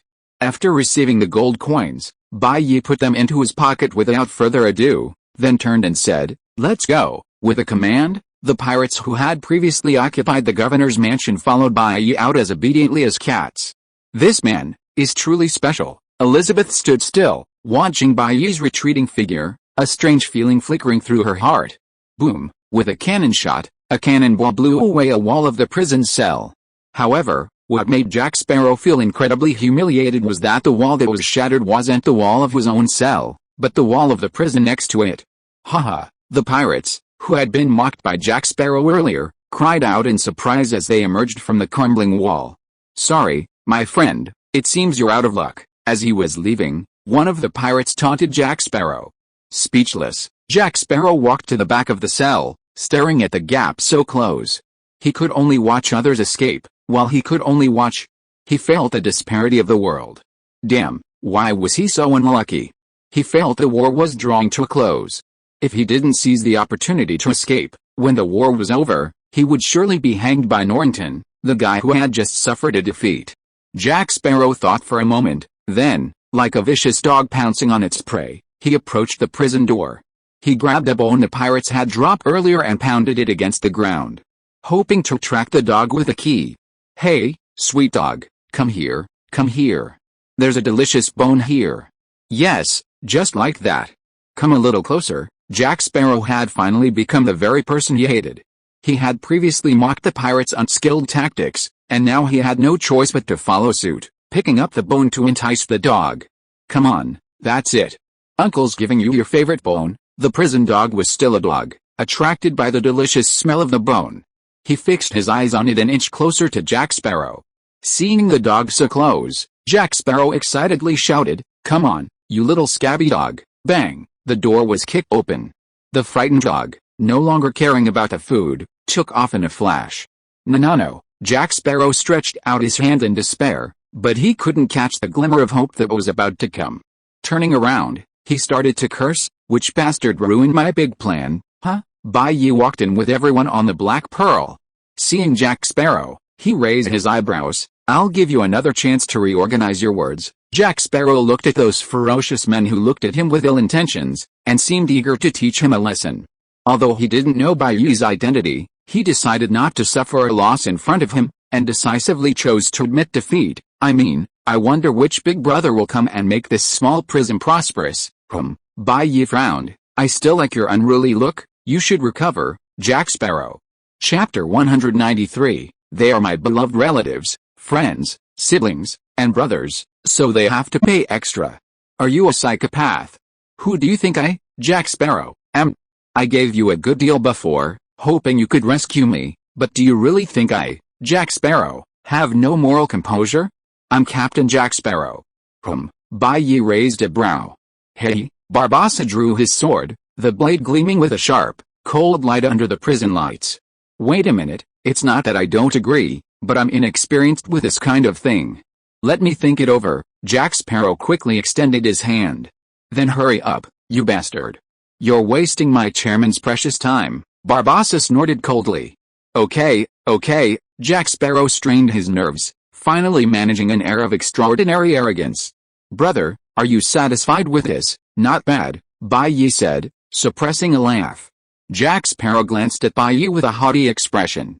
Asians were rare in the Caribbean, but Southeast Asian pirates were quite common. His handsome features were unparalleled, just a hair's breadth away from being Captain Jack Sparrow's. Even old men like Barbassa seemed wary of him. Who is this young man?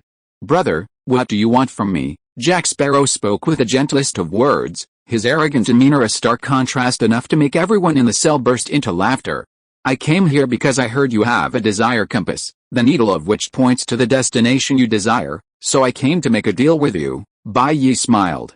Jack Sparrow's expression changed immediately, and his hidden hand involuntarily clenched his compass. He had nothing left now, but the compass in his arms held some value. It was his hope of regaining his former glory. I didn't expect that I would be targeted by others. Jack Sparrow, brother, you may have been deceived. How could there be such a magical compass in this world? I don't know which bastard made up such a lie to deceive you. Bai Yi looked at Jack Sparrow, smiled and said nothing. I just watched you pretending to be cool. The more Jack Sparrow spoke, the lower his voice became. Finally, he said, okay, big brother, I do have a magical compass, but it is the only thing my mother left before she died. A brother with such great righteousness like you would not even want to rob my mother's relics, right? But if you really want it, you have to pay more. Bai Yi, if I hadn't opened my gout's perspective, I might have really believed your nonsense.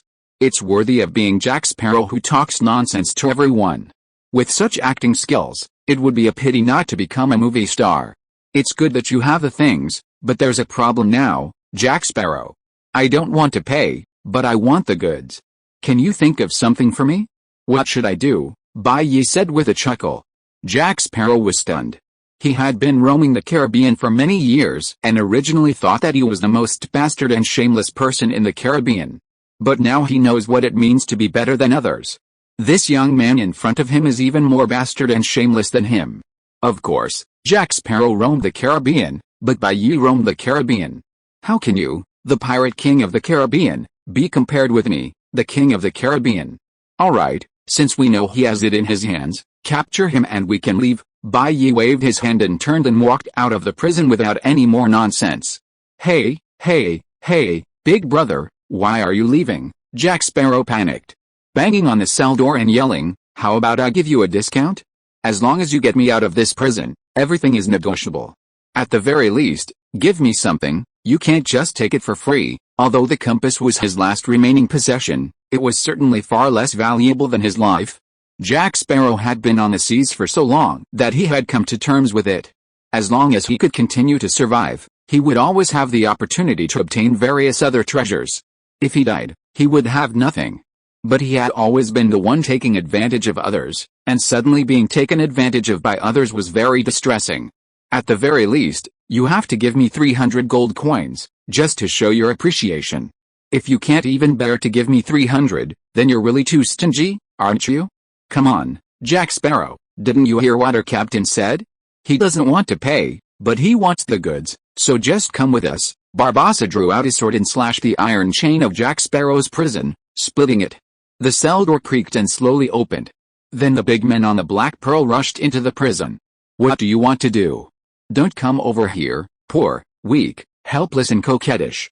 Hey, what do you say? Jack Sparrow was now surrounded by big men, men on top of men on both sides, and men in chains. Walking out of the prison, Bai Yi walked alone in front, while Barbossa and others escorted Jack Sparrow and began to return to the Black Pearl. Halfway, Barbossa leaned over to Bai Yi and whispered, Chairman, it seems someone is following us. Bai Yi paused helplessly.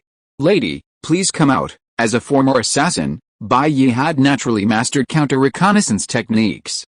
Few could follow him undetected, but the person now following them lacked tracking skills.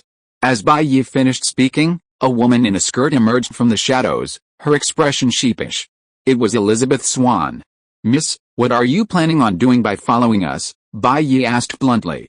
I don't know, Elizabeth said, somewhat bewildered.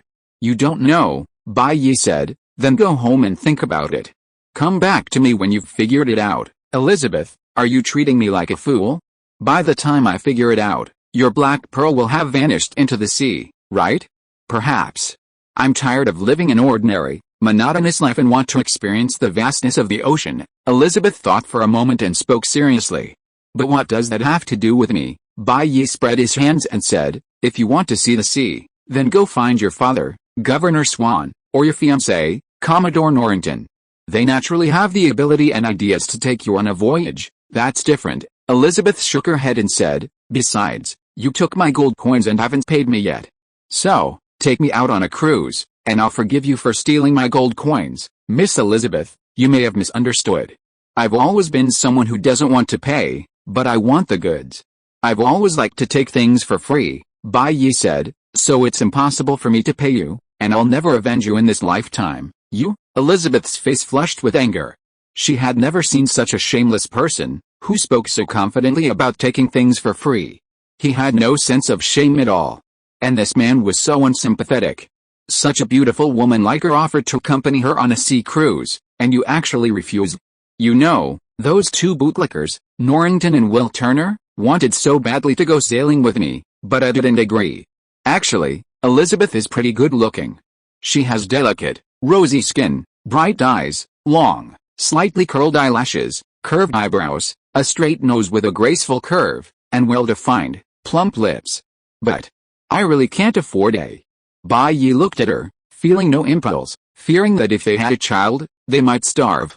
What did you, despicable pirates, do to Miss Swan? As Bai Yi coldly faced Elizabeth, a bootlicker suddenly appeared from nowhere, protecting Elizabeth behind him.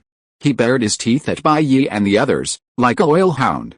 We didn't do anything to your Miss Swan, but she seems to want to do something to us, the bound Jack Sparrow, upon seeing the charging hound turn out to be the young blacksmith who had previously gotten him captured by the Navy, immediately taunted him with renewed resentment. You lick your goddess, but your goddess licks our eldest brother. How is that? Doesn't it feel good? Jack Sparrow could tell that Elizabeth Swan wasn't just casually wandering the seas with a bunch of pirates. She was clearly old enough to want some egg fritters. Impossible. Will Turner, shielding Elizabeth behind him, looked warily at Bai Yi and the others, saying, Miss Swan, go ahead. I'll hold them off for you. Turner, you misunderstood. They don't mean to hurt me, Elizabeth quickly explained to Will Turner. Wait, Barbossa stood up, his round eyes looking at Will Turner as he turned away. Your name is Turner? Will Turner looked at Barbossa, puzzled. What does this have to do with you? Of course it does. If nothing unexpected happens, I even know something about your father, Barbossa said. The more he looked at Will Turner, the more he felt a resemblance between him and the former Shoelace King Bill. The Aztec gold coin's appearance in Port Royal wasn't accidental, but rather because Shoelace King Bill's son was also here, and it was his son who brought the coin. You know about my father? That's impossible, Will Turner said. My father was just an unknown sailor and he died more than 10 years ago. How could you possibly know him? Barbossa smiled strangely and said, your father should be called Bill Turner, right? Then he's not an ordinary sailor, but a crew member of the Black Pearl, the fastest ship in the Caribbean. He's a real pirate. That's impossible, Will Turner said as if he had heard something incredible. He told me that he was just an ordinary sailor, not the evil pirate you said. You must be lying to me. He is an innocent man who died at the hands of pirates. Over the years, Will Turner blamed pirates for his father's death, which made him hate pirates to the core. So when Jack Sparrow broke into his blacksmith shop, he would rather fight Jack Sparrow to the death, and even after being defeated, he would stop him with his body, rather than let him go. As a result, Will Turner only now found out that his father was also a pirate. Why should I lie to you on such an issue? This is the truth known to everyone on the Black Pearl. Barbossa elbowed Jack Sparrow in the chest and said, this is the guy who had the best relationship with your father. Just ask him and you'll know. Will Turner looked at Jack Sparrow. Jack Sparrow glared at Barbossa fiercely, then looked at Will Turner and said, although Barbossa is so wicked that he has sores on his head and pus on his feet, he didn't lie to you about this. Your father, Bill Turner, was a crew member on the Black Pearl, nicknamed the Shoelace King. I think the reason Bill lied to you that he was a sailor is that as a father, he didn't want to show his worst side in front of his children, Barbossa said. This problem is still Jack Sparrow's fault. He obviously led everyone to become pirates, but he was only interested in exploring illusory treasures instead of doing what a real pirate should do. That's why the crew members on the Black Pearl are all poor and destitute. Your father, Bill, also looks so useless. It would be bad enough to risk being hanged to go out to sea as a pirate, but he was so poor that he couldn't even feed himself, let alone support his family. I dare say that your mother's death must be related to lack of money, and this guy next to me must be responsible for the sin. Will Turner's emotions were volatile. For so long, his mindset had led him to believe that all pirates were his enemies and the murderers of his parents. Now, he realized that his own father was also a damned pirate. Barbossa took the opportunity to offer a seductive tone. "Young man, would you like to know the story of your father, King Bill the Shoelace? If so, then sail with us on the Black Pearl and witness your father's journey together." Chapter 194. She just wanted to eat something hot. What was wrong with her? Bai Yi coughed. Barbossa immediately realized what was going on. He had intended to trick Will Turner aboard because, in order to break the curse on the Black Pearl's crew, besides finding all the Aztec gold coins, he needed something else, blood. The only way to lift the curse was through bloodshed. Not only did he have to return the gold coins, but everyone who had used them also had to pay with their own blood. However, the Black Pearl's crew had become immortal, so there was no blood. King Bill Turner of the Shoelaces had died, selling his soul to Jones, but his son, Will Turner, bore his blood and could pay for his father's bloodshed. Hearing Bai Yi cough, Barbossa suddenly realized that he was no longer the captain of the Black Pearl. Bai Yi was. In other words, he had no right to allow anyone to board the Black Pearl in Bai Yi's presence. This was an affront to Bai Yi's position as captain. "Chairman, let me explain." Barbossa quickly scrambled to Bai Yi's side and said, "This matter is..." Barbossa's body danced in a flash of blue light, his skeleton visible to everyone. A long pause passed. Bai Yi withdrew his hand. "Don't call me chairman, call me Marshal." "Barbossa, yes, Marshal." Bai Yi patted Barbossa's shoulder. "I'm glad you asked for my opinion, but I don't like the way you addressed me just now, Barbossa." Jack Sparrow looked at Bai Yi in disbelief. He finally understood why pirates like Barbossa would obey the orders of Bai Yi, a seemingly frail man. This man was no ordinary man, but a wizard with extraordinary powers. "Is my father really a member of the Black Pearl?" Will Turner, though amazed by Bai Yi's demonstrated abilities, was even more curious to know what kind of man his father truly was. "Young man, you should stay home and work as a blacksmith, a promising career. Piracy isn't for you," Bai Yi said calmly. "Whatever happened to your father is meaningless. He's been dead for over a decade. The living are more important than the dead.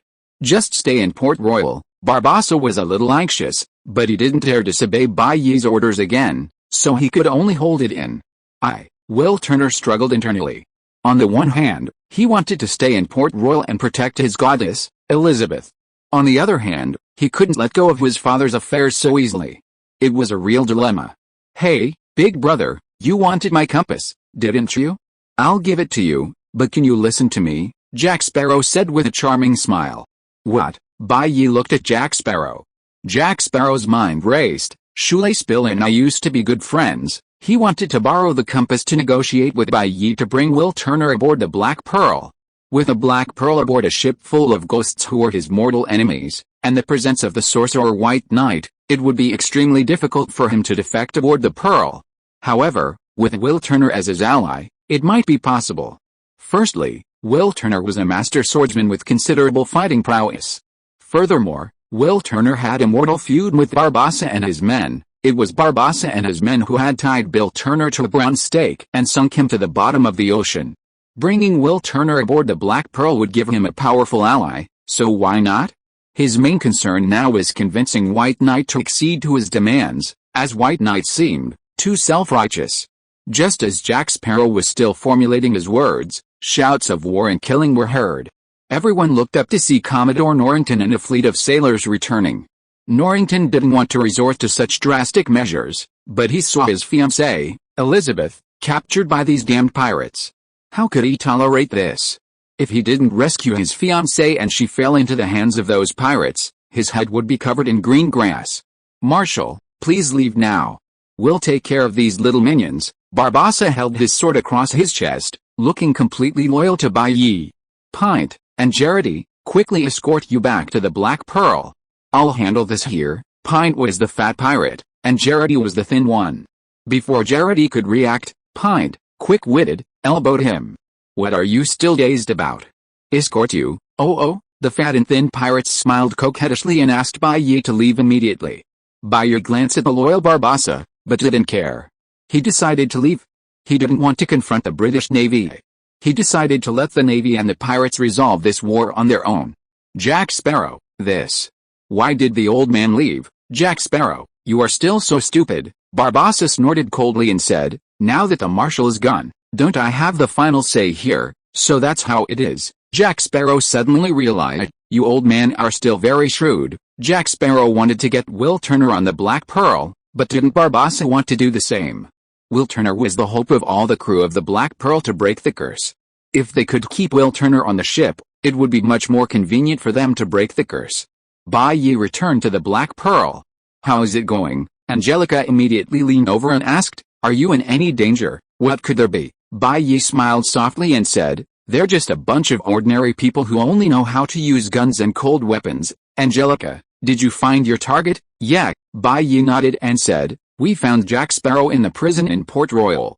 He's with Barbossa now and should be recaptured soon. That bastard. Angelica gritted her teeth at the mention of Jack Sparrow.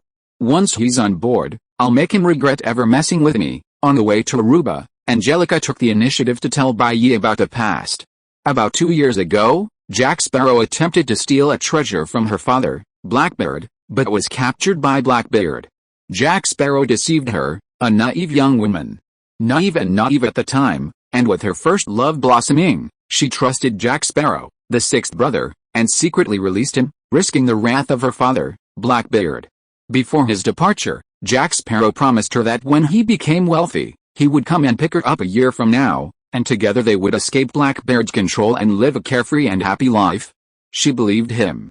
So even though Blackbeard imprisoned her for a long time after learning she had released Jack Sparrow, Angelica still felt her sacrifice was worth it. She was quite beautiful. After all, Angelica was Blackbeard's daughter, his only blood relative. After being in prison for a while, he finally released her. From then on, she longed for Jack Sparrow's arrival day by day. But the promised day arrived. Angelica waited with great anticipation for his arrival. But she waited from dawn until midnight, refusing to eat or drink. But Jack Sparrow never arrived. Angelica's passionate heart melted into a sea of resentment. But even then, Angelica was still trying to excuse Jack Sparrow, believing he might be in deep trouble and thus hadn't reached her in time. Deciding she couldn't wait any longer, Angelica took the initiative, secretly escaping her father Blackbeard's ship, the Queen Anne's Revenge, and taking to the seas, searching for Jack Sparrow. This was a catastrophic situation. Having just escaped Blackbeard's protection and entered the real world of piracy, Angelica randomly inquired about Jack Sparrow and immediately heard stories of his vileness, his baseness, his low character, his unbearable depravity, his unsightliness, his close combat. Most importantly, Jack Sparrow's scandalous affairs were well known throughout the pirate world. While few might have seen Jack Sparrow in person, his name was known throughout the seas, though, of course, it was a derogatory name. Angelica also learned that Jack Sparrow hadn't made any plans to return to the Queen Anne's Revenge since leaving it. Instead, he had left prostitutes around the world spreading rumors about him. Angelica was furious. She'd been naive before, but not foolish, so she naturally understood that Jack Sparrow had been escaping and tricking her. How much psychological damage must such a deception have done to such a naive girl? Angelica turned completely dark. She searched the seas for Jack Sparrow again, but she didn't want to become his lover and live together. She wanted to kill him and avenge her once naive self. Standing on the deck, Bai Yi looked towards Port Royal. Their back, Angelica rubbed her hands, her eyes flashing with a cold glint, waiting for that bastard Jack Sparrow to come to her. Marshal, I have fulfilled my mission, repelled Norrington and his men, and returned successfully. Barbossa still looked humble as he returned to the Black Pearl and reported to Bai Yi. Bai Yi's gaze shifted to Will Turner and Elizabeth. What's going on with those two? Barbossa hesitated for a moment. This is a long story, then just make it short. It's like this. When Norrington attacked us, he found this guy with us. He thought that it was this guy who provided intelligence and colluded with us to attack Port Royal. I think Norrington has impure motives and is very insidious. He clearly wants to use this incident to kill this guy and eliminate a powerful rival, Barbossa said. But Will is the son of Shoelace Bill, a close friend of our Black Pearl crew. Can we watch Will being bullied by Norrington at will? We said a few good words for Will, but who knew that it would make Norrington angry? He said that in the future, as long as he is in Port Royal, if Will dares to go back, he will hang Will on the city wall, dry him into a mummy, and use it to deter those who dare to collude with pirates. Bai Yi nodded slightly. It was clear then. Barbossa and Jack Sparrow, driven to chaos, had driven Will Turner into a corner with a few words. forcing him to abandon Port Royal. He had no other choice but to become a pirate. "There's no other way, we'll bring Will back," Barbossa said. "But we'll still follow your orders, Marshal. One word from you, and we'll throw Will into the sea." "Forget it," Bai Yi said, waving his hand. "Since he still wants to be a pirate, give him a chance." As for Elizabeth, there was no need to elaborate. A girl who had been a good girl to her parents for so long. Once she rebelled with all her might. The repressed nature of her nature could be fatal. Just like Pan Jinglian, before marrying Wu Dalin, she was an obedient maid. After marrying Wu Dalin, she was content for a long time. But once she met Zeman Qing, she transformed. Something seems amiss. White Knight silence. If Elizabeth is Pan Jinglian, then I'm Zeman Qing. Is Norrington the Wu Dalin? Jack Sparrow, a lion-like roar erupted from the Black Pearl.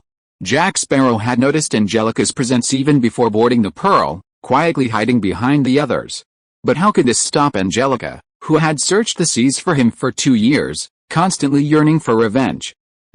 Angelica, holding a long, sharp sword, her gaze gleaming with a chilling coldness, swiftly approached Jack Sparrow. "Madam, you've got the wrong person," Jack Sparrow screamed in fear and fled in all directions, but the ropes tied around him had not been untied yet. "I'm not Jack Sparrow, I'm just one of his admirers. I admire him very much, so I made a look just like him." "Look carefully, Jack Sparrow is so handsome, the most handsome man in the Caribbean, and I'm just an ugly guy.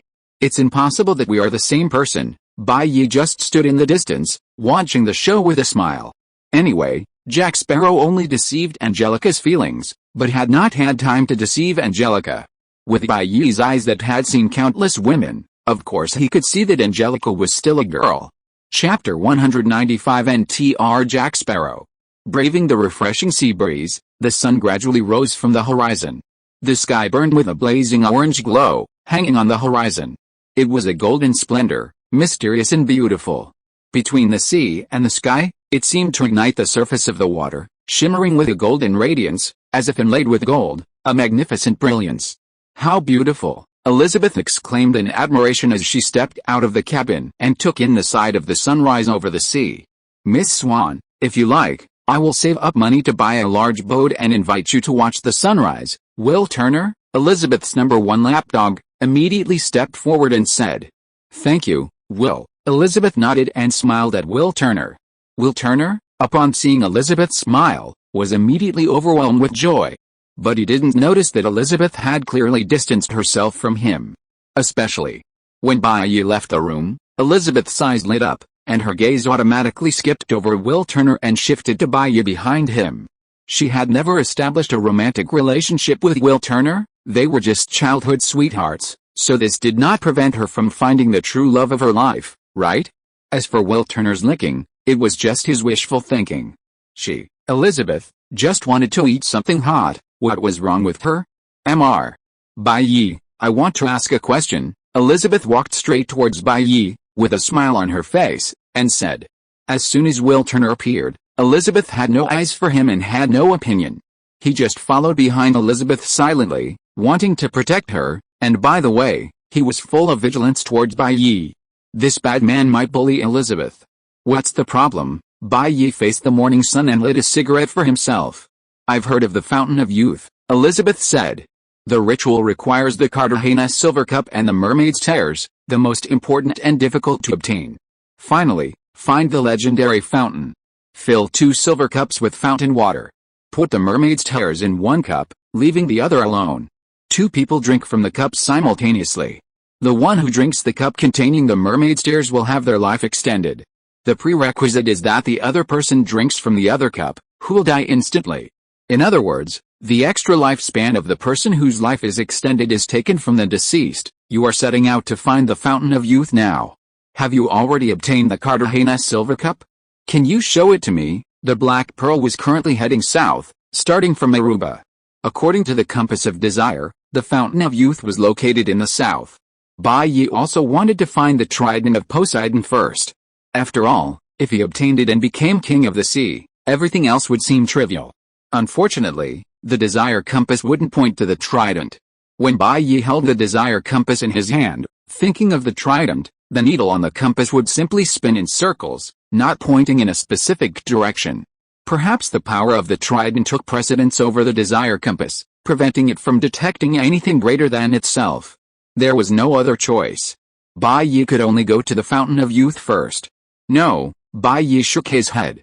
But there's no need to worry. Juan Ponce de Leon's 2 silver cups should be near the Fountain of Youth.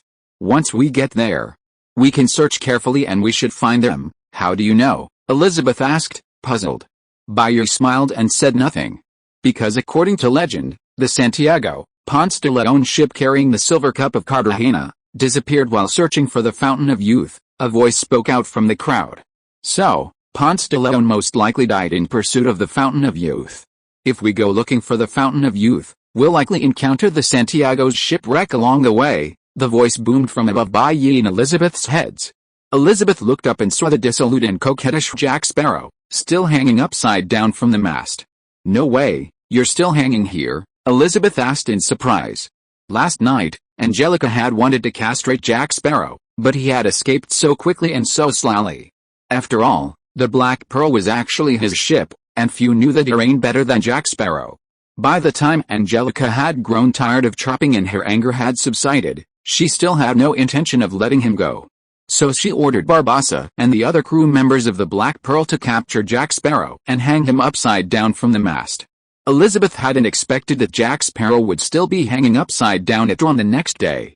No one dares to let me down. How about Miss Elizabeth, could you please help me? Jack Sparrow said playfully. I don't care about you, Elizabeth pouted. Really? Yesterday morning, when you fell into the sea from suffocation, I risked my life to save you. And you just let me die, Jack Sparrow said exaggeratedly. How dare you talk about this, Elizabeth said angrily. I was pleading for you in front of Norrington, and what happened? You actually held me hostage. Your favor of saving my life should have been cleared from the moment you held me hostage, right? Hey, Miss Elizabeth, let's be reasonable, shall we? Jack Sparrow argued. If I hadn't wanted to save you, would I have been discovered by Norrington? When he found out about my identity as a pirate, did he listen to you and let me go? I was also forced into a corner by him, so the form was a little excessive, but I can assure you that I absolutely had no intention of hurting you. And in the end, it was that stupid son of Shoelace Bill who blocked my way, causing me to be imprisoned. If it weren't for this wizard brother who saved me, I would have been hanged on the execution platform the next day. After all, if I hadn't saved you, then nothing would have happened, so you owe me a favor. Elizabeth was a little speechless, feeling that what Jack Sparrow said seemed a bit perverse. You bastard, you're still here deceiving an ignorant girl. Angelica stepped out and snorted coldly. Angelica, I was wrong, truly wrong. Please be magnanimous and forgive me this time, Jack Sparrow wailed. I've been hung upside down all night. My brain is full of blood. If I fall down again, I'll die. I'll really die. Don't listen to his pity. He's a swindler, a con man.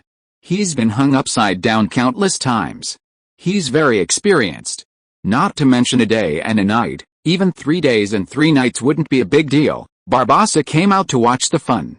He was very interested in getting involved in anything that brought Jack Sparrow down. You can tell by his energetic shouting. He's full of energy.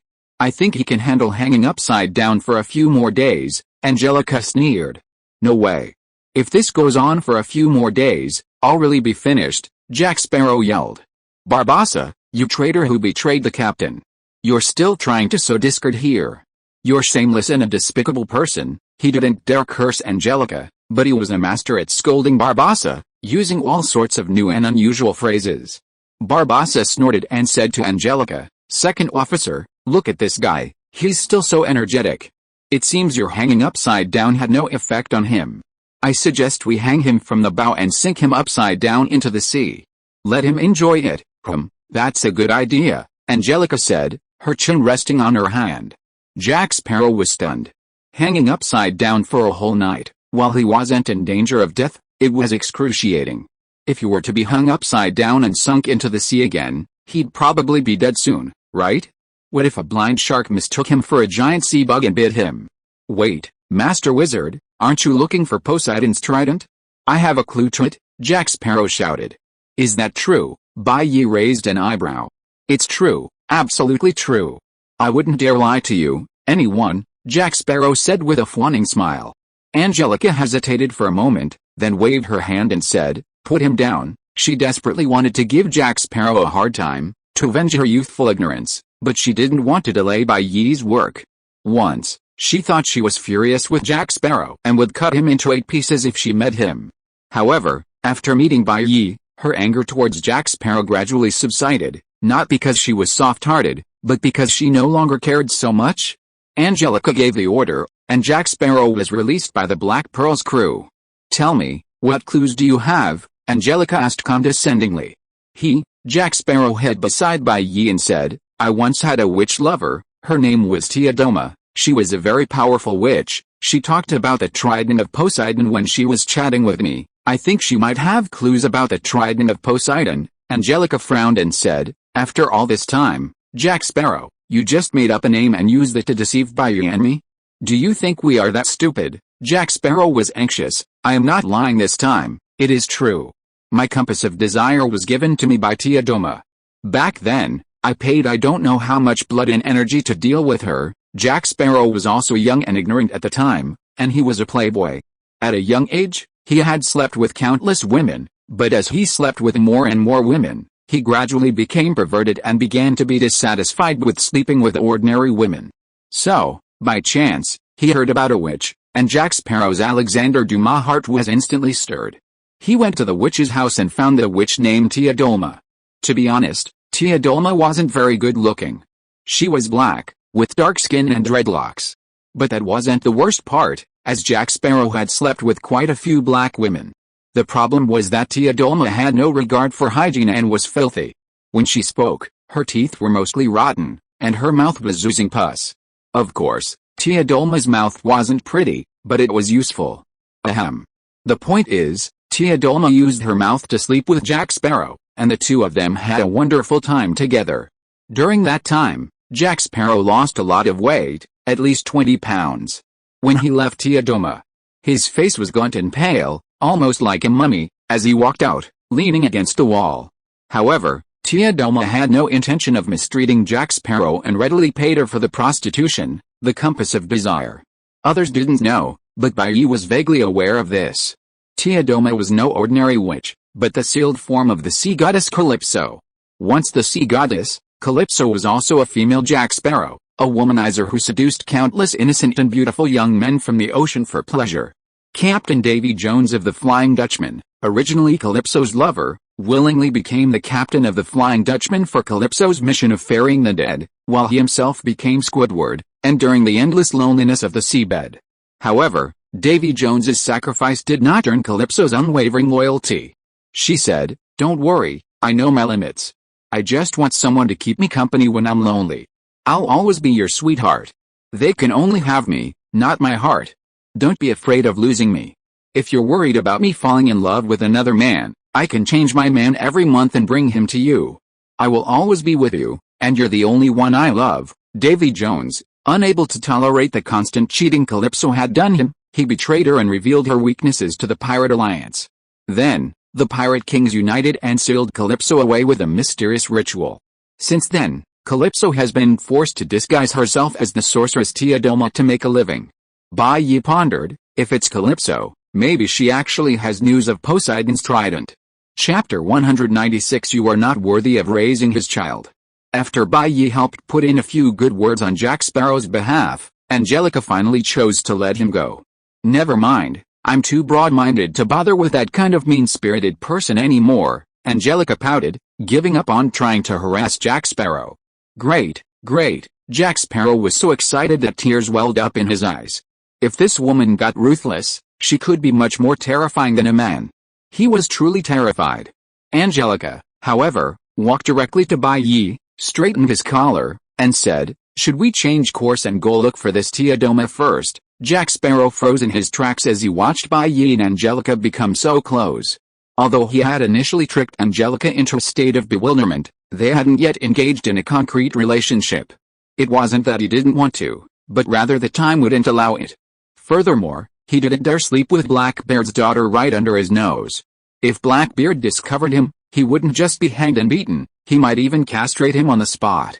Jack Sparrow didn't return to Angelica for many reasons.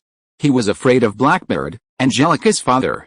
A young woman's first love could change quickly, and he couldn't guarantee Angelica would still be in love with him after a year. But the most important reason was that he was a pirate, Captain Jack Sparrow. Jack Sparrow had feelings for Angelica, but he preferred freedom. Just as he remained unmoved by the chance of immortality, for a pirate, when he died and how long he lived didn't matter. What mattered was living freely. He wouldn't give up his freedom for a woman. When a person falls in love, their heart becomes imprisoned. He simply liked Angelica. He left her when he first realized his feelings for her, and it hadn't blossomed into love. He didn't need love, he wanted a life free from constraints and without regrets. Therefore, Jack Sparrow undoubtedly harbored feelings for Angelica. Yet, now he could only watch helplessly as Angelica enjoyed her flirtation with Bai, a feeling that made Jack Sparrow feel like he'd been slept with. She's not a minotaur, woo, no. Forget it, Bai shook his head. I don't like to give up halfway. Since we've already set sail, let's find the Fountain of Youth first. As for Teodoma, we can spend time looking for her on our return. Okay, I'll do it. Angelica leaned over Bai's lips and kissed him gently. Bai saw the sly look on Angelica's face and smiled softly, not intending to refuse. Elsewhere, Jack Sparrow watched Angelica and Bai kiss, his face instantly turning green. Not only his face, but even his hat seemed to have turned green. Jack Sparrow knew in his heart that he might have lost Angelica forever. Jack Sparrow sighed deeply. It's a common mistake for everyone, they never cherish what they have, until they lose it. Some things always prove their value by disappearing. Some people always think that after leaving someone, the next one will be better, but in the end, they realize that the first one was the best. The saddest thing in life is not never having had something, but having someone you once had and then losing them because you didn't cherish them, leaving only regret. Things you already have little relevance because you've become so accustomed to them that you forget to care about their feelings. There's no second chance in life. Only those who know how to cherish all the beauty in life can truly possess it.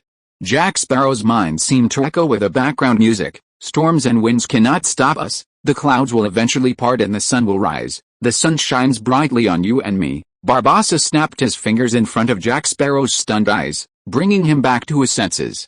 Stop looking. I'm your sister-in-law now, get out of here. Jack Sparrow pushed Barbossa away in a huff. Uncontrollably, his eyes stole towards Angelica again. Why are you still peeking? Barbossa snapped his fingers in front of Jack Sparrow again. What's wrong with you? Jack Sparrow, enraged, engaged Barbossa in a fistfight. It didn't take long for these two bitter rivals to get together before a fight broke out. What are you two doing? Bai shouted, watching the fight between Barbossa and Jack Sparrow grow more intense. Jack Sparrow and Barbossa separated at the speed of light. Nothing, we just haven't seen each other in ages. I was so excited we exchanged a few moves. Isn't that right, Barbossa? Jack Sparrow nudged Barbossa. Barbossa nodded repeatedly. Right, it's all right for you to talk, but don't delay my business, or I'll tie you up and throw you into the sea to catch sharks. Got it? Yes, of course. Jack Sparrow rolled his eyes and said flatteringly, Wizard Master, I was originally the captain of the Black Pearl, and Barbossa was only the second in command. So, Barbossa definitely doesn't know the Black Pearl any better than I do. How about letting me command the Black Pearl on our quest for the Fountain of Youth? It's safe to say that no woman in Jack Sparrow's heart could compare to the Black Pearl. It was the rebellion of Barbossa and the others that led to his expulsion from the Black Pearl. It had been over a decade since he'd shared the affections of his bad girl.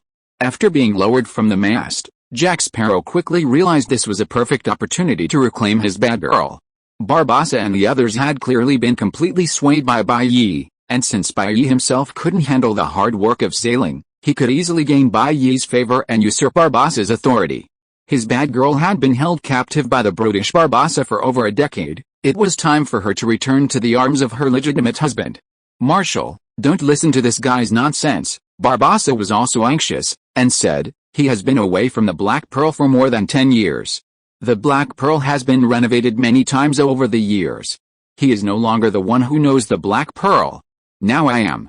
Let me command the Black Pearl, it is the best choice, and, he called you the wrong name, Marshal. Jack Sparrow is such a smart man.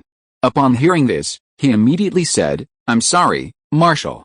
This is my first time on board and I don't know the rules. I didn't mean to offend you. But Barbossa likes to tell tales. He is not a good person. He once betrayed me as my deputy captain. I think he will betray you when he gets the chance in the future. Okay, you two are arguing so much that my head hurts, Bai Yi said. I see that you two are motivated, so why don't you draw lots, and then each of you will command a black pearl for 1 day in rotation. It will be fair, just and open. How about it? Thank you for your grace, Marshal.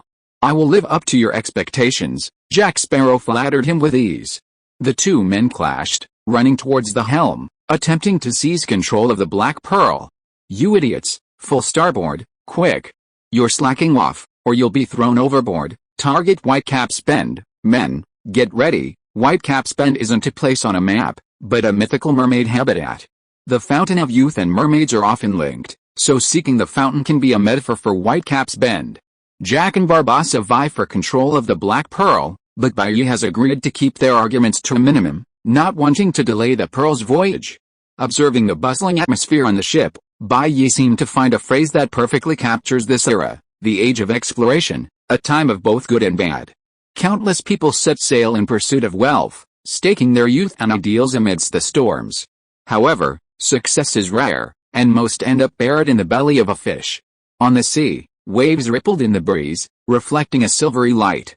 Occasionally, a few snow-white seagulls passed by. The Black Pearl, hoisting its black sails, headed for the Whitecap's Bend pointed by the compass of desire. Bai Yi, these grapes I washed for you. Try them. Elizabeth placed a plate of washed grapes in front of Bai Yi. You don't have to be so polite, do you? Bai Yi put down his book and blinked. These are just small things, Elizabeth said generously. Consider it my fare on the Black Pearl. After all, I'll be sailing the seas on your ship for quite some time. Bai Yi accepted the offer, pinching a grape and placing it in his mouth. Not bad, these grapes have a delicate fragrance. Bai Yi savored the grapes. Purple with a hint of black, the moment they entered his mouth, the refreshing fragrance of roses intoxicated him, sweet but not greasy, with no trace of bitterness. It's a bit like the sunshine rose grapes I once had. Bai Yi had eaten sunshine rose grapes in his original world. They were delicious, with a rich, fragrant aroma, a rose scent mixed with a touch of osmanthus. They were quite sweet, reaching 20 degrees, and had a good texture, crisp and juicy. You didn't need to peel them like other grapes because their skin was very thin and had no astringency, so you could eat them with the skin on.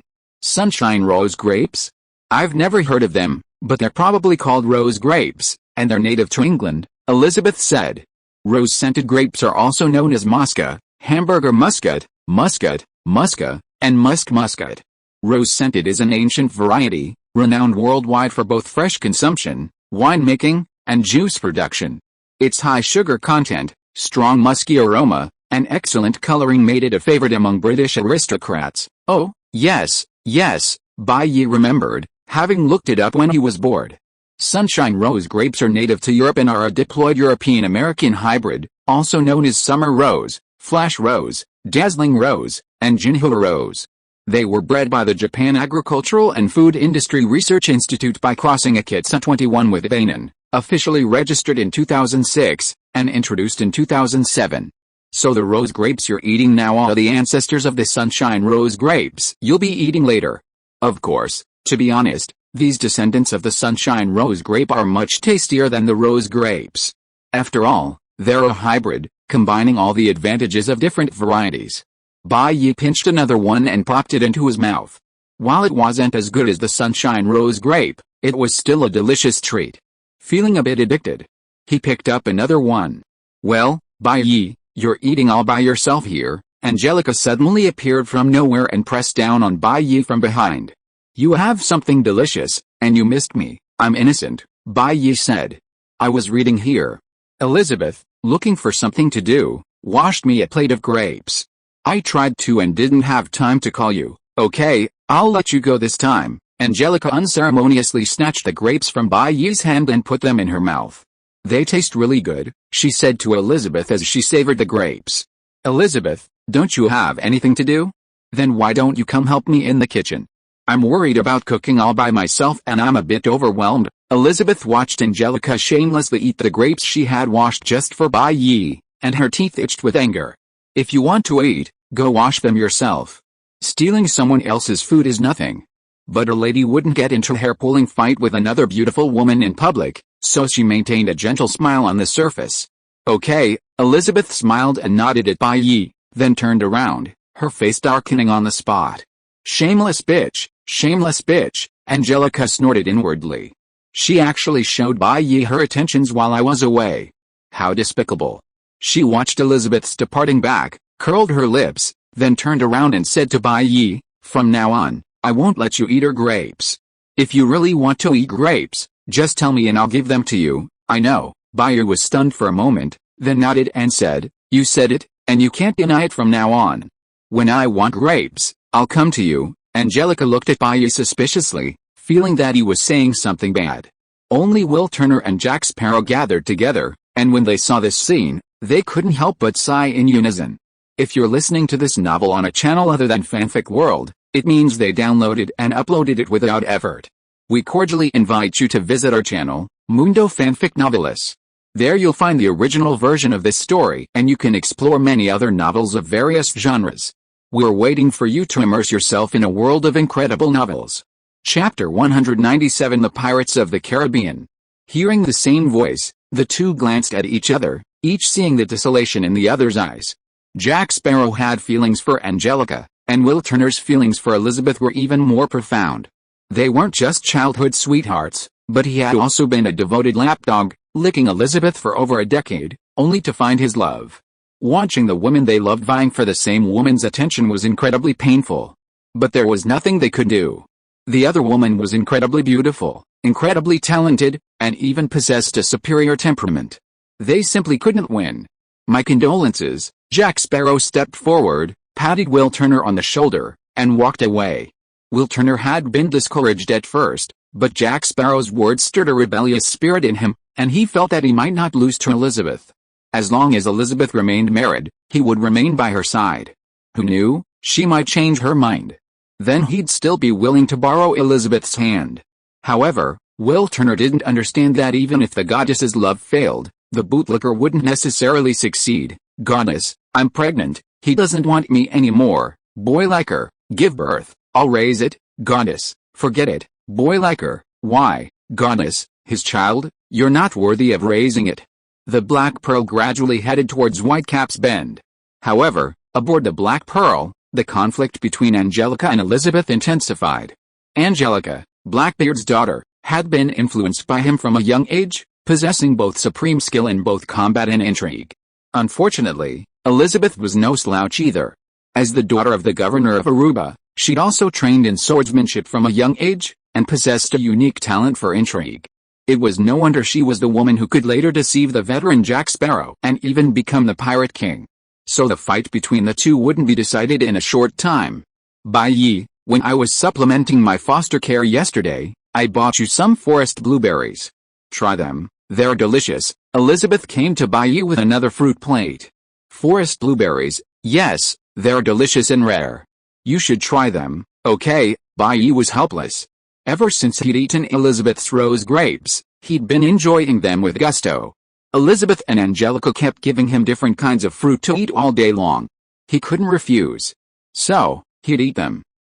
It was truly delicious. He'd heard of forest blueberries before, but he'd never tried them. Forest blueberries, also known as lingonberries, are found in the pristine forests of northern Europe, with Finland, Norway, and Sweden being the most abundant. Finland is known as the world's top producer of wild blueberries. Wild blueberries are extremely picky about their growing environment, mostly growing in the pristine, ecologically sound polar forests. This makes it the only blueberry variety in the world that cannot be cultivated artificially. It's known as the Blue Noble by Nordic peoples, and the Finnish forest blueberry is hailed as the king of berries and the elixir of life.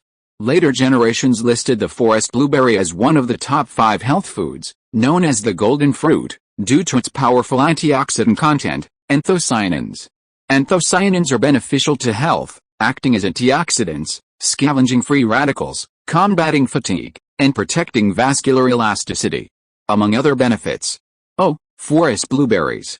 They're truly a wonderful fruit, Angelica said, her shoes clacking against the wooden deck. She smiled, but when she glanced at Elizabeth, a hint of disdain lingered. Unfortunately, Bai Yi, I've also prepared some fruit for you. It's a good opportunity for you to judge who prepared better, me or Elizabeth." Bai Yi rolled his eyes. Asking him to judge such a question was like asking his mother and wife who would be saved first if they fell into the water. He wouldn't do anything so dangerous. "Hey, Angelica, what kind of fruit is this? You don't recognize it either." Angelica smiled proudly at Elizabeth and said, "This is the shampoo fruit. It is said that people who eat the shampoo fruit will emit a fragrance. The whole body will be fragrant like the scent of violets, rich and fragrant, like the scent of perfume. This fruit comes from an island called Java in Southeast Asia. It is very popular with many people. Not only do the locals love this unique fruit, the name of the shampoo fruit has also spread to the royal families of Europe. It is also very popular among royal nobles. Who doesn't like to have a refreshing fragrance all over their body? In Java, the shampoo fruit is precious and rare. It used to be a royal fruit. When the shampoo fruit is ripe, these fruits are picked by special people and sent to the royal rooms for the royal family to taste. Not only can the shampoo fruit emit fragrance all over the body after being eaten, but its own flavor is also quite charming. Bai Yi picked up one and took a look. Is it really that magical? The legendary fragrant princess, with her graceful dance, attracted countless butterflies, and the fragrance she brought astonished those around her.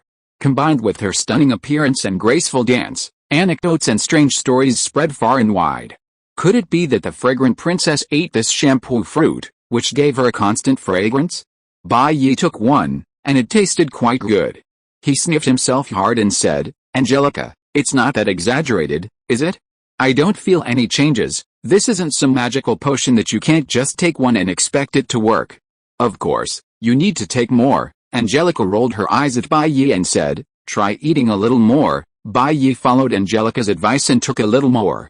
Angelica leaned in close to Bai Yi and sniffed his scent. After a moment, she smiled and nodded. You do have a little more fragrance about you. It's a fruity scent, like a peach. Smell it for yourself." Bai Yi sniffed himself and, indeed, smelled a faint fruity aroma. This fruit is truly magical. Elizabeth, already feeling oppressed by the way Angelica had treated Bai Yi, was furious. But seeing the scene before her, her eyes rolled back. "Bai Yi, is it really that magical? Let me smell it too." Elizabeth, without further ado, forced herself in front of Bai Yi, clinging to him and sniffing around him. Angelica was furious. This woman, did she even have any sense of shame? "You've already been defeated by me, and not only do you feel no shame, but you're actually taking advantage of Bai Yi." She'd never seen anyone so shameless. Jack Sparrow, who was watching the show, patted the shoulder of Will Turner, who had a gloomy face, and sighed, "The world is going downhill, and people's hearts are no longer as they used to be. Please accept my condolences." As he spoke, Jack Sparrow came to Bai Yi and others with a playful smile on his face. He casually grabbed a forest blueberry brought by Elizabeth and threw it into his mouth. He slapped a sea chart on the table and said, "Marshal, according to my estimation, we are not too far away from Whitecaps Bay. What are your plans, Marshal?" "What plans?" "Whitecaps Bay and the Fountain of Youth have been guarded by a group of mermaids for generations. If we need to obtain the Fountain of Youth, we must get past the mermaids first. Mermaids have always been one of the most famous creatures in myths and legends. This magical half-human, half-fish creature can always bring people endless imagination." So, Bai Yi glanced at Jack Sparrow and said, "Do you want to find some mermaids as girlfriends?" "Forget it." Jack Sparrow waved his hands and said, "I can't stand these alien creatures. I just want to remind you, Marshal, that mermaids are not some beautiful things in legends. In fact, mermaids are a super scary species. When we sail the ship into Whitecaps Bend, we must be cautious, otherwise, everyone on the ship may die at the hands of mermaids." "Really?" Elizabeth looked at Jack Sparrow with suspicion and said, "You have never seen a mermaid. How do you know what a mermaid looks like? Are you trying to scare us?" "Who said I haven't seen a mermaid?" Jack Sparrow smiled reservedly and said, "To be honest, I actually came to Whitecaps Bend once and had a relatively in-depth contact with those mermaids. Mermaids have always been believed to possess magical powers. It's said that their kiss can save drowning victims, and they're closely associated with the Fountain of Youth. Mermaid tears are an essential component of the ritual required to activate the fountain's power. But you probably didn't know that the leaders of the mermaids are called sirens. They primarily reside on Sirenina Island, located within Davy Jones's locker, an alternate dimension. capable of shifting freely between the two realms at the Siren's Will. When I was young, as a trainee pirate captain, I commanded a small ship near Whitecap's Bend. Mermaids are incredibly beautiful, but they're not easy to deal with. They use their singing and beauty to seduce sailors, then drag them into the deep sea, and, after a moment of communication, devour them. My crew was once seduced by mermaids and captured ashore on Sirenina Island.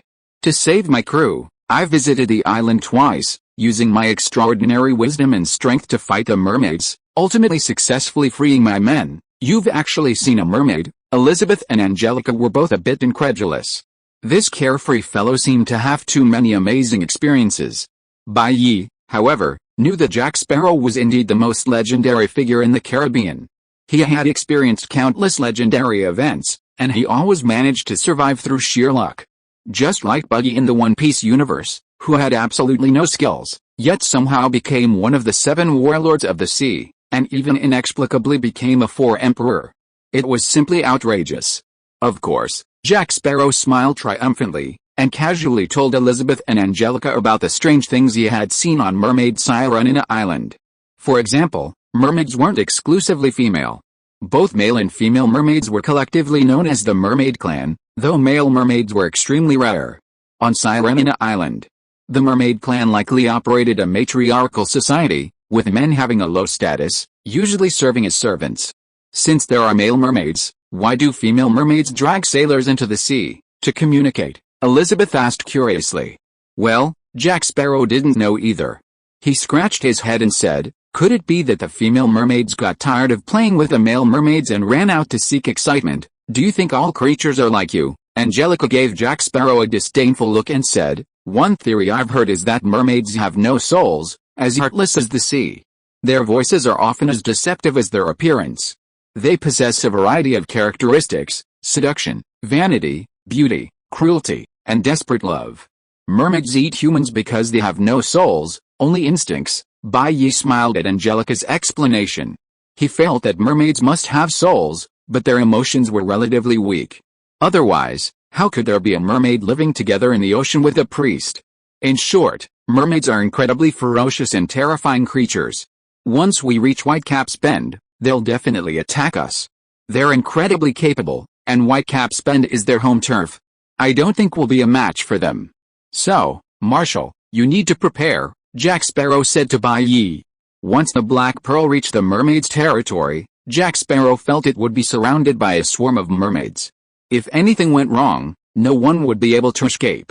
Bai Yi, on the other hand, with his good looks, might even make it to the mermaids' Siren Island and prosper. But the others, would be in real trouble. Barbassa and the other undead would be fine, at most, they'd just give their bones to the mermaids to chew on. Buddy and Will Turner would likely be eaten by the mermaids. He did have a thing for those beautiful mermaids, but if that momentary pleasure meant he'd end up getting eaten by a mermaid's fangs, then he'd better forget it. The women in the tavern, wearing cheap perfume and smelling fishy, were actually quite nice. Don't worry, they're just a bunch of mermaids. I don't take them seriously. Just leave it to me, Bai Yi smiled confidently. I promise to keep them all in check.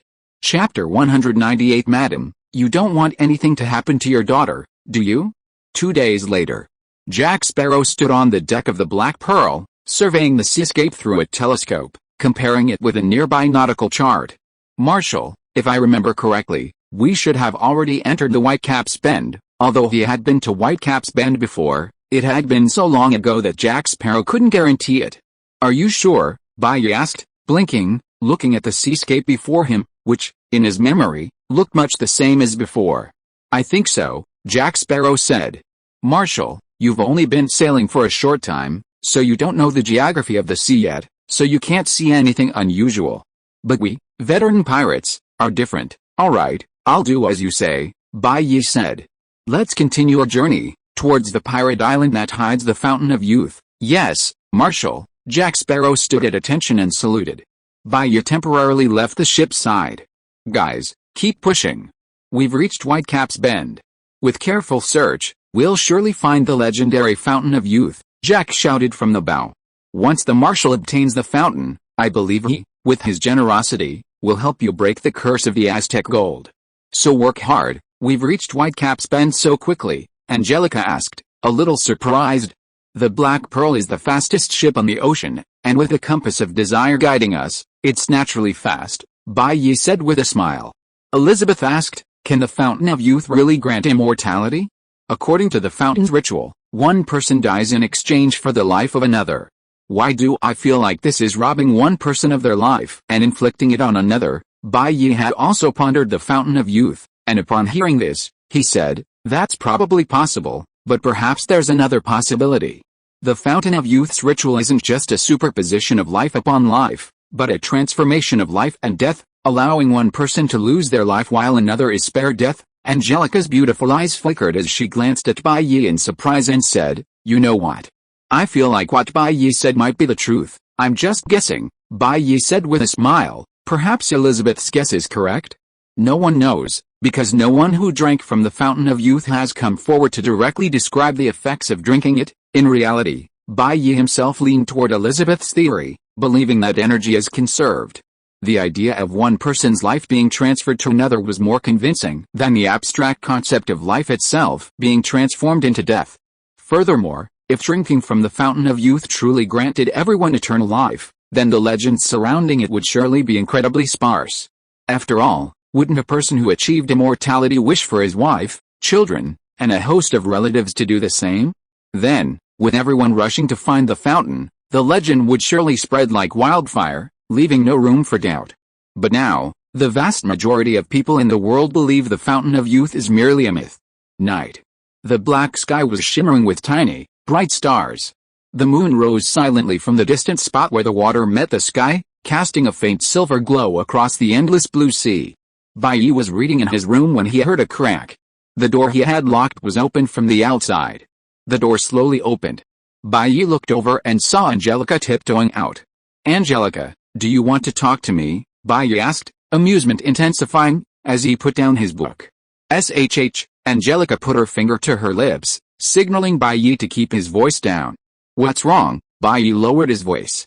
Nothing, I just couldn't sleep tonight, so I came to talk to you, Angelica said, gently closing the door.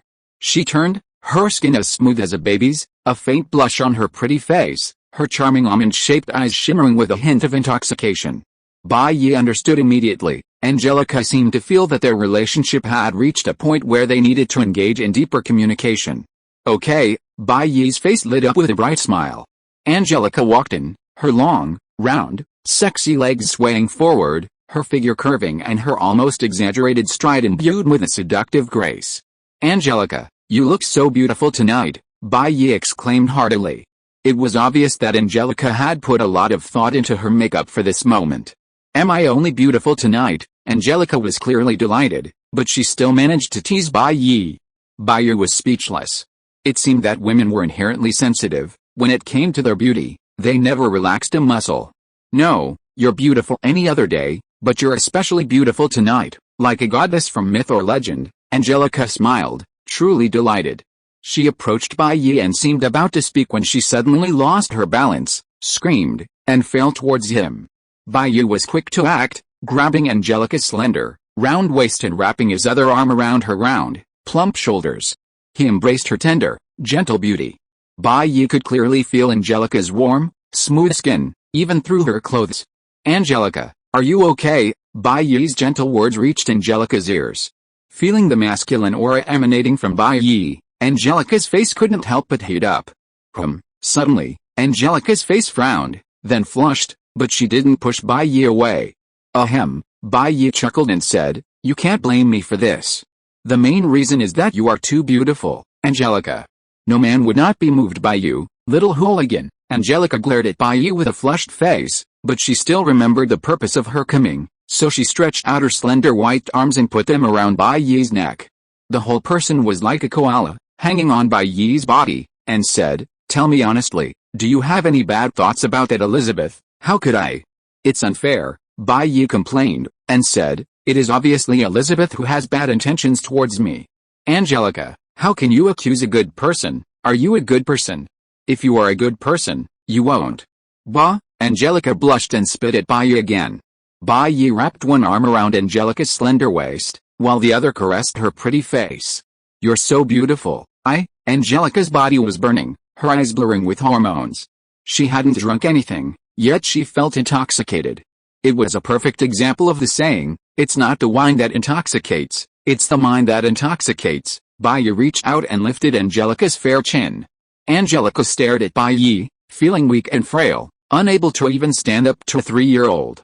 Her moist red lips parted, her breath fragrant like a ripe cherry, inviting a tantalizing urge to take a bite. Unable to resist any longer, Bai lowered his head and kissed Angelica in his arms. Angelica instinctively closed her eyes, letting Bai's deep kiss sink in. Her body softened, her strength failing her. Angelica, Bai's words, like some kind of magic, drained Angelica of her strength and ability to think. Under the light, the domineering Angelica Bai had first seen was now reduced to a vulnerable lamb, her eyes filled with pity.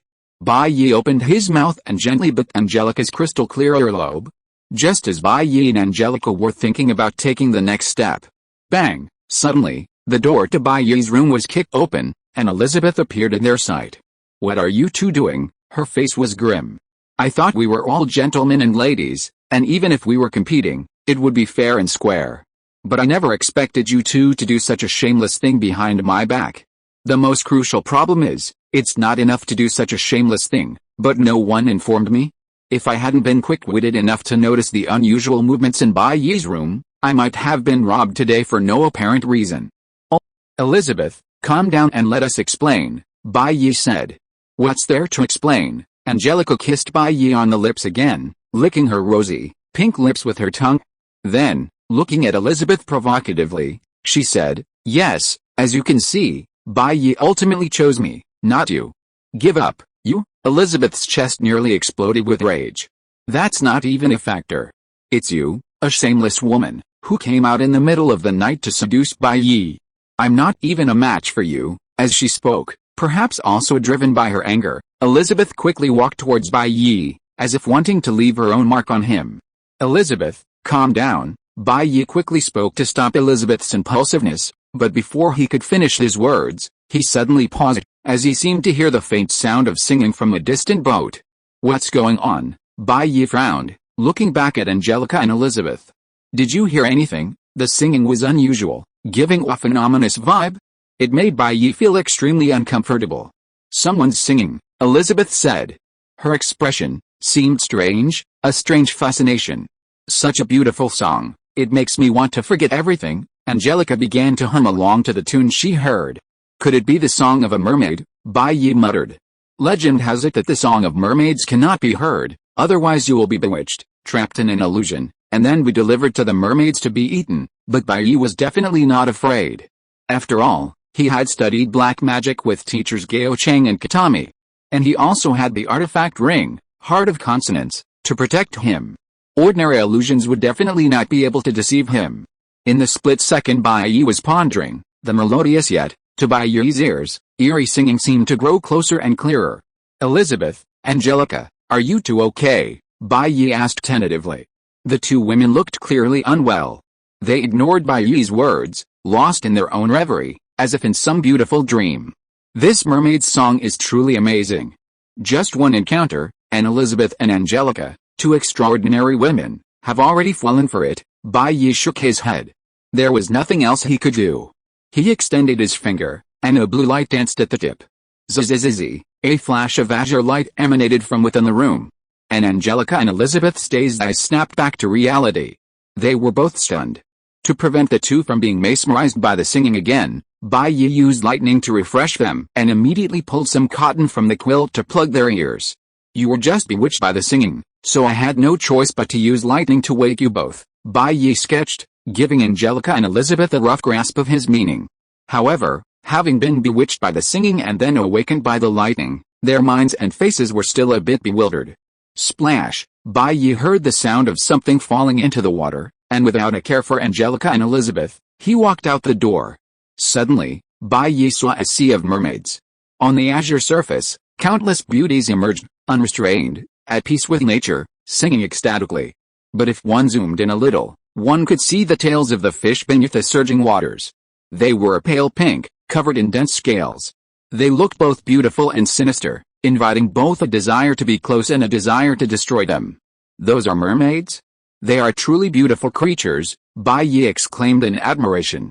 From what they could see, the mermaids were all incredibly beautiful, almost bubbling with beauty. However, as the Black Pearl approached, some of the undead skeletons, hearing the mermaids singing, lost their minds and jumped into the sea, swimming towards the mermaids with frantic expressions. Chapter 199, To deal with this evil heresy, there is no need to talk about the code of conduct, let's fight together. As the mermaids drew closer, bewilderment crossed Angelica and Elizabeth's faces. What a beautiful voice, like a mother's embrace, so wonderful. No, I can't hear it again, it's killing me. Even plugging their ears with cotton couldn't completely block out the mermaid's song. Of course, it wasn't completely useless, they were simply distracted. The other, unsuspecting crew members of the Black Pearl, under the moonlit night, transformed into skeletons, leaping into the sea like dumplings. Even from Bai Yi's perspective, he could see some mermaids, with cruel yet excited smiles on their faces, trying to catch the diving skeletons, only to be startled by them. They captured the sailors, intending to communicate and then consume them. But skeletons, they couldn't communicate, nor even be eaten. They were utterly useless. Master, you're a wizard. Is there any way to resolve this situation? At some point, Jack Sparrow, accompanied by his henchman, Will Turner, approached Bai Yi. He swallowed hard and gazed at the mermaids in the sea. His expression was filled with a mixture of greed, lust, fear, and horror. You're alright, Bai Yi stared at Jack Sparrow in surprise. Jack Sparrow gave a guilty laugh and said, ever since entering Whitecaps Bay, I've been carrying homemade earplugs with me. I plug my ears every night before I sleep, fearing I'd be attacked by these mermaids without warning and become their prey. He grabbed Will Turner, who was still unaware of what was happening, and showed Bai Yi the earplugs he'd made. As for why he could still hear Bai Yi's words, it was simply because he knew some lip reading. Even if he didn't, his cleverness would have allowed him to easily guess what Bai Yi was asking. Bai Yi nodded, gazing at the mermaids in the sea, and said, dealing with them won't be a problem, I knew it. You're worthy of me, Commander, Jack Sparrow complimented. The Black Pearl was a massive ship, and without enough sailors, it would be difficult to maneuver. Therefore, the skeletons lured by the mermaids couldn't bear to see their bones torn apart and sunk to the bottom of the sea by the enraged mermaids. Of course, if Barbossa were to be torn limb from limb by the mermaids at this moment, their relationship would be perfect. That way, no one would ever compete with him for the captaincy of the Black Pearl. Mermaids, Bai Yi's lips curled into a smile, and he raised his right hand to the sky, his eyes gleaming with rich, azure light. Above, dark clouds quickly gathered, obscuring most of the sky. Many pirates who had transformed into skeletons under the moonlight had returned to human form. Of course, it was only the appearance of human form, they were still skeletons. Furious thunder flickered within the dark clouds, snowballing, growing larger and larger, emitting an incomparably terrifying pressure. Thunder has always been the most terrifying natural disaster, bar none. Thunder, Bai Yi stretched out his hand and clenched it, and the thunder that had been hovering in the sky suddenly fell. Zizz zizz zizz zizz zizz, the sound of lightning and thunder resounded through the clouds, and the blazing light engulfed the sea before them. Jack Sparrow and Will Turner, watching the show, involuntarily closed their eyes to protect themselves from the lightning's blinding. When Jack Sparrow and Will Turner felt the light dim and opened their eyes, they saw mermaids on the sea. Each one of them floating in the water, their stomachs turned upside down by the electric shock. They looked back at Bai Yi. Lightning danced at his fingertips, his eyes blue and wide, and he had a cold and ruthless feeling, like the god of thunder. Jack Sparrow ripped out his earplugs, a look of shock on his face. Marshal, this is too powerful. I've been on the sea for decades and have seen many wizards and dark wizards, but I've never seen anyone as powerful as you. Without the mermaid's interference, Angelica and Elizabeth regained their composure, and their eyes, naturally, became even more intense as they looked at Bai Yi. A man as handsome and powerful as Bai Yi was a woman's dream, like Tang Sanzing's meat. Everyone wanted a piece of him. Alright, get those crew members and mermaids out, Bai Yi said, the lightning dissipating from his body as he returned to his normal appearance. Most of the skeletons that fell into the sea were stunned by Bai Yi's lightning. Fortunately, the Black Pearl's crew hadn't jumped overboard yet, and some of them remained. After the mermaid's song faded, they were safe. The skeleton and the mermaids were quickly fished out. The mermaids were held in solitary confinement in the Black Pearl's holding cells. Bai Yi, Angelica, and Elizabeth arrived to interrogate the mermaids.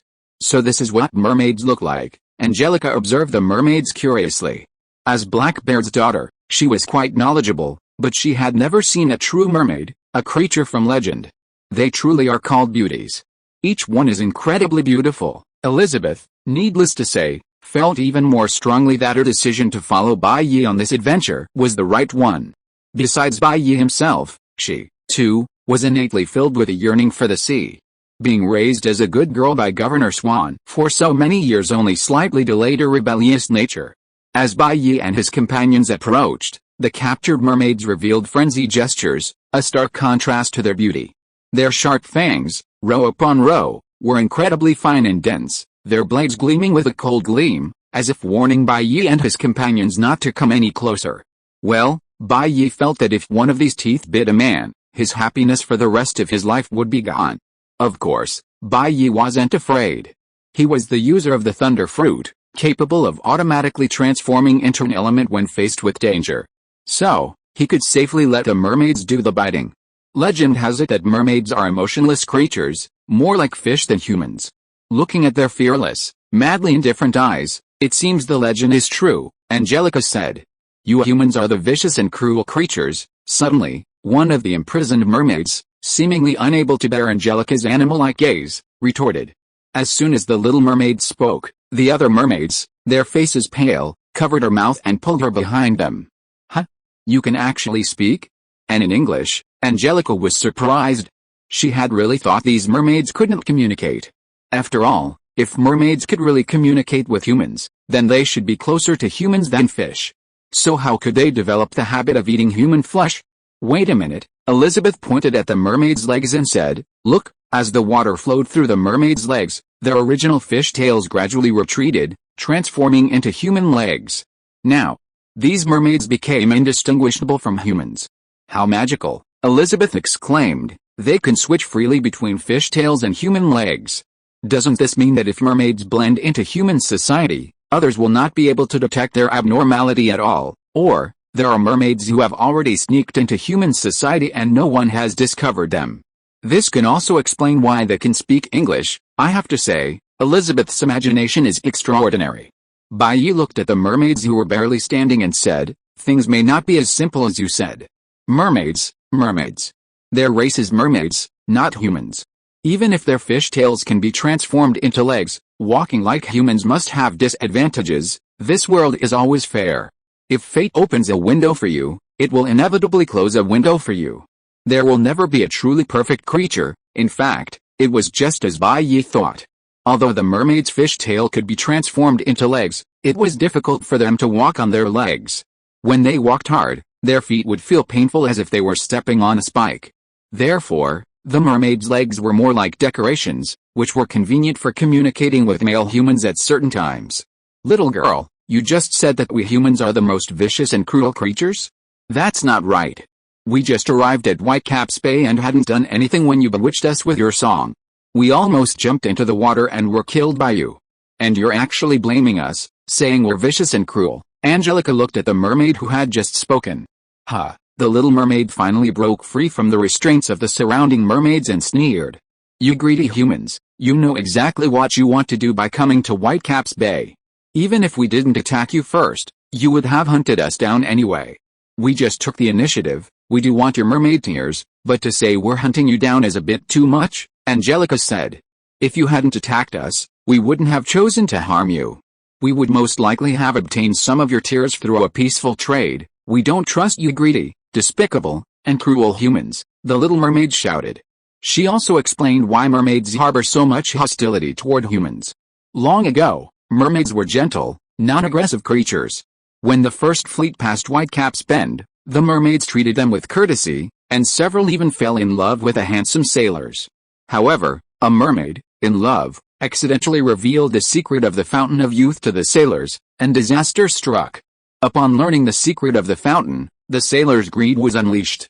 Seeking immortality and the mermaids' tears, they relentlessly hunted the mermaids, nearly bringing disaster upon the mermaids. It was under this oppression and aggression that the mermaids' quest for self-defense turned to revenge. That war with the sailors left a painful lesson for the mermaids, one that has gone down in mermaid history. From that time on, the Mermaid Kingdom instituted a new rule: sailors must be exterminated on sight. From then on, any ship that dared approach Whitecap's Bend, once bewitched by the mermaid's song and drawn into their presence, would be dragged overboard and devoured alive. Angelica said, "It sounds like what they're describing is indeed something humans who roam the seas could do, in this era." Sailors who dared to sail were essentially impulsive, as the risks were immense. Natural disasters, storms, tsunamis, fog, and all sorts of unusual locations, could easily claim a crew's life. Therefore, those who dared to sail risked their lives for wealth and fame. Therefore, when offered the promise of immortality, they were bound to recklessly seize it. The once gentle and harmless mermaids, now facing near extinction, must have developed a deep hatred for humanity. "We don't know who you've met before, but we're certainly not the type to wantonly kill," Elizabeth thought for a moment, then tentatively said, "You attacked us first. Logically, we should retaliate. But we'll give you a chance. If one of you mermaids, one fish, sheds a tear for us, we'll let you go. How about that?" The mermaids looked at Elizabeth as if she were an idiot. If they still trusted humans so much, they would have been wiped out long ago. Angelica and Elizabeth both wanted to obtain some of the legendary mermaid tears from the mermaids, but unfortunately, the mermaids had long lost all trust in humans. No matter how much Angelica and Elizabeth threatened or cajoled them, they wouldn't budge. "Forget it. They're stubborn. We can't convince them with words," Bai Yi yawned and said, "It's getting late. Why don't we get some sleep and think of a solution tomorrow?" Elizabeth and Angelica thought about it and decided that this was the only option. But it wasn't without results. At least Bai Yi and his companions, through indirect investigation, learned that the courageous little mermaid was named Selina, the mermaid siren, the daughter of the mermaid queen and the little princess of the mermaid clan.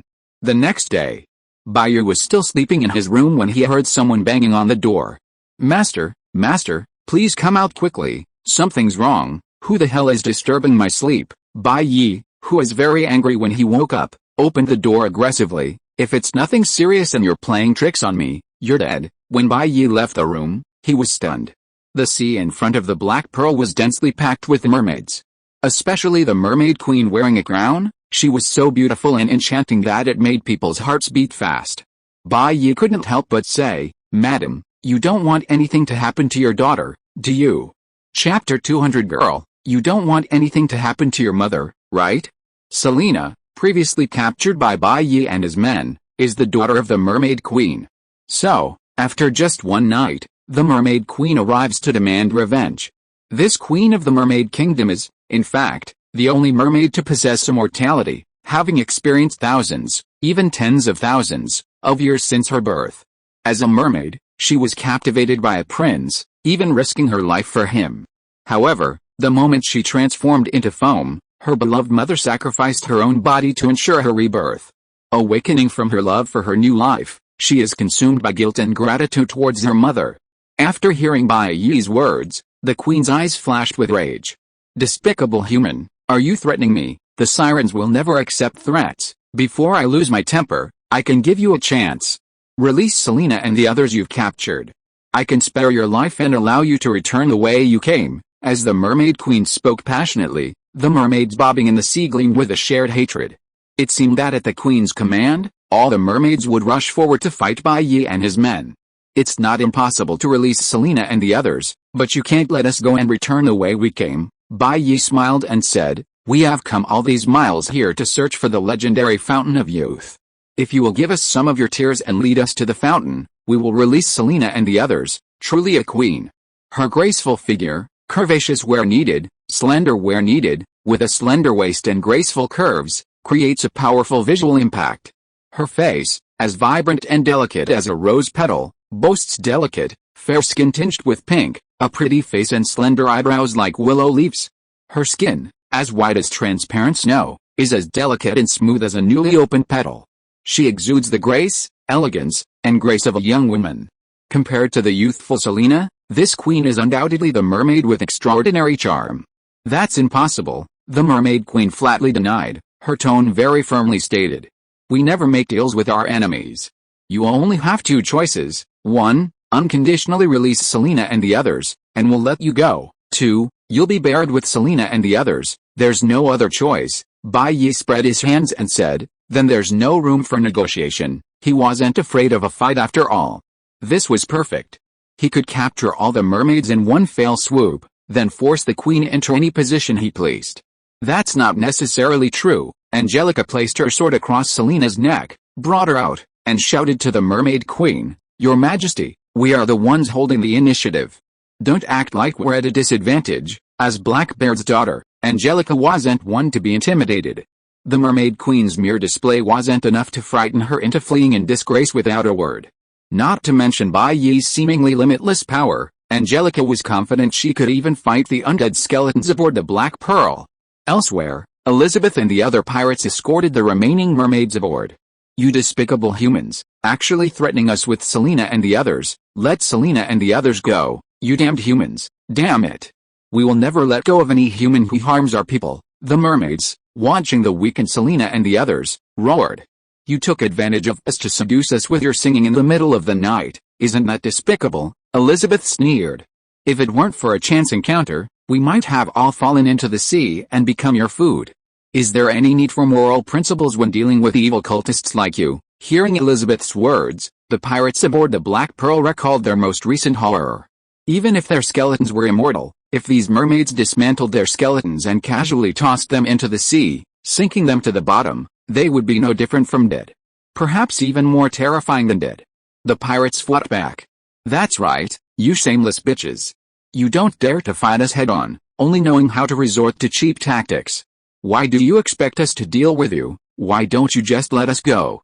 When we defeat you, I'm going to annihilate you, then kill you again, and annihilate you again, and kill you again. How cruel. But I have a question. We don't seem to have the tools to pierce them." "Shut up." The mermaids, who hadn't seen much of the world, naturally couldn't stand up to the veteran pirates of the Black Pearl crew, who had been at sea for many years. They were all furious. "Your Majesty," Bai Yi shrugged and said, "do you see the current situation? I pay attention to three things when doing things: fairness, fairness, and damn fairness. The conditions you put forward are not commensurate with our efforts, so I certainly can't agree to you. Why don't you just do as I say and give us the mermaid tears? Then I will return Selena and the others to you. From now on, we will keep our distance from each other and not disturb each other." "Absolutely not." Faced with such a situation, the mermaid queen was still indifferent and tough, and said, "The sirens are the followers of Poseidon, the god of the sea. They guard the secret of the fountain of youth for the god of the sea. It is absolutely impossible for us to negotiate with you and let you humans enter the fountain of youth for the safety of a few people. Selena, I'm sorry. Besides being your mother, I am also the queen of the Siren clan and the followers of the god of the sea, so I'm sorry." Selena, with Angelica holding a sword across her neck, had the same expression as the mermaid queen. She seemed to not care about her own safety at all, and said indifferently, "I know, mother." Bai Yi rubbed his temples and said helplessly, "What a bunch of idiots." There was no doubt that Poseidon, the god of the sea, was already dead by this time. While it wasn't known how, he was undoubtedly dead. Even his trident had been left at sea. These mermaids still adhered to their old traditions, guarding the secret of the fountain of youth for Poseidon. Did Poseidon really care about that? But Bai Yi couldn't convince the mermaids of this. He didn't have the persuasive skills of Konoha's prince. "Forget it, I'll just use my best skill, bludgeon them to death." Bai Yi smiled helplessly. The next second, boom, suddenly, lightning and thunder roared in the sky, and dark clouds rolled in, plunging the bright daylight into darkness. The wind howled relentlessly, as if a natural disaster were about to strike. The surrounding mermaids were all in a state of panic. They were indeed a fantastical race of mermaids, indeed Poseidon's followers, but it had been who knows how long since they had witnessed a true miracle. Faced with such supernatural power and the terrifying might of the heavens, it was naturally difficult for them to maintain their indifference. Around Bai Yi, brilliant arcs of white lightning swirled, accentuating his otherworldly aura. His eyes, ablaze with dazzling white light, opened and closed like the wrath of Thor, and the heavens rumbled with thunder. "Holy crap!" Jack Sparrow exclaimed as Bai Yi's scenes grew in prominence. Unfortunately, his lack of education meant he could only offer a simple holy crap to everyone. Last night, in the darkness, the lightning was naturally dazzling, yet it was still difficult to discern the full extent of Bai Yi's power. Now, Jack Sparrow could see clearly. With a single word, He could dim the sky and summon thunderclouds that nearly blotted out the sun's light, plunging the day into darkness. His abilities were simply incredible. While Jack Sparrow relaxed, no longer worried about what the vast swarm of mermaids before him could accomplish, he lamented that Bai Yi's repeated attempts to elevate his perception of his power led him to believe that he could reclaim the Black Pearl from Bai Yi's grasp. His small frame couldn't withstand the might of Bai Yi's summoned thunderbolts. Thinking it over, he felt that his only option was to serve this master well and please him. Who knew, if he got a little too excited, he might even reward him with a Black Pearl. Bai Yi's body gently floated in the air, surrounded by lightning. He connected with the thunderbolts in the sky, and in an instant, the dark clouds gradually transformed into a sea of thunder. He turned his gaze towards the Mermaid Queen. Lightning flashed. The aura, as if that of a god, emanated from her, causing the mermaids to retreat in fear. "My queen, I'm negotiating with you, making terms. It's definitely not because I'm afraid of you, but because I absolutely hate forcing anyone," Bai Yi said calmly. "Now, do we need to talk, Your Majesty?" The Mermaid Queen's face remained expressionless.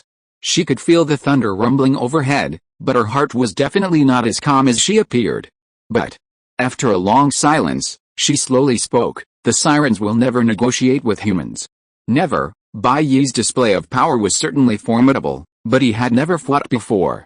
He couldn't possibly intimidate the mermaids with just his appearance. They were the noble sirens, followers of Poseidon, with their own pride and no spineless nature.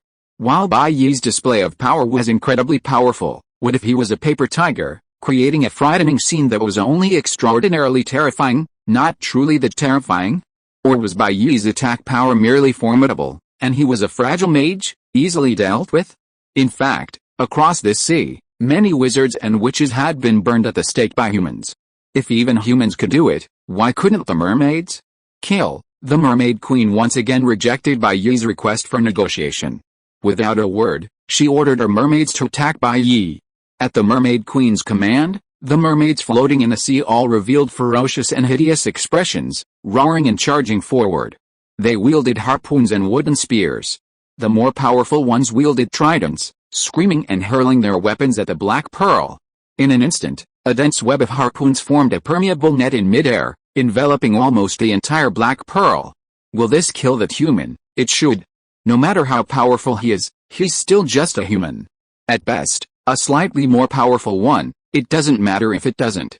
Under the Queen's leadership, we can't lose. The Mermaid Queen held a golden trident, modeled after Poseidon's, even possessing certain extraordinary powers, such as the ability to control water currents.